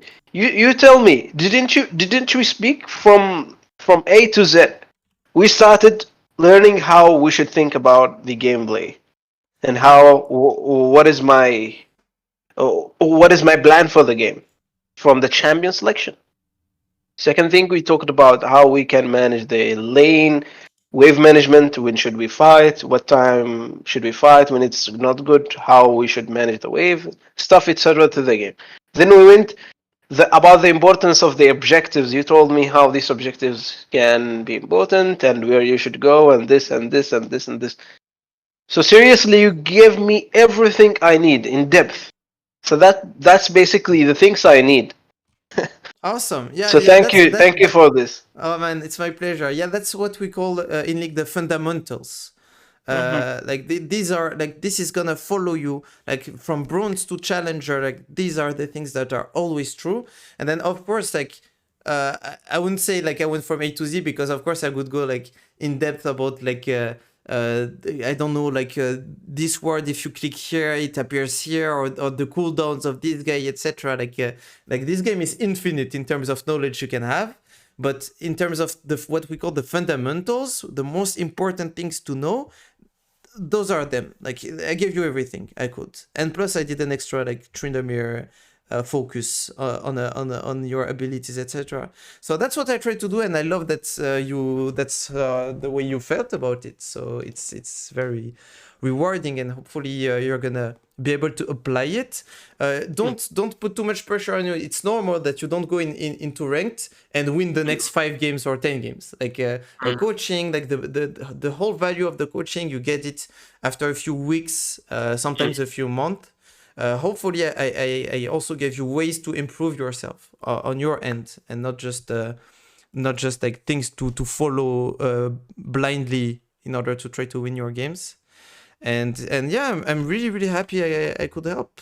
It's awesome. I mean, I kept your OPGG on a spreadsheet, so I can track your progress also. See how it goes. But yeah, so did that whole session bring any like new questions? So I talked about like looking at the other game, but I feel like there's nothing Can new. you add me? Can you add me? Add you on in game, you Yes. mean in league? Yeah. Yes. So the name was that. So is it okay for you if we don't go for on the review of the other game, because I feel like we covered it all. Like I don't have anything new to talk to you to talk about, and we've been doing it for I don't know. It's been 2 hours and a half, maybe something like that. Yes. Maybe more. If you want, we can go quickly on the other game. I don't Yes. know. Tell me. Yeah. It's better to go quickly, I think. Okay. Yes. Let's get it. So, most drags 190, and it's this one. 360. Yeah. Okay, but the good thing is it's gonna go like way faster because it's a 22 minutes game, and also because it's the same concept. So I'm not gonna talk about the big concepts again. I'm gonna just try to apply them and show you like in that game. So first, okay, we're gonna do it one last time. Can you just look at the team comps and try to do the same exercise? So top lane matchup, jungle matchup, mid matchup, bot matchup, team fight 5v5, and scaling. So I think our team scales much better than their team, because we have Zed, Silas, Caitlyn, Annie. I mean, I am scaling better than Kled, and Zed is kinda better than Zinzao, and Silas it's gonna be a hard matchup for Silas, because Vladimir is a healing champ, and also he can scale Silas so much. He's a counter pick. Caitlyn, Annie vs Jinx, and what is that called? Yumi. I think it's a hard matchup because Jinx Jinx is gonna be very good in the late game with Yumi, because she already has like speed, and with Yumi she's gonna have double speed and double attack speed with healing and stuff like that. So it's a hard matchup for bot lane. But for top lane, I don't think it's a hard matchup. But I don't know. I just did a lot of mistakes in this game. Okay. So you told me about the scaling, you told me about the, I mean, sort of the matchups, and then on a team fight, which one looks better on the 5v5 situation? Their team is better. Okay. Okay. I think so. Okay, that works. So again, like this is like as long as you keep doing it every game and keep looking at how right or wrong your information were, you will keep getting better at it. For me, I'd consider that yes, I can like top is a very snowbally matchup. Like I'm sure you already got snowballed on by a Kled where he gets a few kills and then he perma dives you because he can use like he dismount remount to dive you pretty easily. And he's playing Exhaust, which is really good against Tryndamere. Like, he's supposed to play Exhaust, so he's gonna be hard to kill. Because even if you dismount him, then he's gonna exhaust you when he's dismounted, and then he's gonna get his remount. But if you can get a few kills, like, you can snowball pretty hard and win the side lane, and it's gonna be really good for you guys. I'm not sure about the, like, Zed straight up scaling. Like, I don't know, it's better than Xin Zhao, that's for sure. But it's pretty hard to make a Z function, but he can snowball pretty hard if he gets a few kills, etc. Then mid and bot, I would be pretty scared of it because Vladimir is one of the best scaling in the games in mid lane. It's in the same case as Kassadin, as Karthus, as Asol. It's like giga scaling, and Jinx is probably the best AD carry in terms of scaling. So they have two guys and they have Yumi, which means that even if Jinx is playing like shit, but Vladimir is 10 and 0, Yumi goes on Vlad and he can 1v5 your team. Like he can legit 1v5 your team. And if it's Jinx, Exactly. Yumi can go on her. So I don't think the scaling is for you actually, because of these two guys which are really scary because they can have a Yumi on them. So they have Xin Zhao to try to win the early game. Xin Zhao is a pretty like strong ganker early. He's playing Hell of Blades. He can gank level 2, etc. They have Kled who can be scary top side because it can snowball pretty hard with Xin Zhao. And then for the later part they have these guys. So we just need to try to win the game before these guys scale, and we need to be careful top lane that Xin Zhao doesn't gank level 2 top, because also Xin is one of these champions that can do red buff and then gank mid or top. It's like Twitch jungle, it's like Shaco, it's like I don't know, you have a few ones that can just level 2 gank mid or top. Okay? And now, about the matchup, about Kled, like one thing you need to keep in mind is you need to dismount him only when you have the damage to kill him after. That's why it's actually really good for him to have exhaust. But basically, if you dismount him but you don't have the damage to kill him, he can turn the fight pretty easily. Okay, that's it. So now, as we said, okay, I'm happy that we have 2 games. This is useless. You're useless. That's really bad. You need to be useful from minute 1. So put yourself here or put yourself here. But the turret is already defending itself. You don't need to defend. Do you actually apply this in your games? Yes. You will never see me level 1 at a turret. Like legit, never. Even Yule and Ringer ZX, right?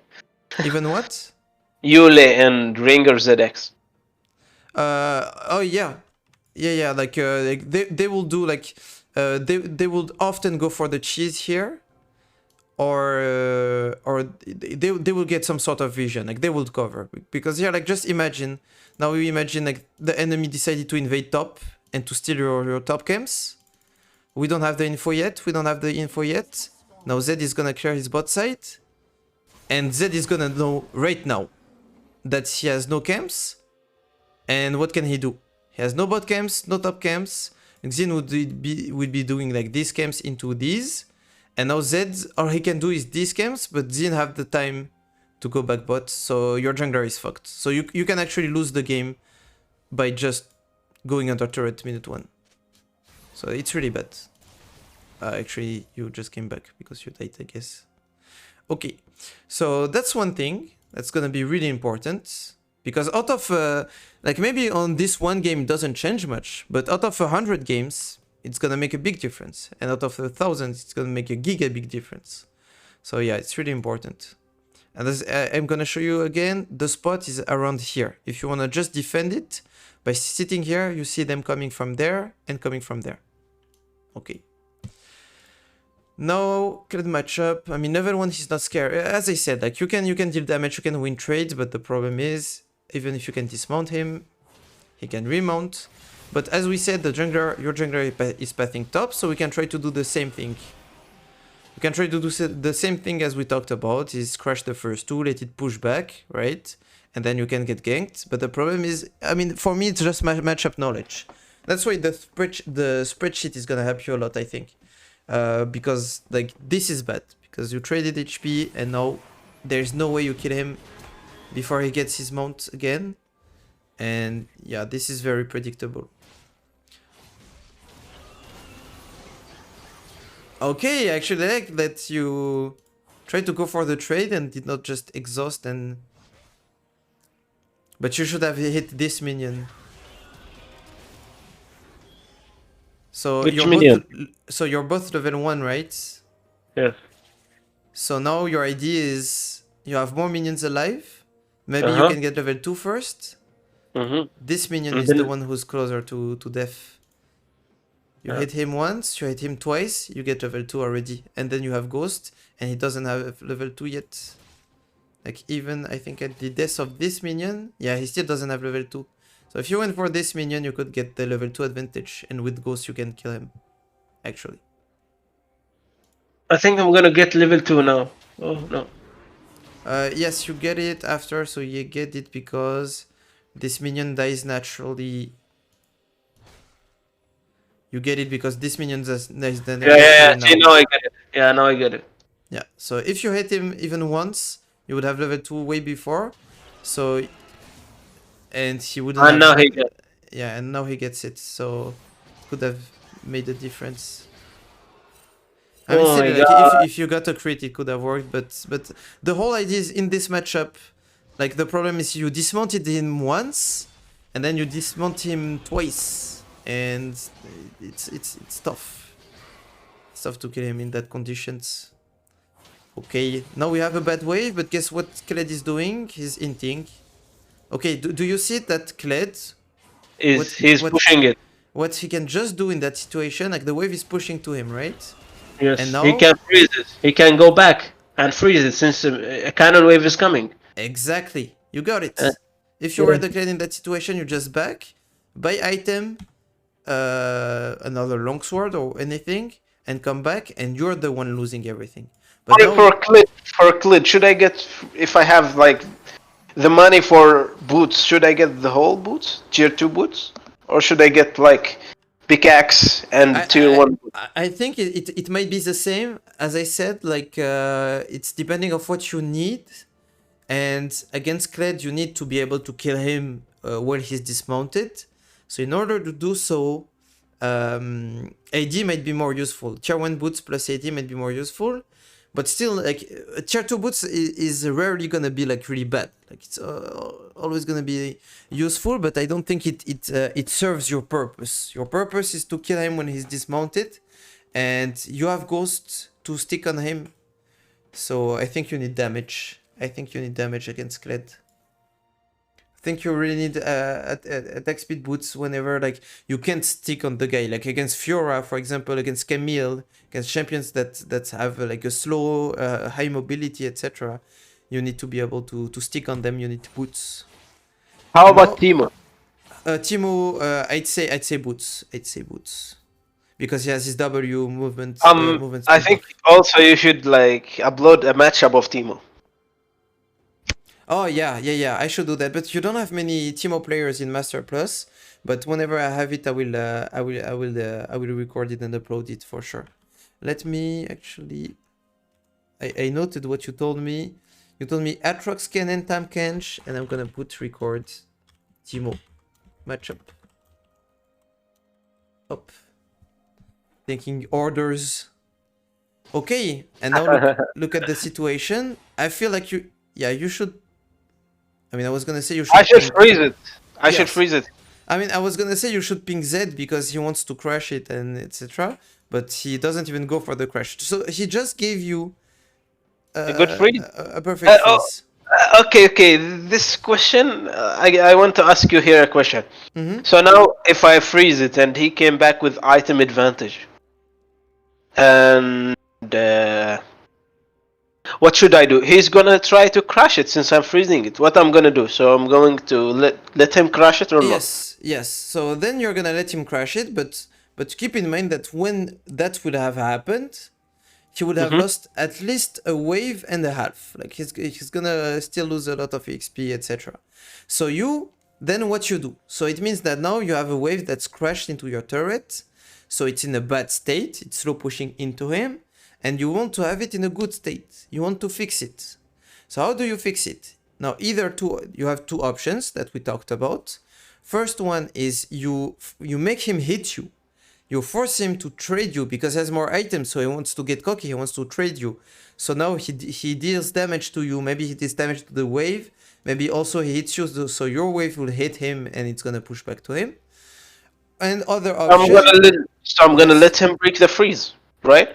Yes, because like you can't hold the freeze forever. At some point, Yeah, like everything has a price, right? Yeah, because like he has an item advantage, so I don't think I can kill him even if I try to defend the wave.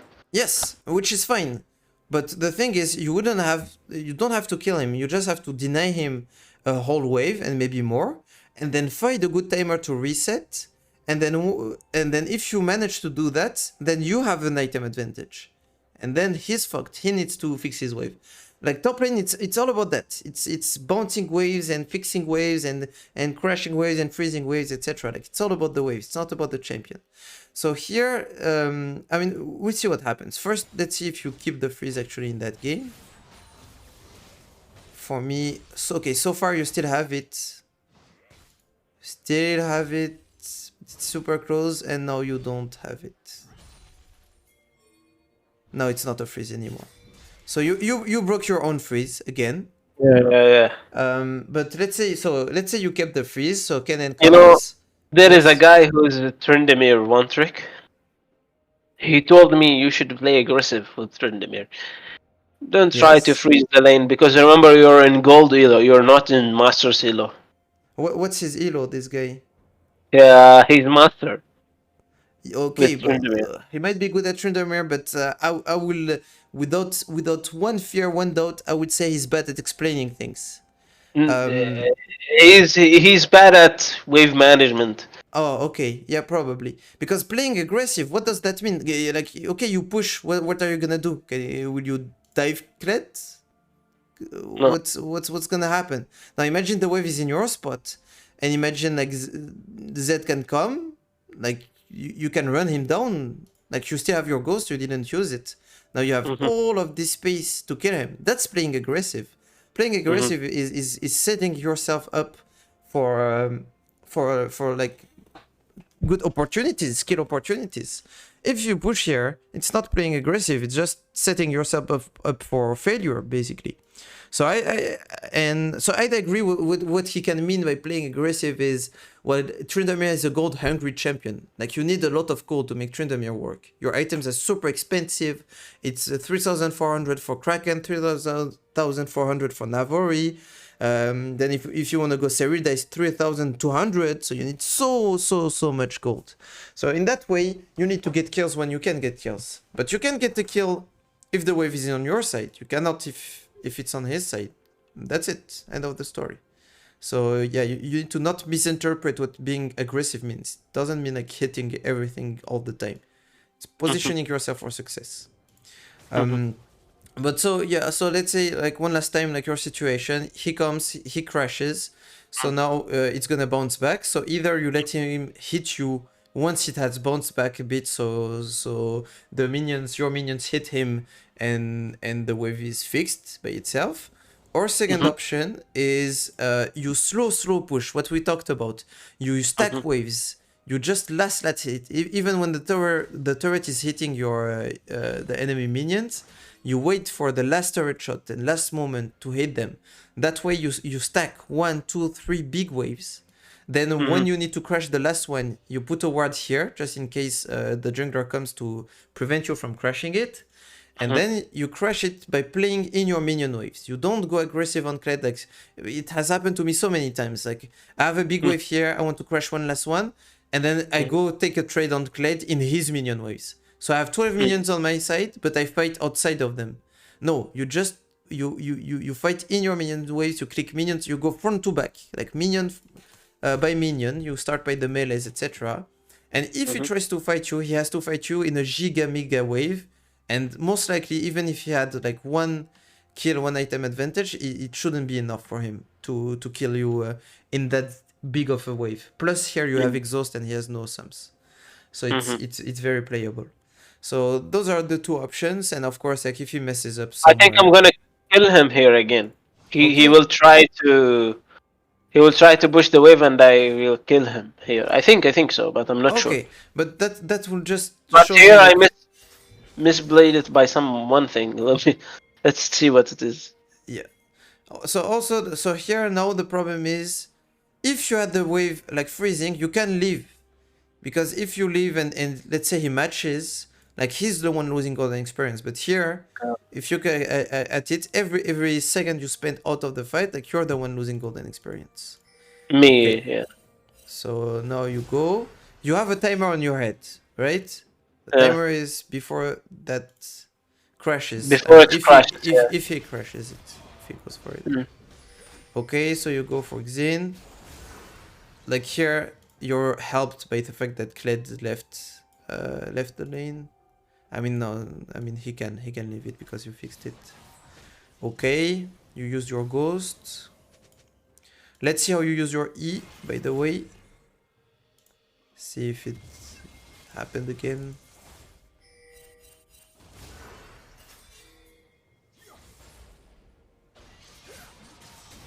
Okay, nice E. Cancel an auto. Did I cancel an auto? Oh yeah, but it didn't change much. And then yeah, he used his flash. I mean, you don't have yours. And see now. Yeah, you missed quite a bit. I mean, it's kinda... I feel like it's kinda... still decent. Because it was like a super close call. And now it's fixed again. Okay. So we're back to having a good spot. Because he hit it. We used our E for damage, which is not the best, but it's okay. As Tryndamere, as you see, with just Q, you can take like random trades and end up having winning trades. I mean, you're not supposed to kill him here, though. If you kill him, it's... But I think I killed him, yeah, I think I killed him here, see? I think I killed him. I'm not sure. He's gonna come back and then I'm gonna engage back, yeah. See? I think I killed him here. Oh yeah, no, I'm gonna die. So. Okay, I will show you how you could have killed him, because at this moment it's really good. So you see, because of the freeze he gave you, you have an XP advantage. Now you're level 5. And it's really good that you put Kled really close to his dismount. But now when I say like you need to have the damage to kill him after you dismount him, it means that you need to dismount him and keep your E. The problem is here, like you E to engage. And now you don't have your E for damage. So he can freely get... Imagine if you had an E here. Yeah, I would have killed him. Yeah. So that's matchup specific again. Yeah, if you had E, you E here and auto, and if it's a crit, you kill. Even if it's not, I think you kill him. I think then the next games I'm going to play, maybe I should save A until like the other players wastes his abilities. Yes, most of the time I think like gonna work. Yeah, but I don't think I should spin all the way, even if I was level 1, right? Maybe I should go for him instantly. in level 1. So maybe I should not E directly. Oh yeah, yeah, yeah. Can you go back? Can you go back and in order to show you what I meant? Yeah, the early game. Yeah, this is what I mean. Well, what I mean. So I'm going to stack Fury here. Let's see. Yeah, the one I'm stacking. So I'm going to take the 3 minions and then I'm gonna dash to him. Okay, My, this is a my, good dash though, because you're not dismounting him. Yeah, you're not here. You should stop the play. My point is you should stop the all in here. It's good enough because here if you dismount him now, like you're not gonna kill him. He's too close to his turret. You don't have. I mean, you're having your E again, but like he's too close to his turret. And now look at him. He's stacking rage, and now he gets his mount again. So against Kled, like you really need to put him at 1 HP above his dismount, and then you wait for your level 2 for the next E in. So boom, boom, stop. And I would actually not do that last auto, because if it was a crit, it would dismount him. And then you come back to this CS, you wait a bit, you can use your bots, and you last hit them. So this wave, when it comes, it doesn't meet here, it meets like close to the middle. And then you try to go for an all-in at level 2. That's the way you can try to kill him. Okay. So now we moved.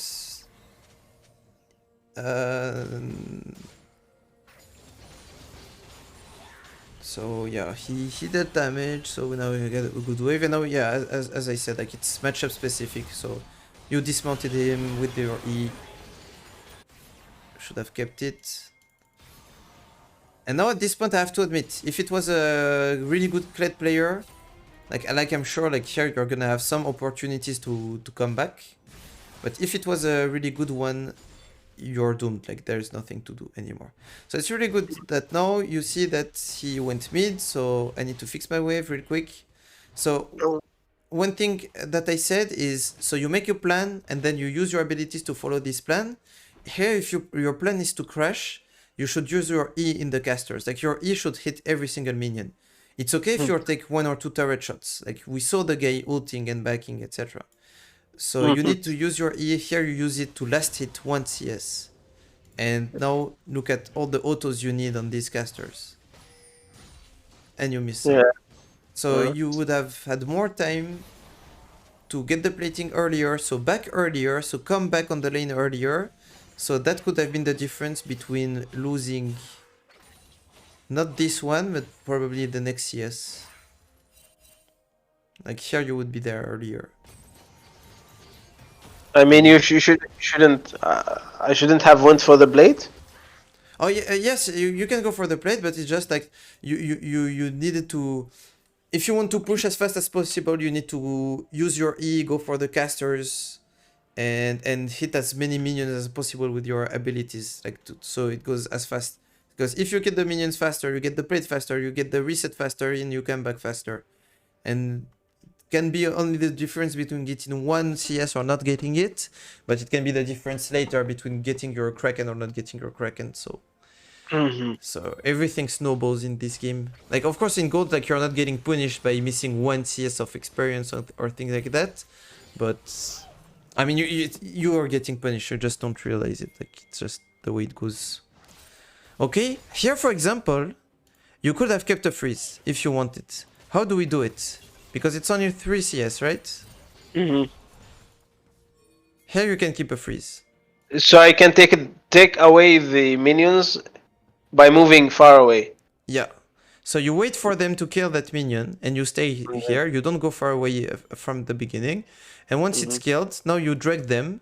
And if Kled comes to you, you just, okay, abort the mission. And if it doesn't, well, you have a freeze. Good job. And you can even like do something like you bring them pretty far and then you just drop. Like you don't have to stay and you try to go for the play with Silas, etc. And the wave is good for you. Yeah. Can I ask you a question before? Yeah, of course. Yeah, when you start like a game with Tryndamere, what is in your mind exactly? How do you start games? You as a Tryndamere player, how do you start? What is So in your mind? What do you keep in mind? okay, so I actually try to stop thinking as too much as a Tryndamere player. I try to think about the teams first and then me as Tryndamere. I used to think about, okay, me as Tryndamere, this comp is good for me, this matchup is bad, this, etc. Now I try to think about the teams, the 5v5s. It's okay if I'm not the hero of the game. It's okay if someone else is the hero and the win condition is Evelyn getting fed or something else. And then I Mm-hmm. think about how do I help my team uh, win it based on all the information. So Mm-hmm. I think about, of course, as Tryndamere, like you need to look at do I win the split push? Because of course you can always be a win condition. Like do I win the side lane? Can I win the Kled matchup, etc. And You mean then like you're focusing on yourself only, not other players, only yourself. oh no, the opposite. I mean now I'm focusing on my team, but I'm focusing on the champions, not the players. That's a big thing for the tilt part, etc. Like if you look at me, I don't have the I have Tryndamere, I have Kled, I don't have the names of the player because when I'm playing in GM, I'm playing with Broxa, I'm playing with the I don't know like any pro player you can think of. I'm playing with them, and if I see their name, I'm gonna get afraid, you know, or I'm gonna think, oh, this guy is good, this guy is bad, this guy is whatever, etc. But I just look at the champions because there's a sentence I say a lot: is everyone will do less than their champion. Even Faker does less than what his champion can do. No one plays perfect, but no one can do more than his champion. So if you're prepared at how the champions' interactions are gonna go, you're prepared for everything, basically. And now I just look at my team because yes, like I realized that you cannot 1v9 every game. Like you just can do the best that you're supposed to do. You can play Tryndamere at the best of what it's supposed to do in one particular game. And sometimes it's just like holding top, get, getting XP and golds, getting zero solo kill, just don't get killed and wait Mm-hmm. 15 minutes and the game is won. Sometimes Mm-hmm. it's the plan, like you just have to do nothing Mm-hmm. and try not to get killed. And so I first think about the win conditions, etc. And then I think about yes, my matchup, how can I win it? And and later, like, am I supposed to split push like Tryndamere wants, or am I supposed to group and team fight? Mm-hmm. And that's it. But I do the exact like same questions that I gave you. So I go for top matchup, jungle matchup, mid matchup, bot matchup, 5v5, scaling, and then at the end I think about okay, given all of this information, now I look at the jungle tracking. How do I play my first few waves to set myself for success? And that's it. Like legit, what I gave you. Like I don't do anything different. I just do it more in depth, I would say. Mm-hmm. Did it answer your You know, question? yes, sometimes, I mean, there are junglers who will just do their red camps and then they will invade you directly. How can you know these players? Like there is a kindred player who's who's actually used to take blue and then janking the top lane. You know what I mean? Mm. Yeah, so he's not like doing anything else except. I actually live. Okay, Mhm. really good job here. Okay, so let's say you're on the opposite side, like you're on the red side, like red, and she will do or like she would invade. What do you mean? Like on what side are you? Mhm. So when you say she's doing blue and then she ganks top, which blue is Yeah, she doing? yeah, that blue. Yeah, the one here. Yeah, but she's And doing you're playing red side, and you're playing red side. okay, so you're playing red side. Red side, Okay, so and you're Kled and she's doing blue into top. yeah, and then blue into top, janking top. So, what's your plan? Oh, okay. So first, for example, I told you Xin Zhao is one of the few champions that can gank top level 2. I told you that, right? Mhm. At the beginning of this game. Mhm. So again, these champions, Xin Zhao, Twitch, Shaco, etc.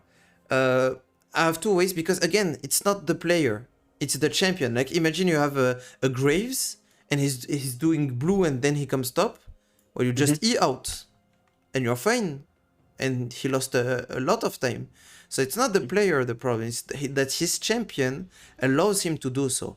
Kindred is a champion that can gank level 2, because level 2 she has her Q, which is a dash, and she has her E, which is a slow. So she has 2 ways to gap close. Twitch, why can he gank level 2? Because he has an invis, so he can walk and come behind you. Shaco, because he has an invis also. So it's the champion that has something that makes it so they can gank you. So a way to do it, like for example, if I was Kled, I would put my ward here, level 1. For example, if I'm playing against Kindred and I'm afraid of that. And then I can play aggressive. But the other option is just play safe, you know? Like even if she gets blue and comes top, and imagine I'm Tryndamere here, like Tryndamere is red side, and you keep your E, you still have your E. When she comes, you E out. What can she do? Nothing. Okay? Other option, she comes all the way around and ganks you. Well, okay, maybe you have to E and flash. Maybe. I don't even think so. But if it happens, you've traded your flash against like her whole time. Like she would have spent an hour doing this, like doing the whole loop, etc. Plus she's giving information, so now bot lane knows that they're not in danger, mid knows that he's not in danger, and your jungler knows that he can go invade, etc. So if it can happen, if the champion can do it, well, you need to play according to it. So you either put a ward, or you just save your ability, save your E. When I'm against a Shaco and I'm afraid that he gains top or mid, I just save my E. If he comes top, well, I E and I'm not dead. The worst, I get like chunked a bit. And most likely what happens, I see him mid because he sees that top is not gankable and he goes and gank mid. And when I see his mid, I know I can play safely. Yep. Makes sense. That answers my question. Awesome. Yeah. So yeah, all about the champion, not about the player. Pew, pew, pew. I'm into... Let's see what we get here. So we have a crash, now we have a base. Come back.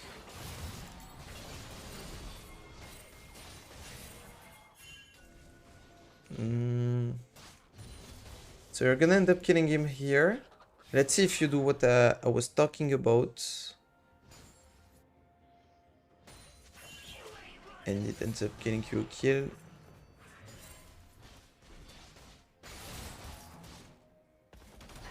Ah, see? And now you have your E. It's basically, yeah, he dashed in, so he hinted it. But yeah, you put him pretty low without dismounting him, without investing everything in dismounting him. Now he has no bone plating, you have full fury, and you still have yeah, now that comes to the part that I wanted to ask you. What is the runes that... How can I know the runes of the enemy team? Like, you said bone plating, I don't know that. Oh. Well, for bone plating, for example, if you left click on them, so it's gonna appear on the top left of the screen. So let's say if they have phase rush, for example, you can see the phase rush cooldown by left clicking them and looking top left.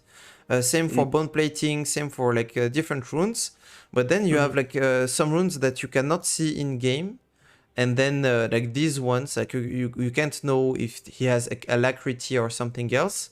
And then you need to use a website like Professor, League of Graphs, OPGG, something like that. So you go here and then you have somewhere it's gonna say like live game, and you click on live game and then you can see like every single rune if it matters to you. But for the main ones, you can just check and like, left clicking on them. What is bone plating? What's bone plating? Oh, bone plating. So it's this. So it's something that stacks over time. Oh, but well, yeah, you can read it. After taking damage from an enemy champion, the next 3 spells or attacks you receive deal 41 less damage. So it's actually 120 less damage. and it shows like this. You see, like here it shows that he has bone plating, and it makes a sound. And now he doesn't have it anymore. So, and now it's on cooldown for 54 Does it make a seconds. sound when it lifts?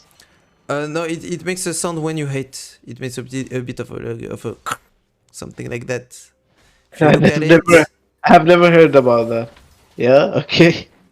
but No. you saw the green thing around him, right? Yeah, but like, is it in my favor if he doesn't have what is that called? If he doesn't have boom plating? I mean, it depends what he goes. I mean, if he has bone plating, you need to play around it. Like you need to make him burn his bone plating. You need to deal like damage to him, so it burns his bone plating before going for an all-in. Because otherwise, like he's gonna take an extra 120 damage, and it's a lot of damage. Mm-hmm. So like here, for example, like if you take the same play, but the thing is, so here you cracked bone plating. Now imagine if his bone plating was up now, you wouldn't kill him. If now he had bone plating, you wouldn't kill him. He wouldn't have died from your damage. So Now I entered here. Actually, I entered here. Look at what I did exactly. You can expect. You can stop and you can expect what I did here. went for plating. Went for plating and the minions. Look here, and I died for Zinzao.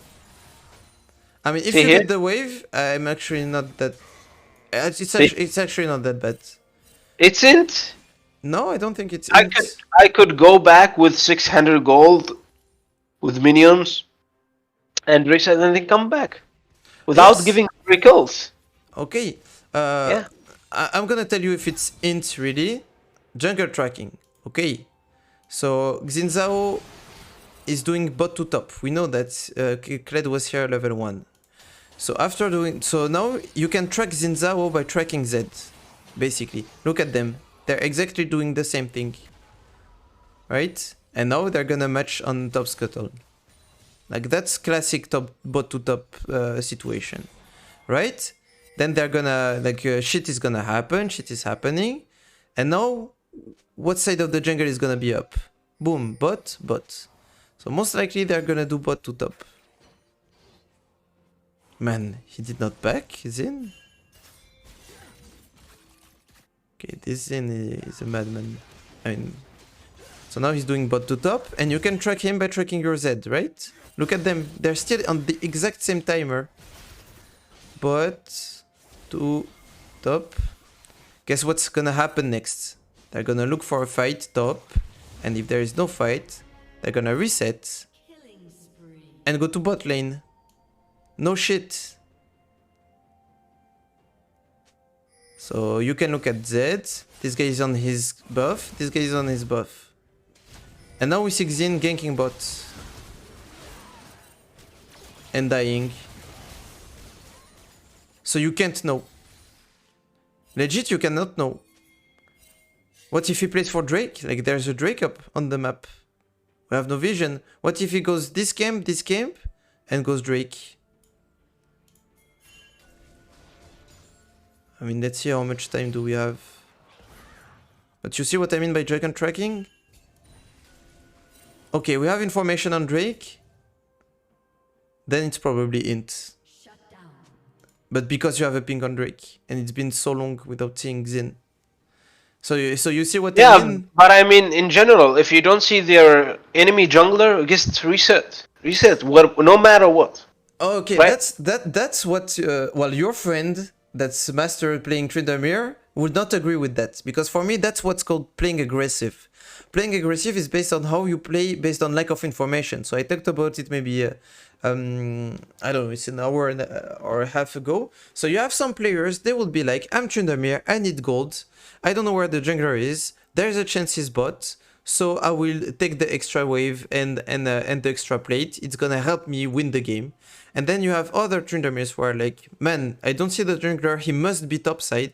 So I instant back. So I don't think it's int, it's just based on lack of information, you decided to go for the risky play. But what I said when I say if you get the wave, it's not even that bad. I mean, yes, you give a kill, but You went for it. And look at this. Xin Zhao is gonna get the whole wave under turret. Kled gets nothing. I mean, she wouldn't get it anyway. So yeah, it ends up being mid, but what if Xin Zhao started by his top jungle and went bot after he died? Like you couldn't know for a fact that he was top. So if you saw him on a ward, if you had the information for sure, I would say it's int. On that particular case, I don't think it is. It's just bad outcome. But I mean, my play style, I would never go for that play. Like, I do it, but I should not go. Like, I decided at some point that the way I would play the game is I would not take any risk. I would just take what's certain over what's not certain. That's why I split a lot, because when I split, it's certain, and a team fight is not certain. It depends on my teammates. So that's why I wouldn't go for that play. What do you mean by certain and not certain? Certain is like sure. Like, yeah, it's like it's sure that you get this. Like for example here, it's sure that you can just back, you know. You can back and now you have an advantage in items and it's a win. If you go top, if you go for that wave and that extra plating, you're not sure you can get it. Xin Zhao can be there. But if he's not, you get an extra plating and extra wave, you know, it's pretty good. So I know a lot of Tryndamere players in the very high yellow that would go for that play also. That would be like, yeah, fuck it, you know. I want DCS, or maybe I need DCS. So if you needed them to get a good purchase, also it's not int. If you don't need it, you had a good base already, then it might be int. But yeah, you have different playstyles. Like that's where playstyles come into place. It's based on lack of information.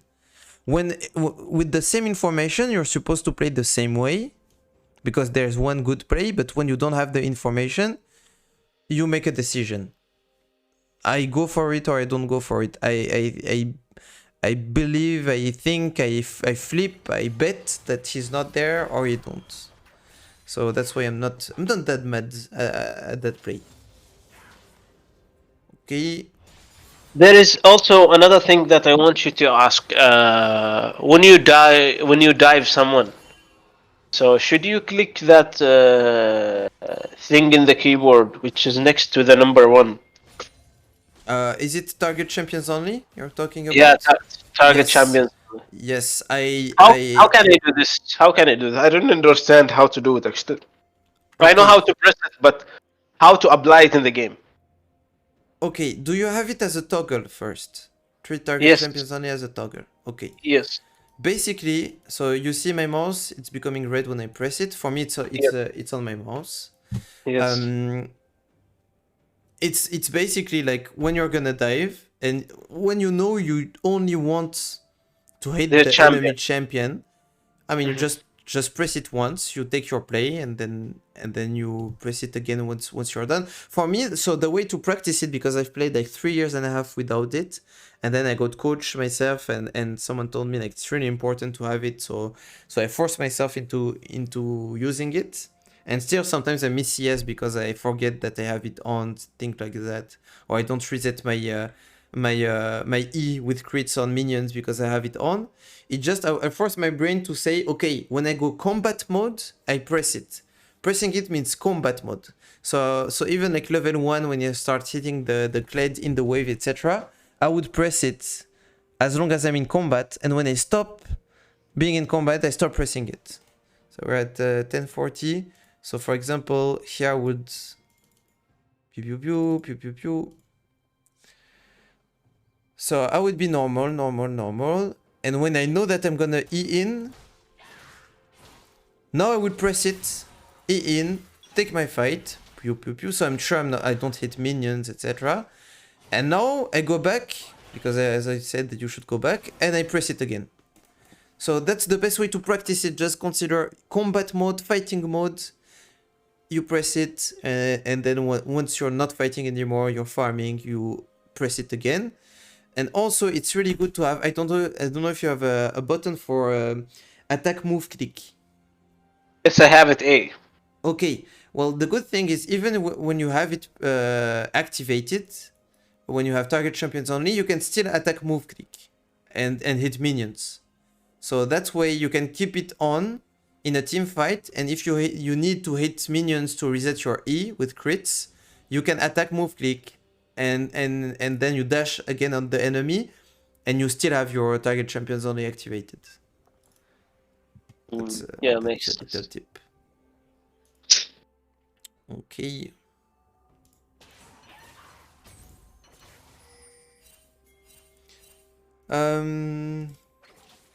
Looking at this game, no, they're showing, so most likely they want to herald.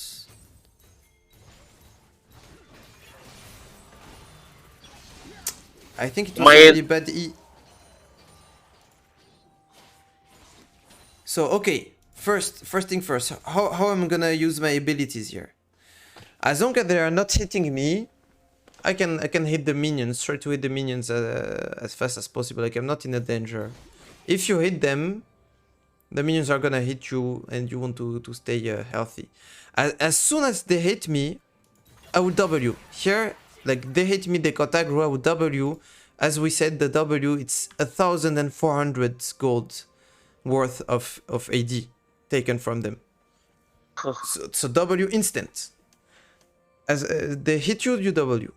Okay, now your E, you need it to create distance, to play around your turret, etc. And here you E. Maybe you're trying to clear the wave fast. Also, I would have used like everything differently. So I would W first for AD damage, then I try to play around my turret, etc. Then I keep my E to create distance. So even like after he links, so it's either like he links me and I out of the link, but he has a dash. So I wait for his dash maybe to create distance, make him like take turret shots. I would Q before I ult. In some situations, it's better to Q first. So if you Q here, you can Q, go out, and then you still have your ulti for the second part of the dive. Because now you're doomed. Now you just need to back. Now you're gonna die. If you don't back, you die. Yeah, just back. So yeah, W, and you didn't use your W, I think. Or maybe you used it just for slow at some point. Or you didn't. Did you use it? No W, no W, no W, no W. See, you're just like me a few years ago. You could have denied the equivalent of 5 kills. Like 5 kills is 1,500. You could have denied 1,400. So they could be 0 and 1 and 0 and 1 for 4 seconds. But you didn't use it because for you it's a slow ability. It's not. So that's the best advice, to not get dove. And yeah, and then keep your E for distance. Just like you need to keep it for distance when you're in an offensive play, you need to keep it for distance in a defensive play. Okay. Now you cannot really prevent that.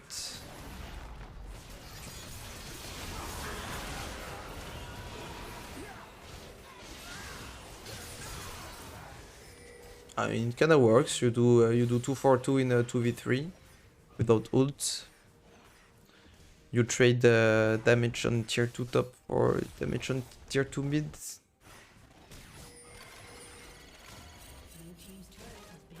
But I mean, I think it's a tough game from now on. Like, you had to absolutely snowball top. But your Vladimir is pretty good. He's doing pretty well in his game. Jinx Yumi are scaling. And this guy has Hydra at this point, and you don't have Kraken. So it looks like a tough game. Okay, that's really good that you end up getting all of these platings. Now you have gold for your mythic. You can just go and buy it. So it's okay to not go straight to top, because you have a lot of time. You can deny golden experience. Like, the fact that you lose turrets can actually be some good news at some points, because now it gives you a lot of time on the map. I would have went, even if I want to go for a play bot, I would have pushed mid first. Because again, now they have info, they know where you're coming from, and you're trying to walk straight at them. And that's what happens, and you goes for nothing. If you push mid first, you can either maybe get mid turret, or go for a flank. Let your team push and go for a dive or go for a flank, etc. But that's not the way to take fights with Tryndamere. Again, so you just run straight at them. It's not good. You have no fury, you have no angle, and you lose a whole wave mid, and more than a wave mid, because it's a wave mid plus now it's slow pushing to them on the next wave. So I end up getting it now. And because you went for mid, he went for top. And now you just go for blue, but they ping you off blue, and now you're just kinda lost on the map, you know. So yeah, for me, it's okay to not go top. But yeah, even if you wanna go bot, again, you're not sure about what your play is, click mid. That's it. At this point, just click mid. Click mid, yes. So that's what I did, click mid. Yep, but here you change your opinion like a bit too early. Like, yep. It's better, even if you wanna go bot, like it's not gonna take you much longer actually to walk straight mid, get that wave, and then cut them off. It's not way longer, but it gives you a way better position. Exactly. Okay. Now this happens. I mean, I think you should mute everyone. I think you should mute everyone in your games. Because like, last time Yone told you he wants top, so you give him top when you would have never went mid by yourself, but you followed Yone.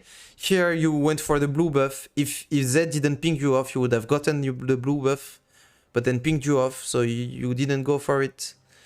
Should maybe because he what I was thinking, maybe because I didn't want him to troll because he's like ahead. Yeah, but If I took his blue, he would troll it because okay, so one thing is, it's bad to take, like, you should take Gromp or Scuttle. Like, if you want to take a camp, like, this is the worst camp to take. That's for sure. Like, Zed has like Rage, it's called, I think. I'm not sure how it's called, but he has it, and he uses the blue buff a lot. You don't. So you can take Gromp, you can take Scuttle, you can take both. But the blue is the worst one to take, that's for sure. But still, like, if you're afraid that your teammate is gonna troll because of a blue buff, man, in the League of Legends game, like, every minute there's a reason to troll. Like, if this guy is able to troll for something, he's gonna end up trolling. Like, you should not affect your gameplay and not go for play that you think are good because you're afraid of what this guy is gonna do. Just do it. Just do the right play. Don't play according to these gold 1 players, because this way you're prisoning yourself in gold 1. Like, you're adapting yourself to bad calls, bad plays, bad players, because you're afraid of how they would react or what they would do. Nah, take your decision, make your plan, follow it. That's it. Make it happen. So here, like, he's right because it's not blue that you should have taken, but you're right to take a camp. Like, you're like, okay, I can't take mid anymore. This guy takes my top. I wanna go for a camp, but not this one, not the blue buff. But still, I think actually muting all will help you, because you're getting too much impacted by your teammates. I mean, out of 2 games, it's been 2 times already, so I'm guessing it's an average 1 time per game, which is really bad.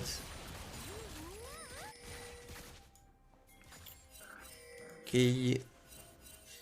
So now again we have a lot of time because there's no turret top. There's a Drake. We go to play for the Drake. Maybe.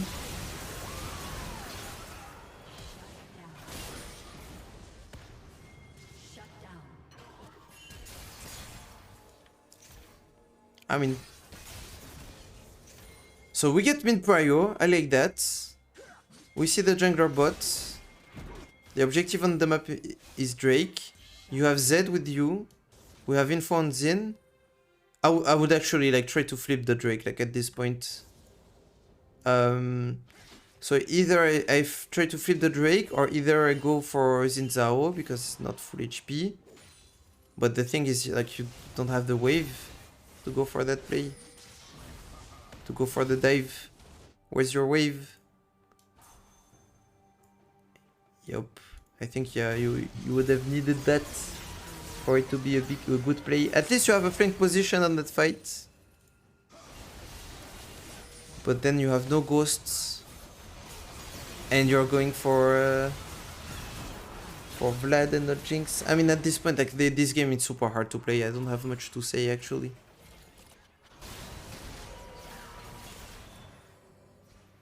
Like, basically, it's, again, like, what are we playing for? We're playing for Drake. Like, that's the objective on the map. Oh, my bad. Maybe, actually, it's the good time for this. Yes, there's a Drake up, but there's a Herald up also. Yeah, if it was me, at this point, I think we're losing team fights. Yeah, I would go solo Herald. And actually, like, it happens a lot to me that I come back games like that. So I solo Herald on a Drake timer. And then when they are fighting for Drake or shit like that, I just push mid, put Herald mid, and I get 2 turrets. And I come back the game from that. So yeah, that's a good example where you should drop a Drake. Like, because at the beginning of the play, your Annie was dead. Caitlyn was in a bad position. So you took mid prio. So now, because you have mid prio, you can go top or mid, top or bot. And I would yeah, pressure this. And you have a pink ward also, so you know they don't see you. So yeah, I would go for Herald. I think it's your best play here.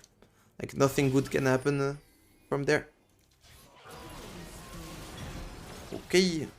And then they get Drake, and then, I mean, at this point, as I said, like, their scaling is too scary. I think it's just over now. And they get the Herald.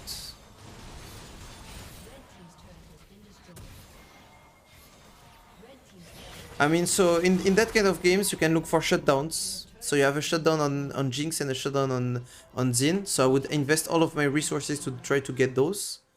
Here you use your sums for Kled. So this kill, let's say you kill the guy. What does it do? 300 gold. That's it. Like, you don't have time to push for the T2. You fought outside of the wave. Well, you kill the guy. But no, let's see what you get for it. Maybe they don't have top and you actually get a T2. It's possible. And your wave is here.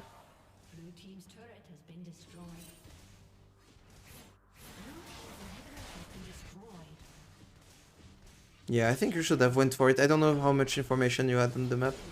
But yeah. So you see about, like, investing a resource, but for what? Like, I think it happens too often that you just trade everything for a kill. And not a useful kill. Like, it's not a kill for a turret. It's not a kill to defend a turret. Because it was not, like, threatening your T3. It's a kill that you got here. You killed him here. You used Ghost for it. And then you just pushed the wave and you took... Okay, you took 2 camps, but they took an inhib. So I think yeah, I would have tried to go for shutdowns. Because Tryndamere, like, in tougher games, here it's a tougher game. Like, you don't have, like, your whole team having CC to set you up. In a tougher game, you need your ghost to fight. Like, Tryndamere without ghosts, it's super hard to team fight. Normally. It's supposed to be super hard. Like, here, if you had ghost, like, you would have finished the Kled, for example. And yeah, like, using this ability should be, like, done with a lot of precaution. And then he just end the game, I guess. Yeah, at this point you were 2 behind. Okay, so I mean, it's basically like the same big mistake. So there's one which is knowledge of the matchup, like the one on dismounting, remounting Kled, etc. So it's matchup specific. You're gonna learn it long term. So feel free to use the spreadsheet. I will make it better for you. Then you broke a freeze. So you see, like, Kled broke a freeze, but you broke a freeze, and then he broke a freeze. So gold players, they break freezes. They mess up their wave. So if you become the one that doesn't mess up his wave, you'll have a flat advantage over them. That's for sure. And then the last like big segment, because here like you slow push into, so that's matchup knowledge. When you die, then you end up still diving him and killing him. Then on the dive, when you get like, we could say that you could argue that you did not get dove, but still you lost everything and they got tier 1, etc. It's using your abilities like W first, using E for distance, etc. And then it's gonna be macro-wise the mistake, which is not recognizing, I'd say just not recognizing what we are or what we should be playing for. Like first not clicking mid first, mid prio, etc. and don't recognize like what we should be playing for. Like even here you go and let's say you take a kill, like don't think you're gonna get T1 from it. You're gonna invest everything before Drake fight, and here for example you ghosted for nothing 4 kills, and now there's Drake, and now for Drake fight you don't have your ghost. But that's when you need your ghost. But I had to kill him, you know. I think it's a good kill. Oh, but no, you didn't use your ghost for the kill. But he used his R, so that's why maybe. Wait. I'm gonna show you what ghost I'm talking about. I'm talking about this ghost, I think. Wait, when is it? Oh, Winklid was top lane. Nope. It's the bot lane ghost. It's this ghost. Yeah. So yeah. This one was ghost, and even if it looked better and you could get maybe 1 kill or something, like it's not gonna be worth it not having your ghost for as we said, like it's 3 minutes. It's 3 minutes and a half ghost, 210 seconds, right? Mm-hmm. And so now you don't have it for the objective timers. So you don't have it for Herald and you don't have it for Drake. So that's also a big thing that I took actually pretty late. Again, like I think I reached Masters without doing it, but I reached GM by doing it. Is keeping your summoners for big fights. It's super important. Because again, the enemy players, they don't do it. And because they don't do it, like if you always have your sums on objectives, you will always have a sum advantage or on at least like a part of their team. So yep. And yeah, I think that's it for this game. I mean, at some point, and then maybe like comeback mechanics, like trying to look for shutdowns instead of just like solo kills. And now against you invested everything, so you can't really play for these. And that would be it for this game. Okay, did that bring any question? No, I don't think I have anything in my mind now. Okay, yeah, I gave you a lot of information. It's thank you. Take time to digest, that's for sure. Actually, I was thinking, would you be okay if I use the replay and try like to build a YouTube video around it? Like for example, like have how it's called. You know, when you're in a YouTube video and you have the summary, like you know which part we talk about what, etc. Yeah, it's okay. But the most important thing is that I need this full stream in YouTube or in Twitch. Yes. The full stream that we are talking about now, from the beginning until now. Yeah. I need this because it's useful, super useful. Okay, awesome. Yes, I will upload it for sure. Take whatever you want, but the most important thing is the whole part of this streaming and this coaching session. Okay, yes, I will do that for sure. Yeah. Okay, so thank you for the session. It's an amazing session. And awesome. I will keep you updated if there are progresses. Would you mind if I ask you questions? Yeah, no, tell me. No. I mean, not now. Okay. I will just hit play. Maybe after 1 hour. I want to eat now, and I might come and ask you some questions if if I found some. Yeah, no, it's okay. So you can ask me like you can ask me on Discord if I'm not live. You can ask me on Twitch, of course. So you have a direct answer. But yeah, you can ask me questions. It's okay. Like feel free to ask me, and I will do my best to give Will you a you proper be answer. will you be available tomorrow in what's that called, Twitch? Will you be Mm, streaming? I'm not sure because Sunday is GF day. I take time with my girlfriend on Sundays. So I'm not sure Mm-hmm. for tomorrow, but I know that next Monday, next Tuesday, next Wednesday, next Thursday, Friday, Saturday, Mm-hmm. and maybe not Saturday because it's I'm going on a weekend. But yeah, I'm gonna stream like at least 5 days a week, every week from now. Mm-hmm. So yeah. Okay. Also, can I see your settings in the game, if you don't Yeah, mind? yeah, of course. So let Can me you show can you. you go into tutorial? Um, training practice tool. So I will show you my settings, but I will also tell you like which are like really important and which are not, because I have some settings that are just like by default and I don't think about it. Boop, boop, boom.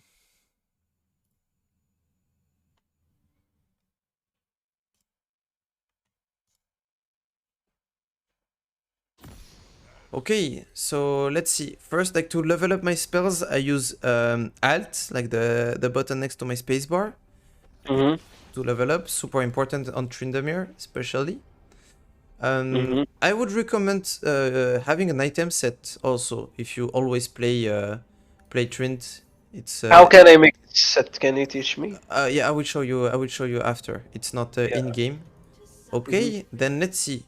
Hotkeys. So I have flash on D. I have my trinket on my how is it called, Mouse? on my this My wheel mouse. yeah.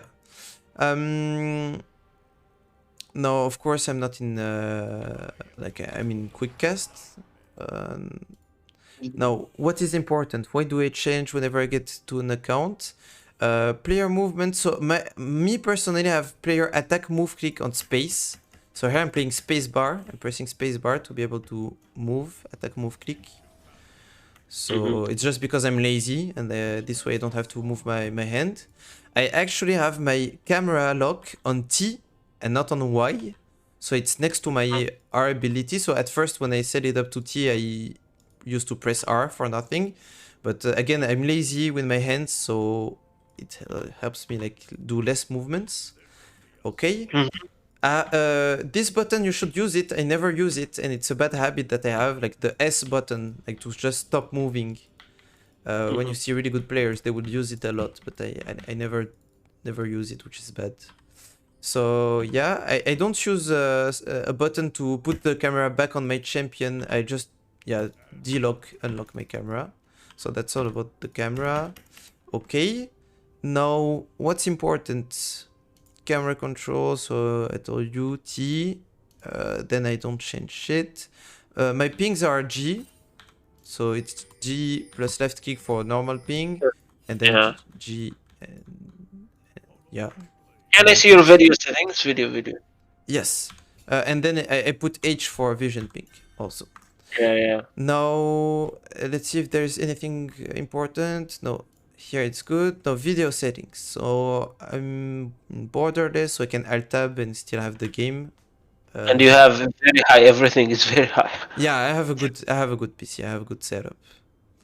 Uh, so that's it. No anti-aliasing, no vertical sync. And then important things are interface. So HUD scale should be at 0. You don't need it to be big, like you know what's there.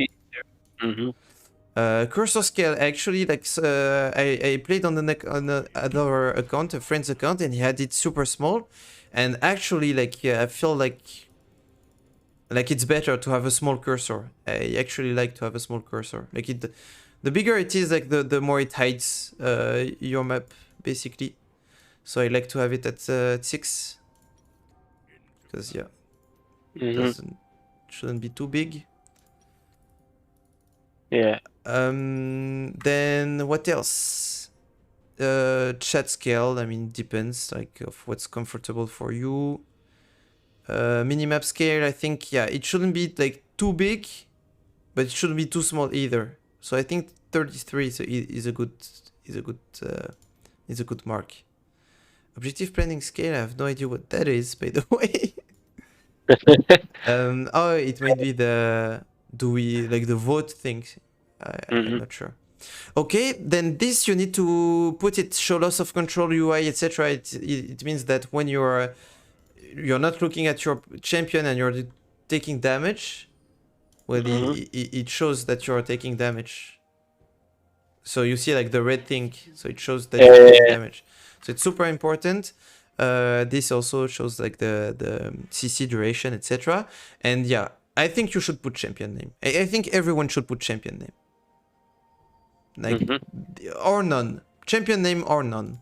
But sometimes you have champions that have skins that are very look-alike. So I think champion name is the best. So yeah, screen flash on damage, screen flash. Yeah, it's actually these ones, screen flash. Legacy if you like it, doesn't change much. Line missing display, target frame on attack. I don't show attack range. I don't disable HUD spell click. Yeah, I like whenever I'm lazy, I can left click and use the spell click. I don't see why you should disable that. Show spell cost and spell recommendation. I mean, I could take that off because they are bad recommendation most of the time.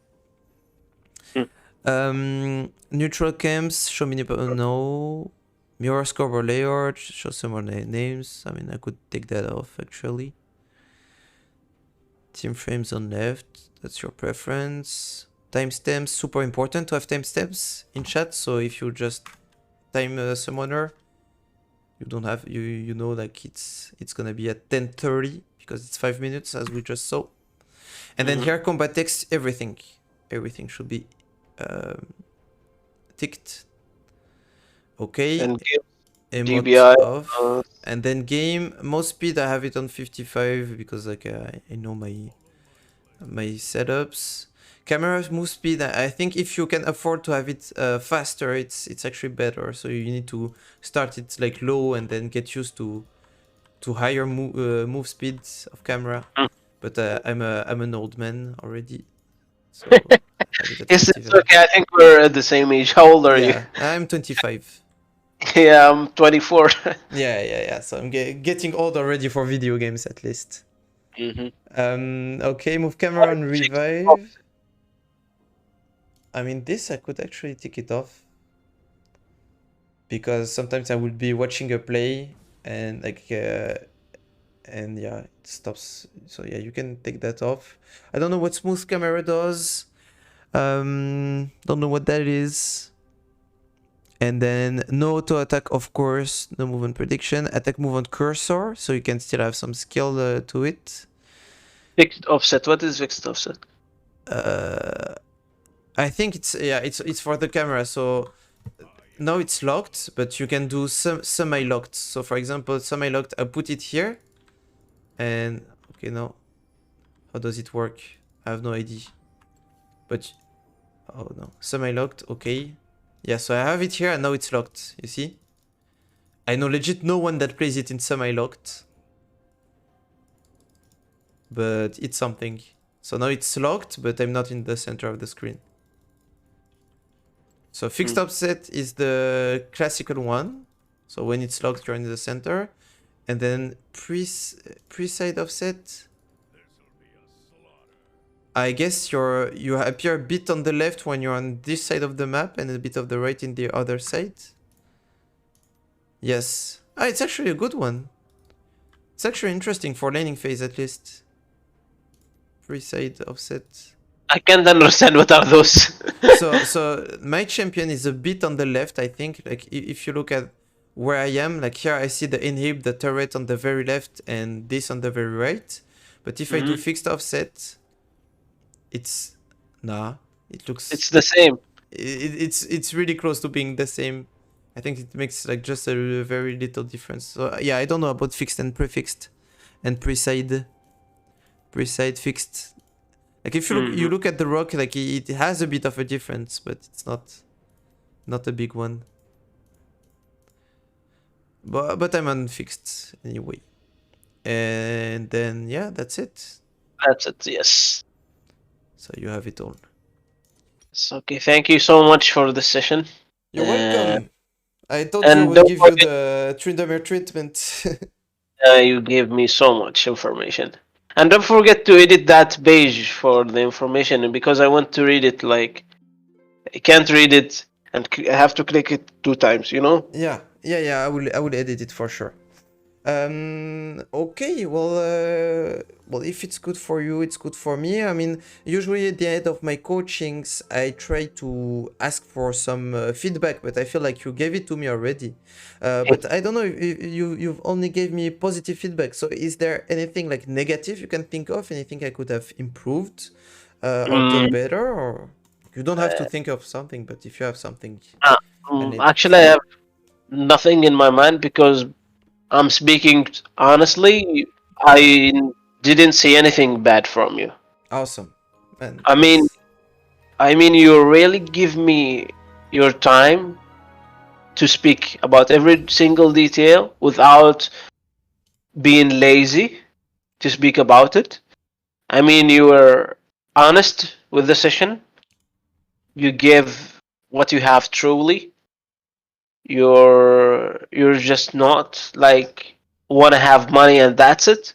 No, but you truly explain every single detail because you want all the players to reach high levels. You're just working truly. You're not like those people who are just saying, uh, "Come and I will coach you with these sessions," and they will not give you the information truly. You know what I mean? mm.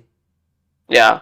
But you, I'm speaking honestly, you're not like that at all. So you're someone who explains truly and who's true about his job. Awesome. I love that. Yeah, I'm trying to be, so I love that you felt it that way. That's Yeah, yeah. amazing. Okay, thank you so much, and thank you also for being coachable. Like it's not easy to coach everyone, but you've been pretty easy to coach.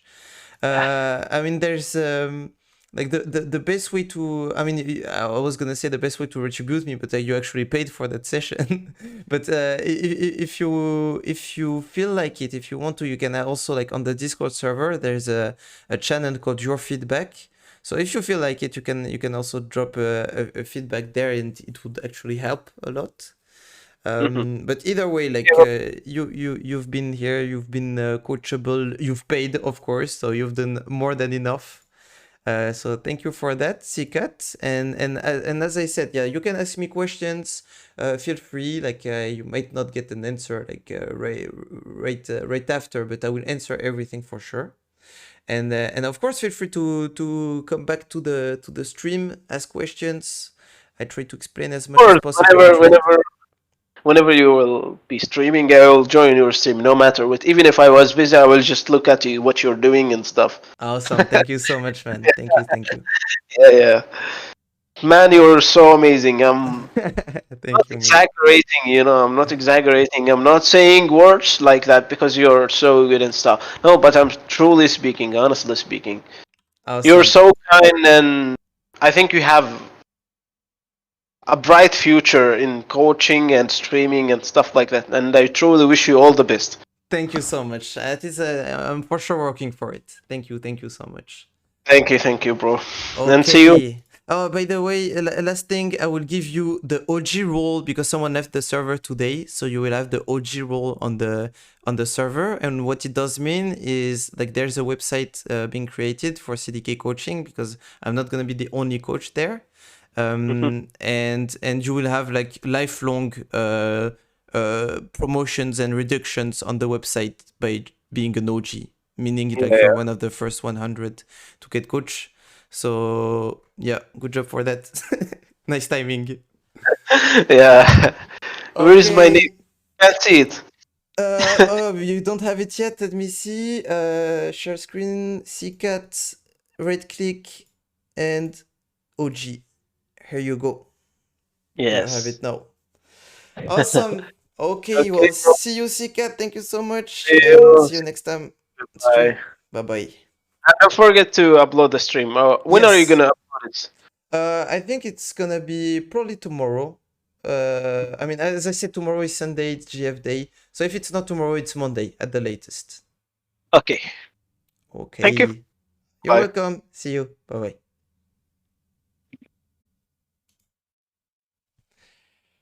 Sheesh.